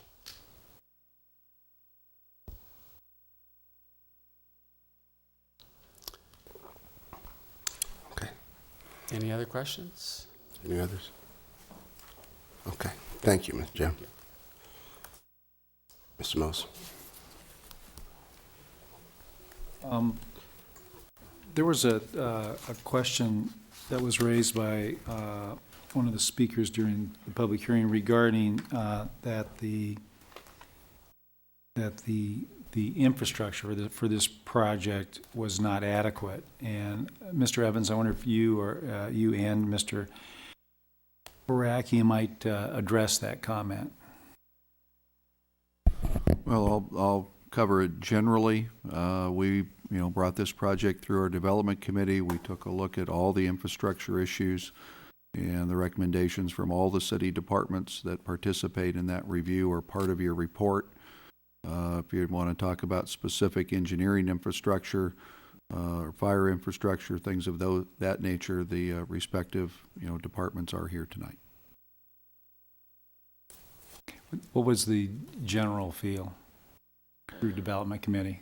Well, the recommendations of Development Committee include all of the infrastructure required to support the project. And it's included in the conditions of approval. In the conditions of approval, and then the environmental assessment addressed those types of issues.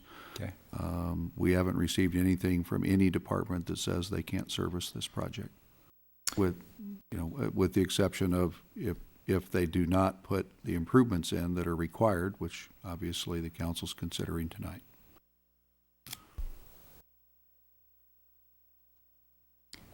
Did you also want Mr. Barakian to respond?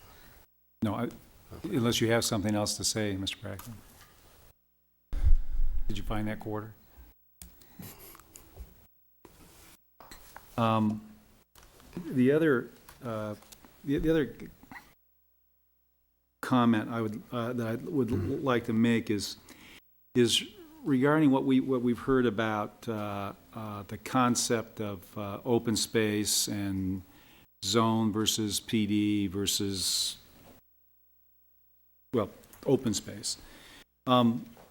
What this, if this project, as mentioned, were done in a normal right-of zone with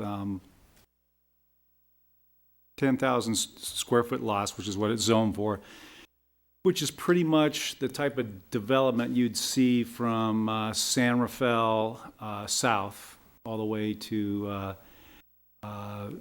Vista Chino, and really pretty much all through the city and the R1C area, R1C areas. That is the look of that you would get if this project were developed on a typical R1C format. By what we're seeing here by the PD process, and why the PD process, as Mr. Evans has mentioned, is encouraged, particularly in larger developments like this, is to give us something that is a little different look that we as a city over the past, through our general plan process, had been looking for. So we are not just a typical grid city.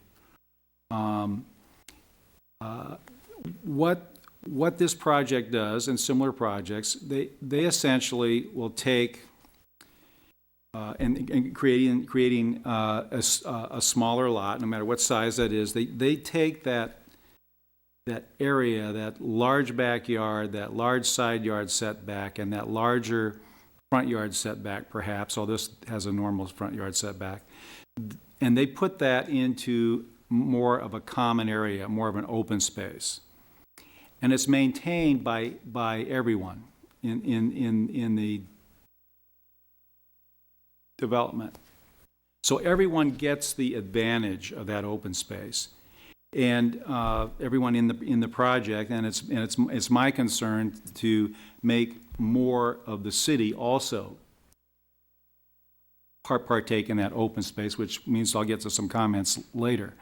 But the concept is just that. You have people, you have buyers, you have families that don't want the big yards.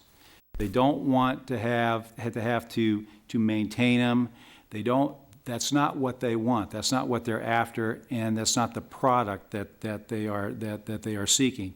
This particular project has varying products, which I think solves a lot of our housing problems and addresses the needs of the buyers. I think if you have the buying public who is buying this product, there's nothing wrong with the product as far as the quality, the project, as far as the layout, as far as what it looks like. It's just a different concept of open space. And I think that although it's not what I personally would like, but it gives a product, it creates an atmosphere, it creates a project area that gives a whole different meaning to 1,200 homes in an area. And to me, it's a much more relaxed and open environment, and it has I think, a very Palm Springs look versus a gridded city look. And so I'm very much in favor of what this project is doing. I followed this project for 15 years, not this specific one, but what has been up there. And this has been the type of development that has been proposed up there for that long and has been encouraged by the city. My concern is that that project open up as much as it can to the general public via the streets, the city streets. And I'm happy to see what was done on Indian. I'll make some comments later about something more I think can be done on Indian Avenue. But that's the basic idea of this project, is just shifting of open space, the way I see it. And I think they've done a very good job of it. The other comment that I'd like to make is on Avenida Caballeros. It is a secondary thoroughfare. It's an 88-foot wide right-of-way, 4 lanes, that was intended on this general plan up until 3 hours ago to continue all the way through across Indian and up to Palm Canyon. And you're talking about some heavy traffic there. You're talking about a sunrise traffic-wise from as far as what that street would carry. This project has essentially, and what we did earlier, was to end that into this project. It reduced significantly the impact of that street on Vintage Palms and really that entire area there. So I don't understand. I don't understand the comments that we've heard about Avenida Caballeros based on what the project was, what the people who live in Vintage Palms bought into, what this project was when they bought their homes, with a major thoroughfare going right past them. So I see this as a major improvement. I think what the project has done, streetscape-wise, they have put in major setback areas along San Rafael and Caballeros, which I think is admirable, along Sunrise and what is to be the parkway, whether it's 2 lanes, 4 lanes, or 5 lanes. My concern, it has been Indian Avenue.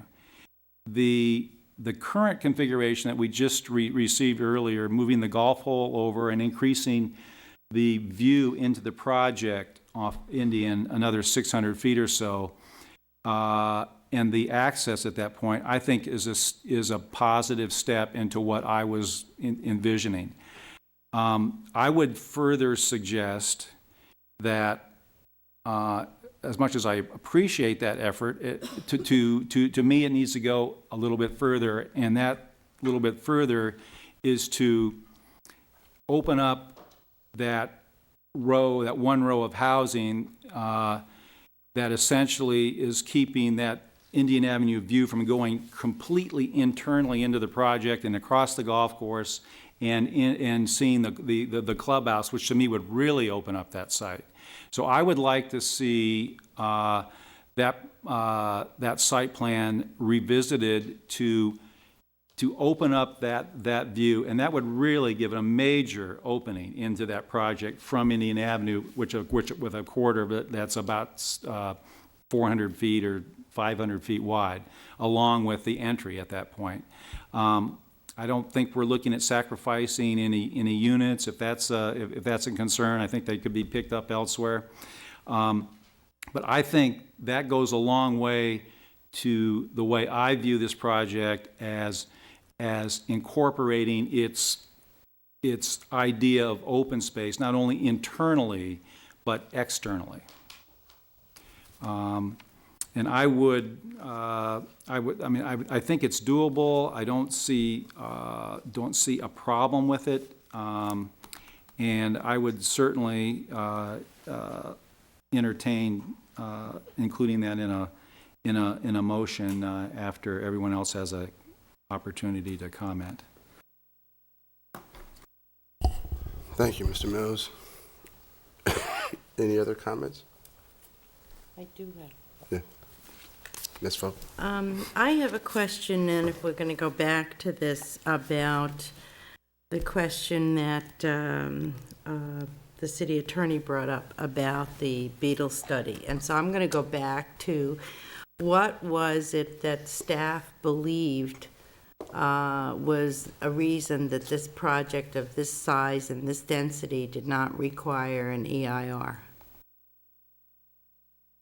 The initial study that is before you tonight goes through all of the various impact areas. We did technical reports and reviewed technical reports relative to traffic, air quality, noise, water supply, the biological resources, all the technical documents that you have as far as the plans. We took a look at the project relative to the general plan criteria, what type of development have we contemplated in this area, what did the zoning allow. The R1C zoning does allow for cluster residential development and creative housing design, which this project talks about it, and that particular zoning section has been used for many different projects. We took a look at the mitigation measures and the issue of potential significant impact. If you have a potential significant impact, then you have to take a look at whether or not you can apply mitigation measures to reduce that impact to a level of insignificance and acceptable within the community. We used the same threshold that we used on the Palm Springs Classic, the Ernie Noya project, and some other large projects relative to mitigation measures. And when we took a look at the issues, we found that it didn't cause a significant impact that would drive the need for an EIR. The EIR would take the very same studies that are before you today, write a much thicker document for your review, go through a more extensive review process with various agencies, and you'd be back, with more information to review, to make decisions, and we feel the mitigation measures would have said the same thing. We didn't find any significant impacts that were outstanding. Even though we don't have the final report on the beetle? Well, the issue of the June beetle, it is being theorized that it could be in this location. Nobody knows that it is or it isn't. The study that Mr. Cornett is undertaking is one that the Sierra Club knows is underway. They know that it was going to occur unless we had really hot weather last week, probably after the project approval. We've indicated to them as soon as we get it, we will send it to you. The issue is, even if they were to find a June beetle, is the impact significant, or what could the mitigation measures be? Clearly, you could always wait for another study and look at that study and make a determination later. And obviously, to do that, you would have to continue the project for that study to come back in. Depending on the results of the study, you might have to recirculate the environmental document, which could be a fairly lengthy delay on the project. And taking a look at it, the location of it, I think what Mr. Cornett indicated is, that his preliminary conclusion was that it's not a viable site for June beetle. If you take a look at the soil condition, it's stabilized over the years. It doesn't have all the same constituents that you have down in South Palm Canyon Drive, where you have a different type of condition. You've got soils that haven't been affected quite as much as these. Nobody's gone out and found the June beetles along the Whitewater Wash. There's one study that says the soil conditions and some of the plants are similar. Therefore, the beetle might be there.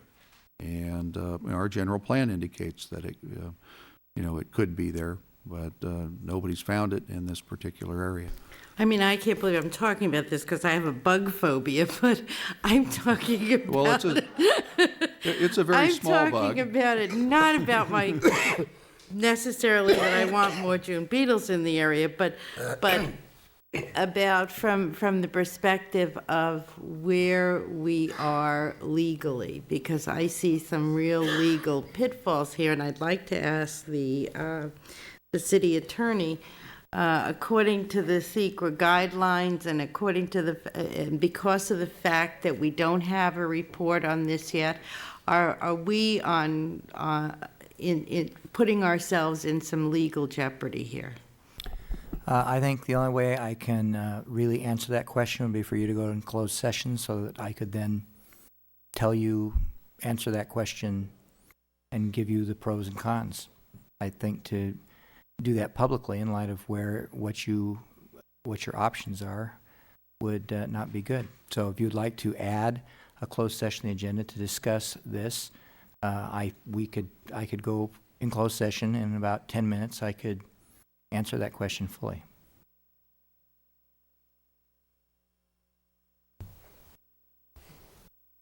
Okay. I have a question.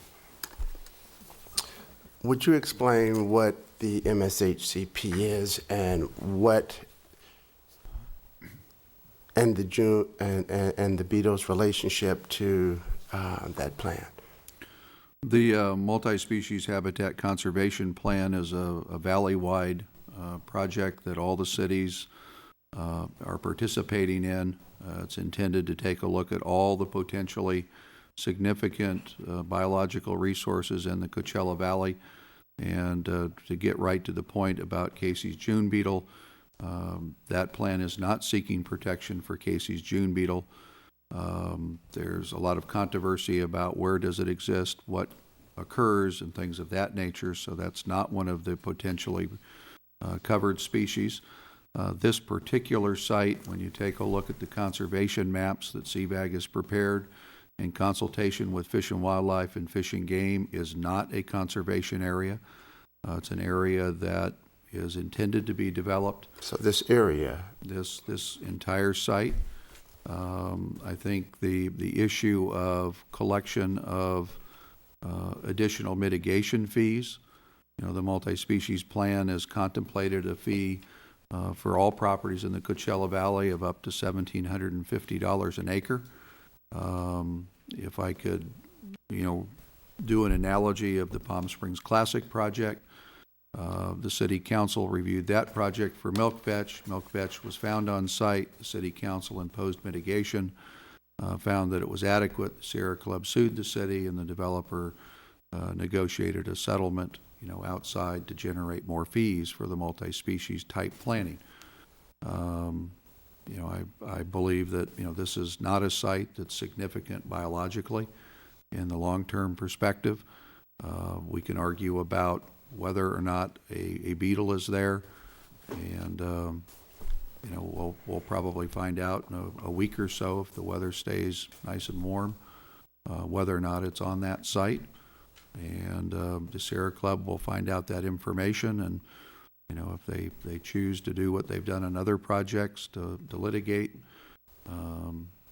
they have that option and choice. If they find out that the June beetle is not there, they obviously have the ability to evaluate that if the June beetle is their prime concern. I'm not quite sure. They've broadcasted a whole bunch of messages and concerns, on this particular project, but in the past they've really focused in on either endangered or potentially endangered type species. So they may or may not pursue litigation. And How long collectively through this plan have we been looking at these issues valley-wide? Well, valley-wide, we've been working on this on and off, well, the CBAG on all the time for probably almost 6 years now. At one point, the June beetle was considered for inclusion, but there's just wasn't enough information to know enough about it, other than it's been found down in the South Palm Canyon area. And I thought that was off.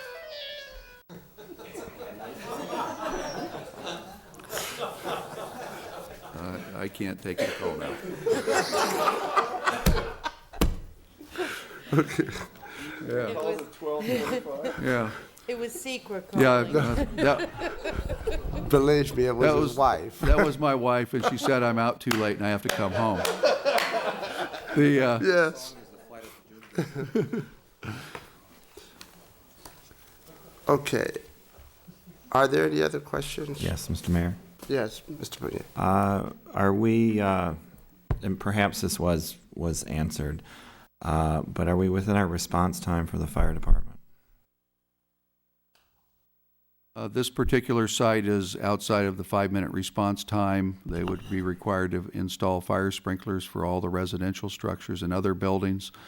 They did work out a understanding with the fire department that's part of your conditions of, or recommended conditions of approval, that the developer may fund a 5-minute response time study so the fire department can take a more focused look at this area to determine if all or only portions of the site are outside the 5-minute response time. So right now, sprinklers required unless that study comes back in, and then the fire chief gets to make that determination. It's the way it's written up in your report. I'd actually like the fire chief to come to the podium, please. Could you, Barry, please let us know how involved you were with this project or someone on your staff, and any concerns that you may have? The fire marshal was quite involved in reviewing this project. I personally was not involved significantly. He has briefed me on this information that Doug just imparted to you. I concur with that totally. And of course, that's predicated on the fire delivery, and does not address the medical aid response. Is the Four Seasons within the 5-minute response time? Marginally. Parts of it are not. Yes. Is Mountain Gate within the 5 minutes? No. Thank you. Mm-hmm.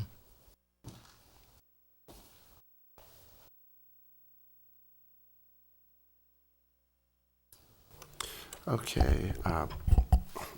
Before we ask any more questions, do we want to take a brief recess to adjourn to closed session? I would be in favor of that.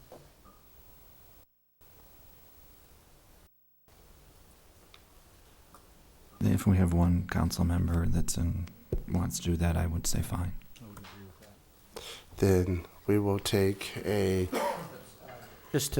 We did have on your earlier closed session agenda issues of threatened litigation, et cetera, but I think the way the testimony occurred tonight, I think there was a threat of litigation, and I think it would be better to add something to the agenda to discuss a threat of litigation concerning this matter. So if, and that came up tonight, so if we could add that to the agenda, then... Okay, do we have a motion to that effect? So moved. We have a motion, is there a second? Second. And a second. All in favor, let it be known by saying aye. Aye. No opposed. Then at this time, we'll take a brief recess, 10 minutes. We'll be back at 20 of.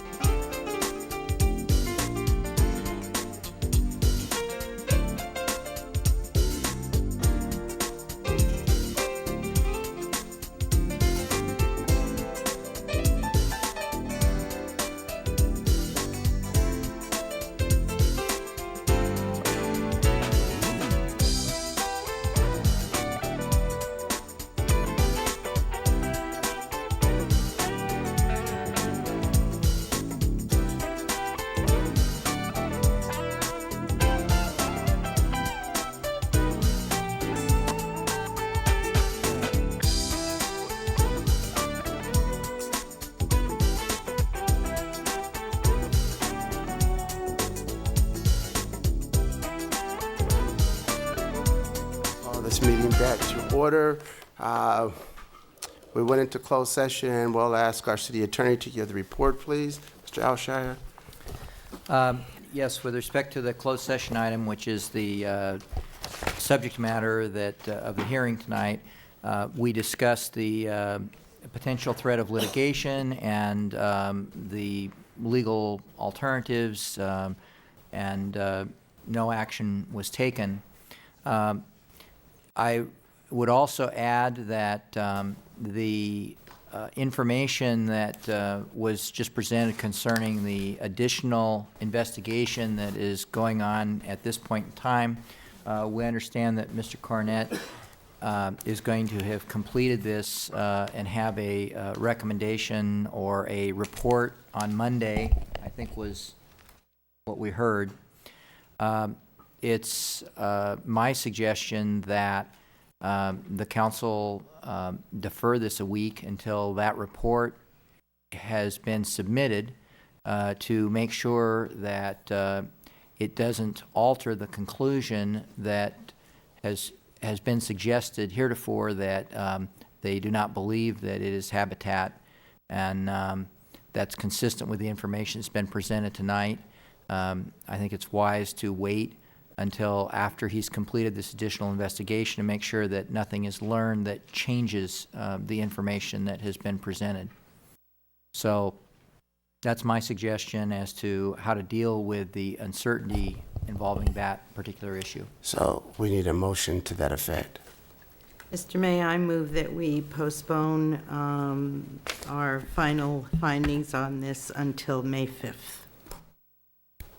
Mr. Mayor, I'd second it with another request of the developer, and that we receive prior to that as well a study of the Sunrise Parkway with a focused traffic study on the use of that street, and what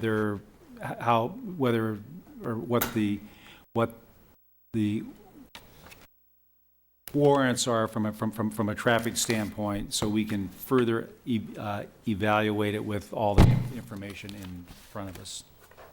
May I further suggest, if we're going to continue the item till the 5th, I would like to know whether you want to reopen the hearing for all issues at that point in time, so that anybody could testify upon any issue, or whether I think it needs to at least be open to deal with this additional information that you're requesting come back at that point in time. So do you want to open it to just those issues? In other words, the Cornett report and the information you've asked for, or on the Parkway, and on the Parkway? Jenny?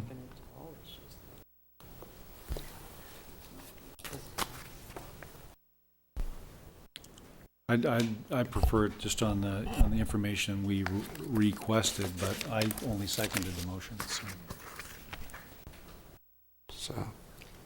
I don't have any preference on this. If we're going to open up a public hearing, however, how are we going to tell one person who wants to come and talk about the color of the wall that they can't talk? Especially on the notification on this project has been so, poorly done, that maybe we should just... Mr. Mayor? Yeah. I would like to note also, we do have 5 other public hearings that night that are scheduled already. Okay, So, then just FYI. I withdraw that. Okay, then what we will do is have reports on those subjects, and if people want to react to that any new information that's presented as part of those reports. Okay. All right, we have a motion and a second. Any other questions? Roll call, please. Ms. Vogt? Yes. Mr. McCulloch? Aye. Mr. Mills? Aye. Mr. Punet? Aye. Mr. Mayor? Aye, and it passes unanimously to continue this item until May 5th. And I have been trying to stay through most of this evening, so I'll be leaving at this time. I'm going to pass gavel to Mayor Pro Tem Chris Mills. And thank you for your patience in staying tonight, those of you on this issue. Thank you, Mr. Oden, and go straight to bed. We'll move to item number 11, Stevens Road Sewer Connection Refund Agreement. Staff report, please. Yes, Mr. Punier. Due to listing of a property, I will have to abstain from this issue. Thank you.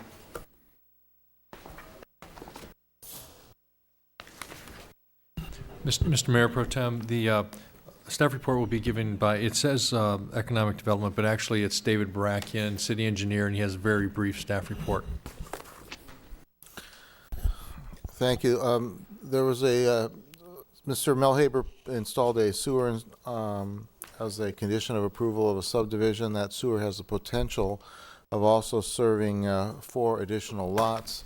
Mr. Haber requested the city to enter into a reimbursement agreement such that when and if any one of those 4 lots should attach to the sewer, they pay their proportionate share of the sewer construction. That is, the approval of that agreement is what's before you tonight. It's recommended you hold the public hearing and then determine the approval of the agreement. Thank you, Mr. Bracken. Are there any comments of the city engineer before we take action? I'll entertain a motion. You got to have a public hearing. Oh, jeez. Is there anyone here that would like to talk about this? The public hearing's open. Seeing none, we will close the public hearing. Now I'll entertain a motion. Mr. Mayor, I'll move the resolution. Is there a second? Second. Thank you. Motion by Mr. McCulloch, second by Ms. Foat. Roll call, please. Ms. Foat? Yes. Mr. McCulloch? Aye. Mr. Mayor Pro Tem? Aye. Motion carries 3-0. Mr. Reddy, we're on 13 now, correct? Oh, that's correct. Okay, I need to abstain on 13. Mr. Punier, I'm hopeful, is coming back. And Ms. Foat, would you mind handling 13? I'm abstaining for business purposes. I own property in merged area number 2.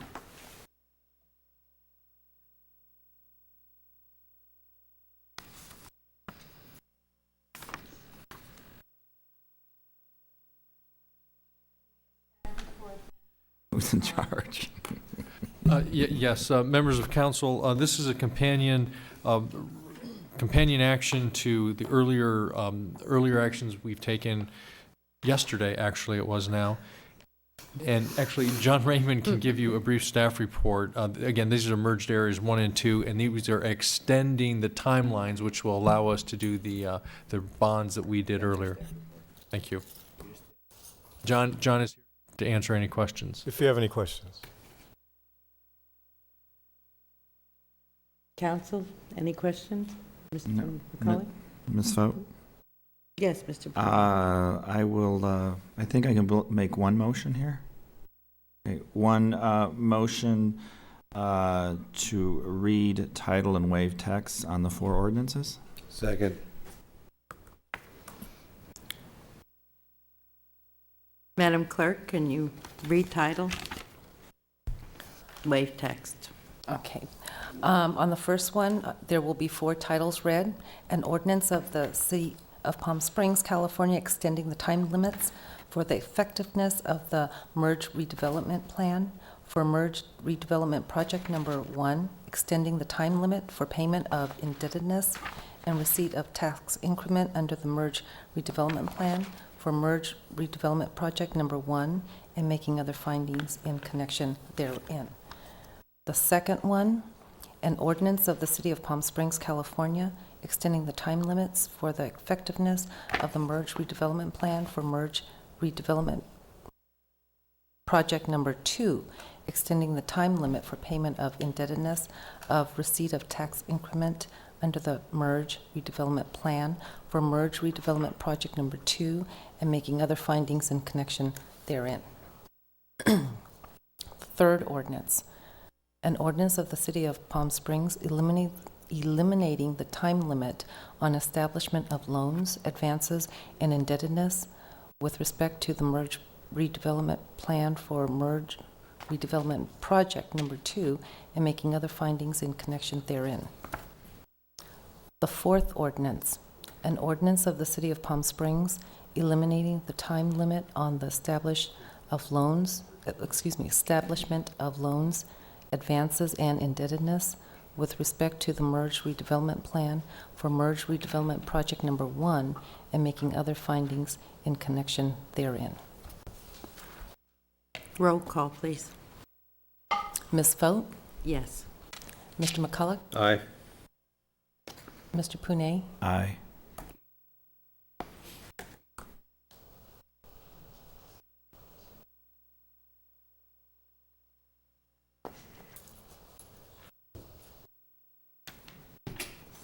Thank you, Ms. Foat. Number 14 has been removed. We go to item number 15. Ordinance for second reading and adoption, zoning ordinance amendment, architecture review, and hillside developments. Mr. Reddy? Yes, Mr. Mayor, this is a second reading, and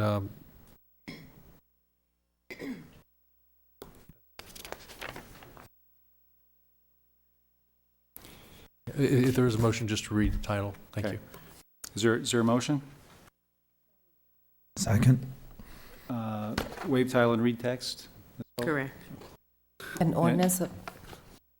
Seconded by Mr. Punier, correct? Thank you. We're moving quickly. An ordinance of the City Council of the City of Palm Springs, California, amending zoning ordinance in regard to Chapter 94.00, Section 94.04.00, Architectural Review, to revise the permit process for architectural approval applications and Chapter 93.00, Section 93.13.00, Hillside Developments, to revise the permit processing procedures for hillside development applications and to establish alternative street standards for hillside areas citywide. Roll call, please. Ms. Foat? Yes. Mr. McCulloch? Aye. Mr. Punet? Aye. Mr. Mayor Pro Tem? Aye. Motion carries 4-0. Next item is 16, ordinance for second reading and adoption, zoning map amendment, section 14. Is there a motion? Motion to read title, waive text. Motion by Mr. Punier, second by Ms. Foat. Ms. Clerk, if you would read title. An ordinance of the City of Palm Springs, California, amending the zoning map by removing all existing zoning within Section 14 and establishing 9 new land use designations for 640 acres bound by Alejo Road to the north, Sunrise Way to the east, Ramon Road to the south, and Indian Canyon Drive to the west. Zone C-1, C-1AA, C-2, R-G-A8, R-2, R-4, R-4VP, PD-101, PD-180, and PD-164, Section 14. Roll call, please. Ms. Foat? Yes. Mr. McCulloch? Aye. Mr. Punet? Aye. Mr. Mayor Pro Tem? Aye. Motion carries 4-0. Item 17, Mr. Reddy, are you pulling that one? Yes, we will bring that back to the next meeting. Thank you. Move to item 18, 2004 AIDS Assistance Programs, 11th Annual Evening Under the Stars. Mr. Mills? Yes. As a board member of this organization, I'll need to abstain. Thank you, Mr. Punier. Staff report, Mr. Reddy? Mr. Mayor, members of council, this is a request for just a 30-minute extension of the regulatory ordinances. They had originally intended to be complete by 10 p.m. They think they'll need one additional half hour, and that's the extent of the request. Thank you. Okay. Thank you. Any questions of staff? Do we think a half an hour is realistic, or should we just do an hour? They felt a half hour was sufficient. We did ask that question. They actually intend to be done at 10, but this just gives them a little leeway for an encore. Now, they might do long encores in an hour, but I'm sure would be appreciated, so it's council's pleasure. Mr. Mayor, I move the resolution. Is there a second? Second. Okay. All those in favor? Aye. Aye. Opposed? Motion carries 3-0-1. Well, depending on how technical you want to be, too. 19. Thank Up you. to- Go ahead.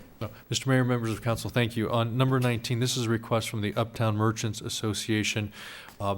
You're familiar with our First Fridays on Palm Canyon. They would like to try for 1 month only, the month of May. It's called the First Frenzy event on First Friday, and what they're requesting is to suspend certain regulatory regulations so they can bring their merchandise out to the front of their stores onto the sidewalk area from 8 a.m. until 7 p.m. on that one day, that first Friday in May, as a pilot program, if you will, to see if that re-energizes the First Friday program.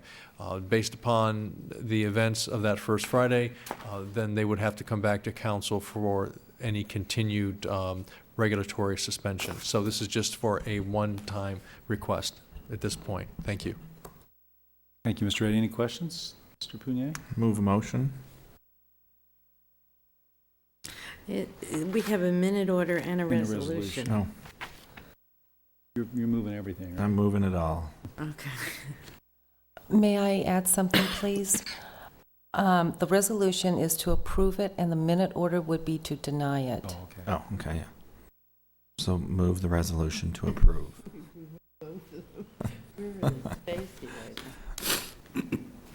Good thing the clerk's awake. I need a second, though.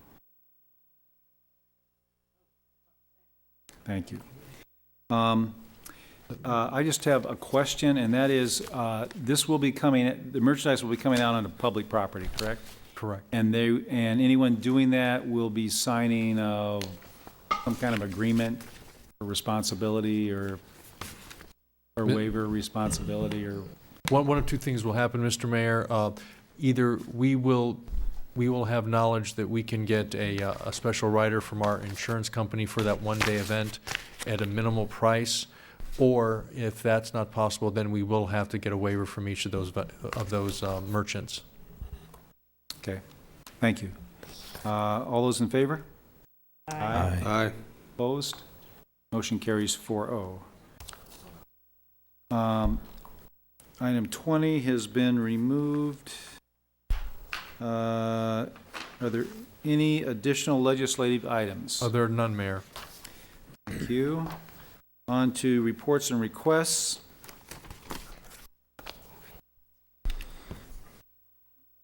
Council, any reports or requests?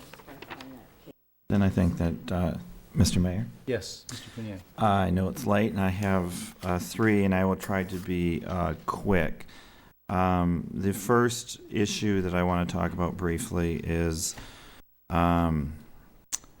something that did occur over at the Biltmore project on last Friday, and I want to thank the city manager and Don Duckworth for responding so quickly. But last Friday, when I was in the Deepwell area, there was a huge sand dust storm occurring throughout the day. It was coming from the Biltmore project. I phoned Mr. Reddy late in the afternoon, having a feeling that something wasn't quite right there. The project was shut down very quickly, and I thank staff for that, as I'm certain do the residents of Deepwell Ranch and the surrounding areas. After further review this past week, just so council knows, what was occurring was that truckloads of rock and cement were being brought to that project from the project at Cahuilla and Baristo. And who was at fault, I don't know. But it was not permitted. What was permitted was the demolition of the rock there that came from the Biltmore project. But staff did very quickly remedy the situation, and by this Friday, all rock cement will be gone from the site. But I tell you this story because I know we, with Araby Cove, had quite a situation developing, and I just want to remind, with so much development going on in this town, there are rules, and our citizens demand that we play by those rules. And I want to apologize to the residents of Deepwell and Deepwell Ranch and the citizens in the surrounding area for what did occur, and just remind developers, let's play by the rules that are set out within the planning department. My second issue or comment, or I guess request, is Mr. Reddy and I attended a neighborhood watch meeting on Saturday afternoon, and one of the questions that came up was crime, and where are officers, do we have enough, etc. And as we were talking with the group of residents, and David, you may help me with this term, someone talked about defensible spacing. Defensible space. Defensible space as an idea or a way that many communities have dealt with and assisted with this issue. So my request is to the city manager to take a look and review that and see if it's worth any merit. Don't know exactly how you do that or if we've thought about it in the past, but I think it would be something to take a look at. Actually, I've implemented that before, and I will get information for council. We certainly could agendize it as a study session item. And my third issue is regarding tourism and the tourism subcommittee. In light of what was happened with the Bureau, I believe at the last meeting, we asked for an extension of a 3-month extension to look at the contract with SMG, correct, and put accountability, which we were doing. And that extension ends on June 2nd. So the new contract needs to be at the second meeting of council in May.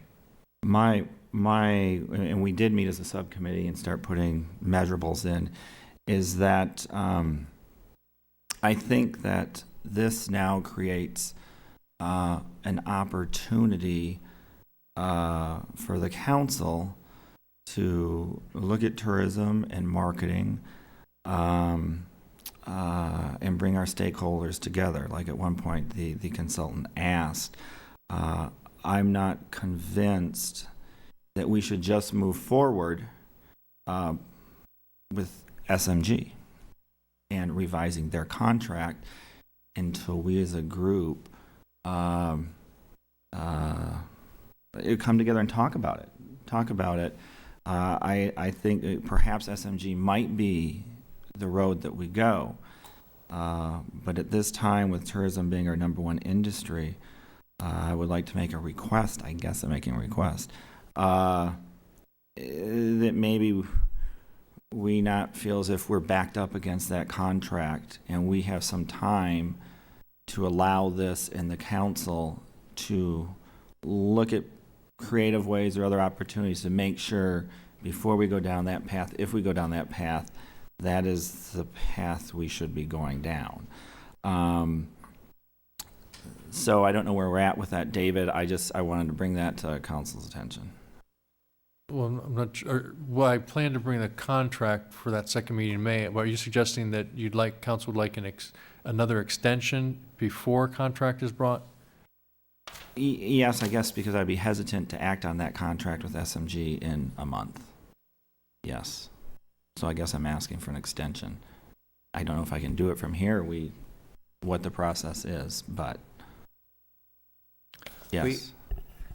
Well, I think the choice is, because we could put the extension and the contract on your agenda, and you could decide which way to go. But if you were thinking you want to do the extension, we could save some energy that's right now going in to try and get all these documents finalized. I think that's what I'm thinking. Save some extension, save some energy, and go for an extension so we have an opportunity to fully look at this issue.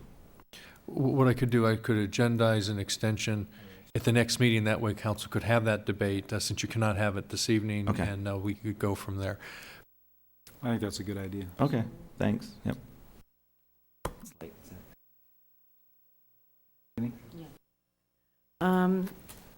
I am in, I think everybody got a copy of this letter from the Coachella, from CVAG, regarding the Coachella Valley Model Massage Ordinance that we seem to be the only city that has not taken up this ordinance. And so I would like to see it brought back as a legislative item with a staff report, if we could. And then my other question is I am feeling very embarrassed by this constant delay of the taxi cab situation and their advertising. Is there any way that we can speed up this process for these people? Because, I mean, it is a really serious issue. I happen to know two people who drive the cabs, and they've been really financially affected by what's happened since 9/11 and various other things. So I wanted to see if there's any way we can speed up the process. If I could call, if Doug has an ounce of energy left to explain the process.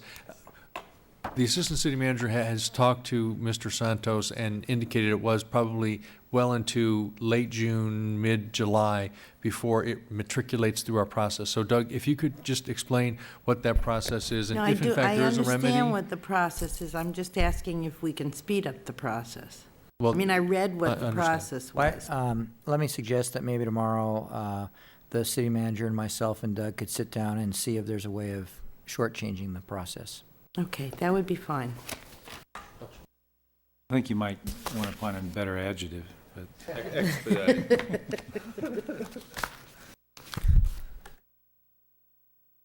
Expediting, perhaps. Okay. Mike? Mr. Oden gave me 16 pages of what he did the last 2 weeks, but I decided not to read them for him. I have one request, and that would be that that the council look at forming a subcommittee to deal with and to deal with the process of determining neighborhood groups. And because right now we don't really have a process, and I think we need to establish a means to get to that end.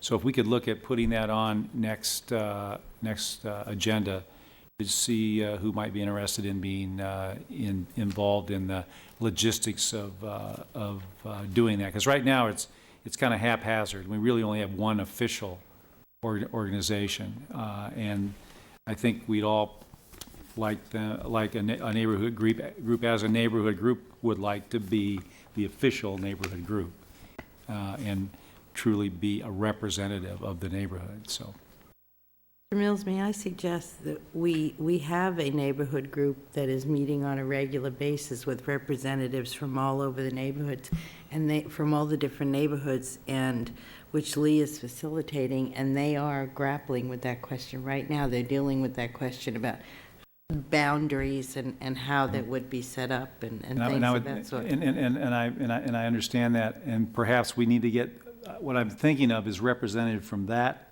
organization and the city council, not just two city council people, but city council people as well being involved in that. That was what my thought was. We go- can talk about it next Okay. meeting.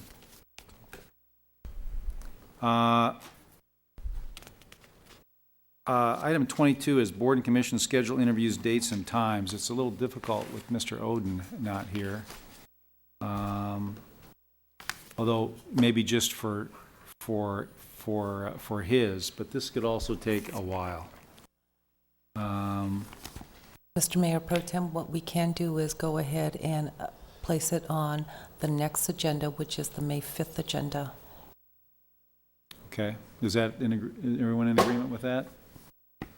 Well, many of the interview dates have been set. Some of the council members have been better than others than setting up interviewing time. I'm one who's lapsed. No, I've lapsed. I'm saying Mike called me today, and I'm saying maybe instead of waiting to May 5th, because I looked at the sheet, several of them are set up. I mean, many of them are. There's a couple council members, and I'm one of them, that hasn't done it. So perhaps even tomorrow when I'm here, I can come to your office and we can start giving you a bunch of available dates so we can nail it down before waiting to May 5th and put the interviews off. How about if we do that, and then anything that's not resolved, we can deal with on the 5th? Okay. That's a great idea. Okay.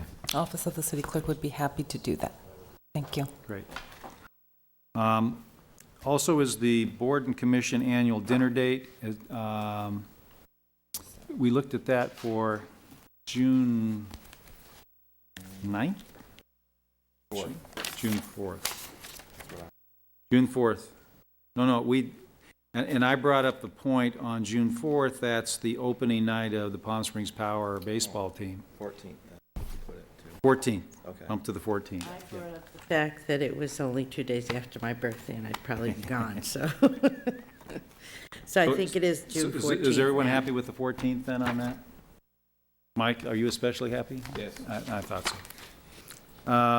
Item 23, General Plan Consultant Selection Committee Subcommittee Appointment. Yes, we were looking Mr. for a subcommittee because we are ready to make that selection. Are you talking about a council appointment to that subcommittee, or are you talking about another person to that? Doug, help us out here, please. At this point, we're just asking the council if the council would like to have 1 or 2 members participate with the committee. There's already 1 planning commissioner that's been sentenced, 6 steering committee members, and 4 staff members. Did you say sentenced? Yes, it's a lot of reading. Which is this for? To select the general plan consultant. We've got qualifications-based proposals and from, I believe, 6 consultants, so it's probably a stack of material about 8 to 10 inches high for the committee members to review and decipher which is the best consultant. If no one else would like to do that, I would volunteer. We only need 1. Okay, right? Thank you, Mr. Mills. Okay. Doug, if you just keep me posted on that. Yes, sir. I jumped the gun a little bit, but public reports and requests? Seeing none. Staff reports and requests, Mr. Reddy? Yes, there's one with regarding next week's study session.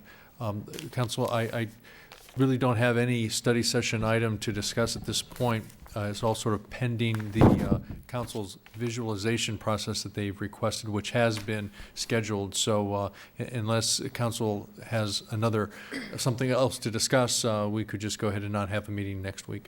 May I make a comment, Mr. Yes. Mayor, on the visioning process? Just to let council members know, today I met with Mr. Alshire, and some of the issues outstanding there were a moderator and trying to condense the timing of the May 4th meeting. So I think we will be circulating to you very quickly something's a little bit more condensed with the exact timing of what we're going to have happen in the first meeting.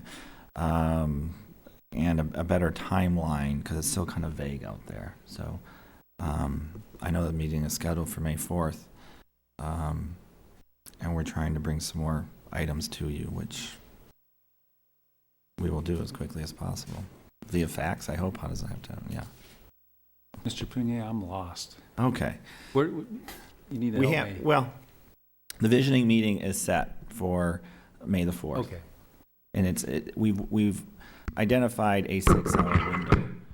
And I've had some questions about what's exactly going to occur. We had the one visioning memo. We are now working on another document really to nail down exactly what will occur, expectations, and a much tighter timeline for all of us. Okay.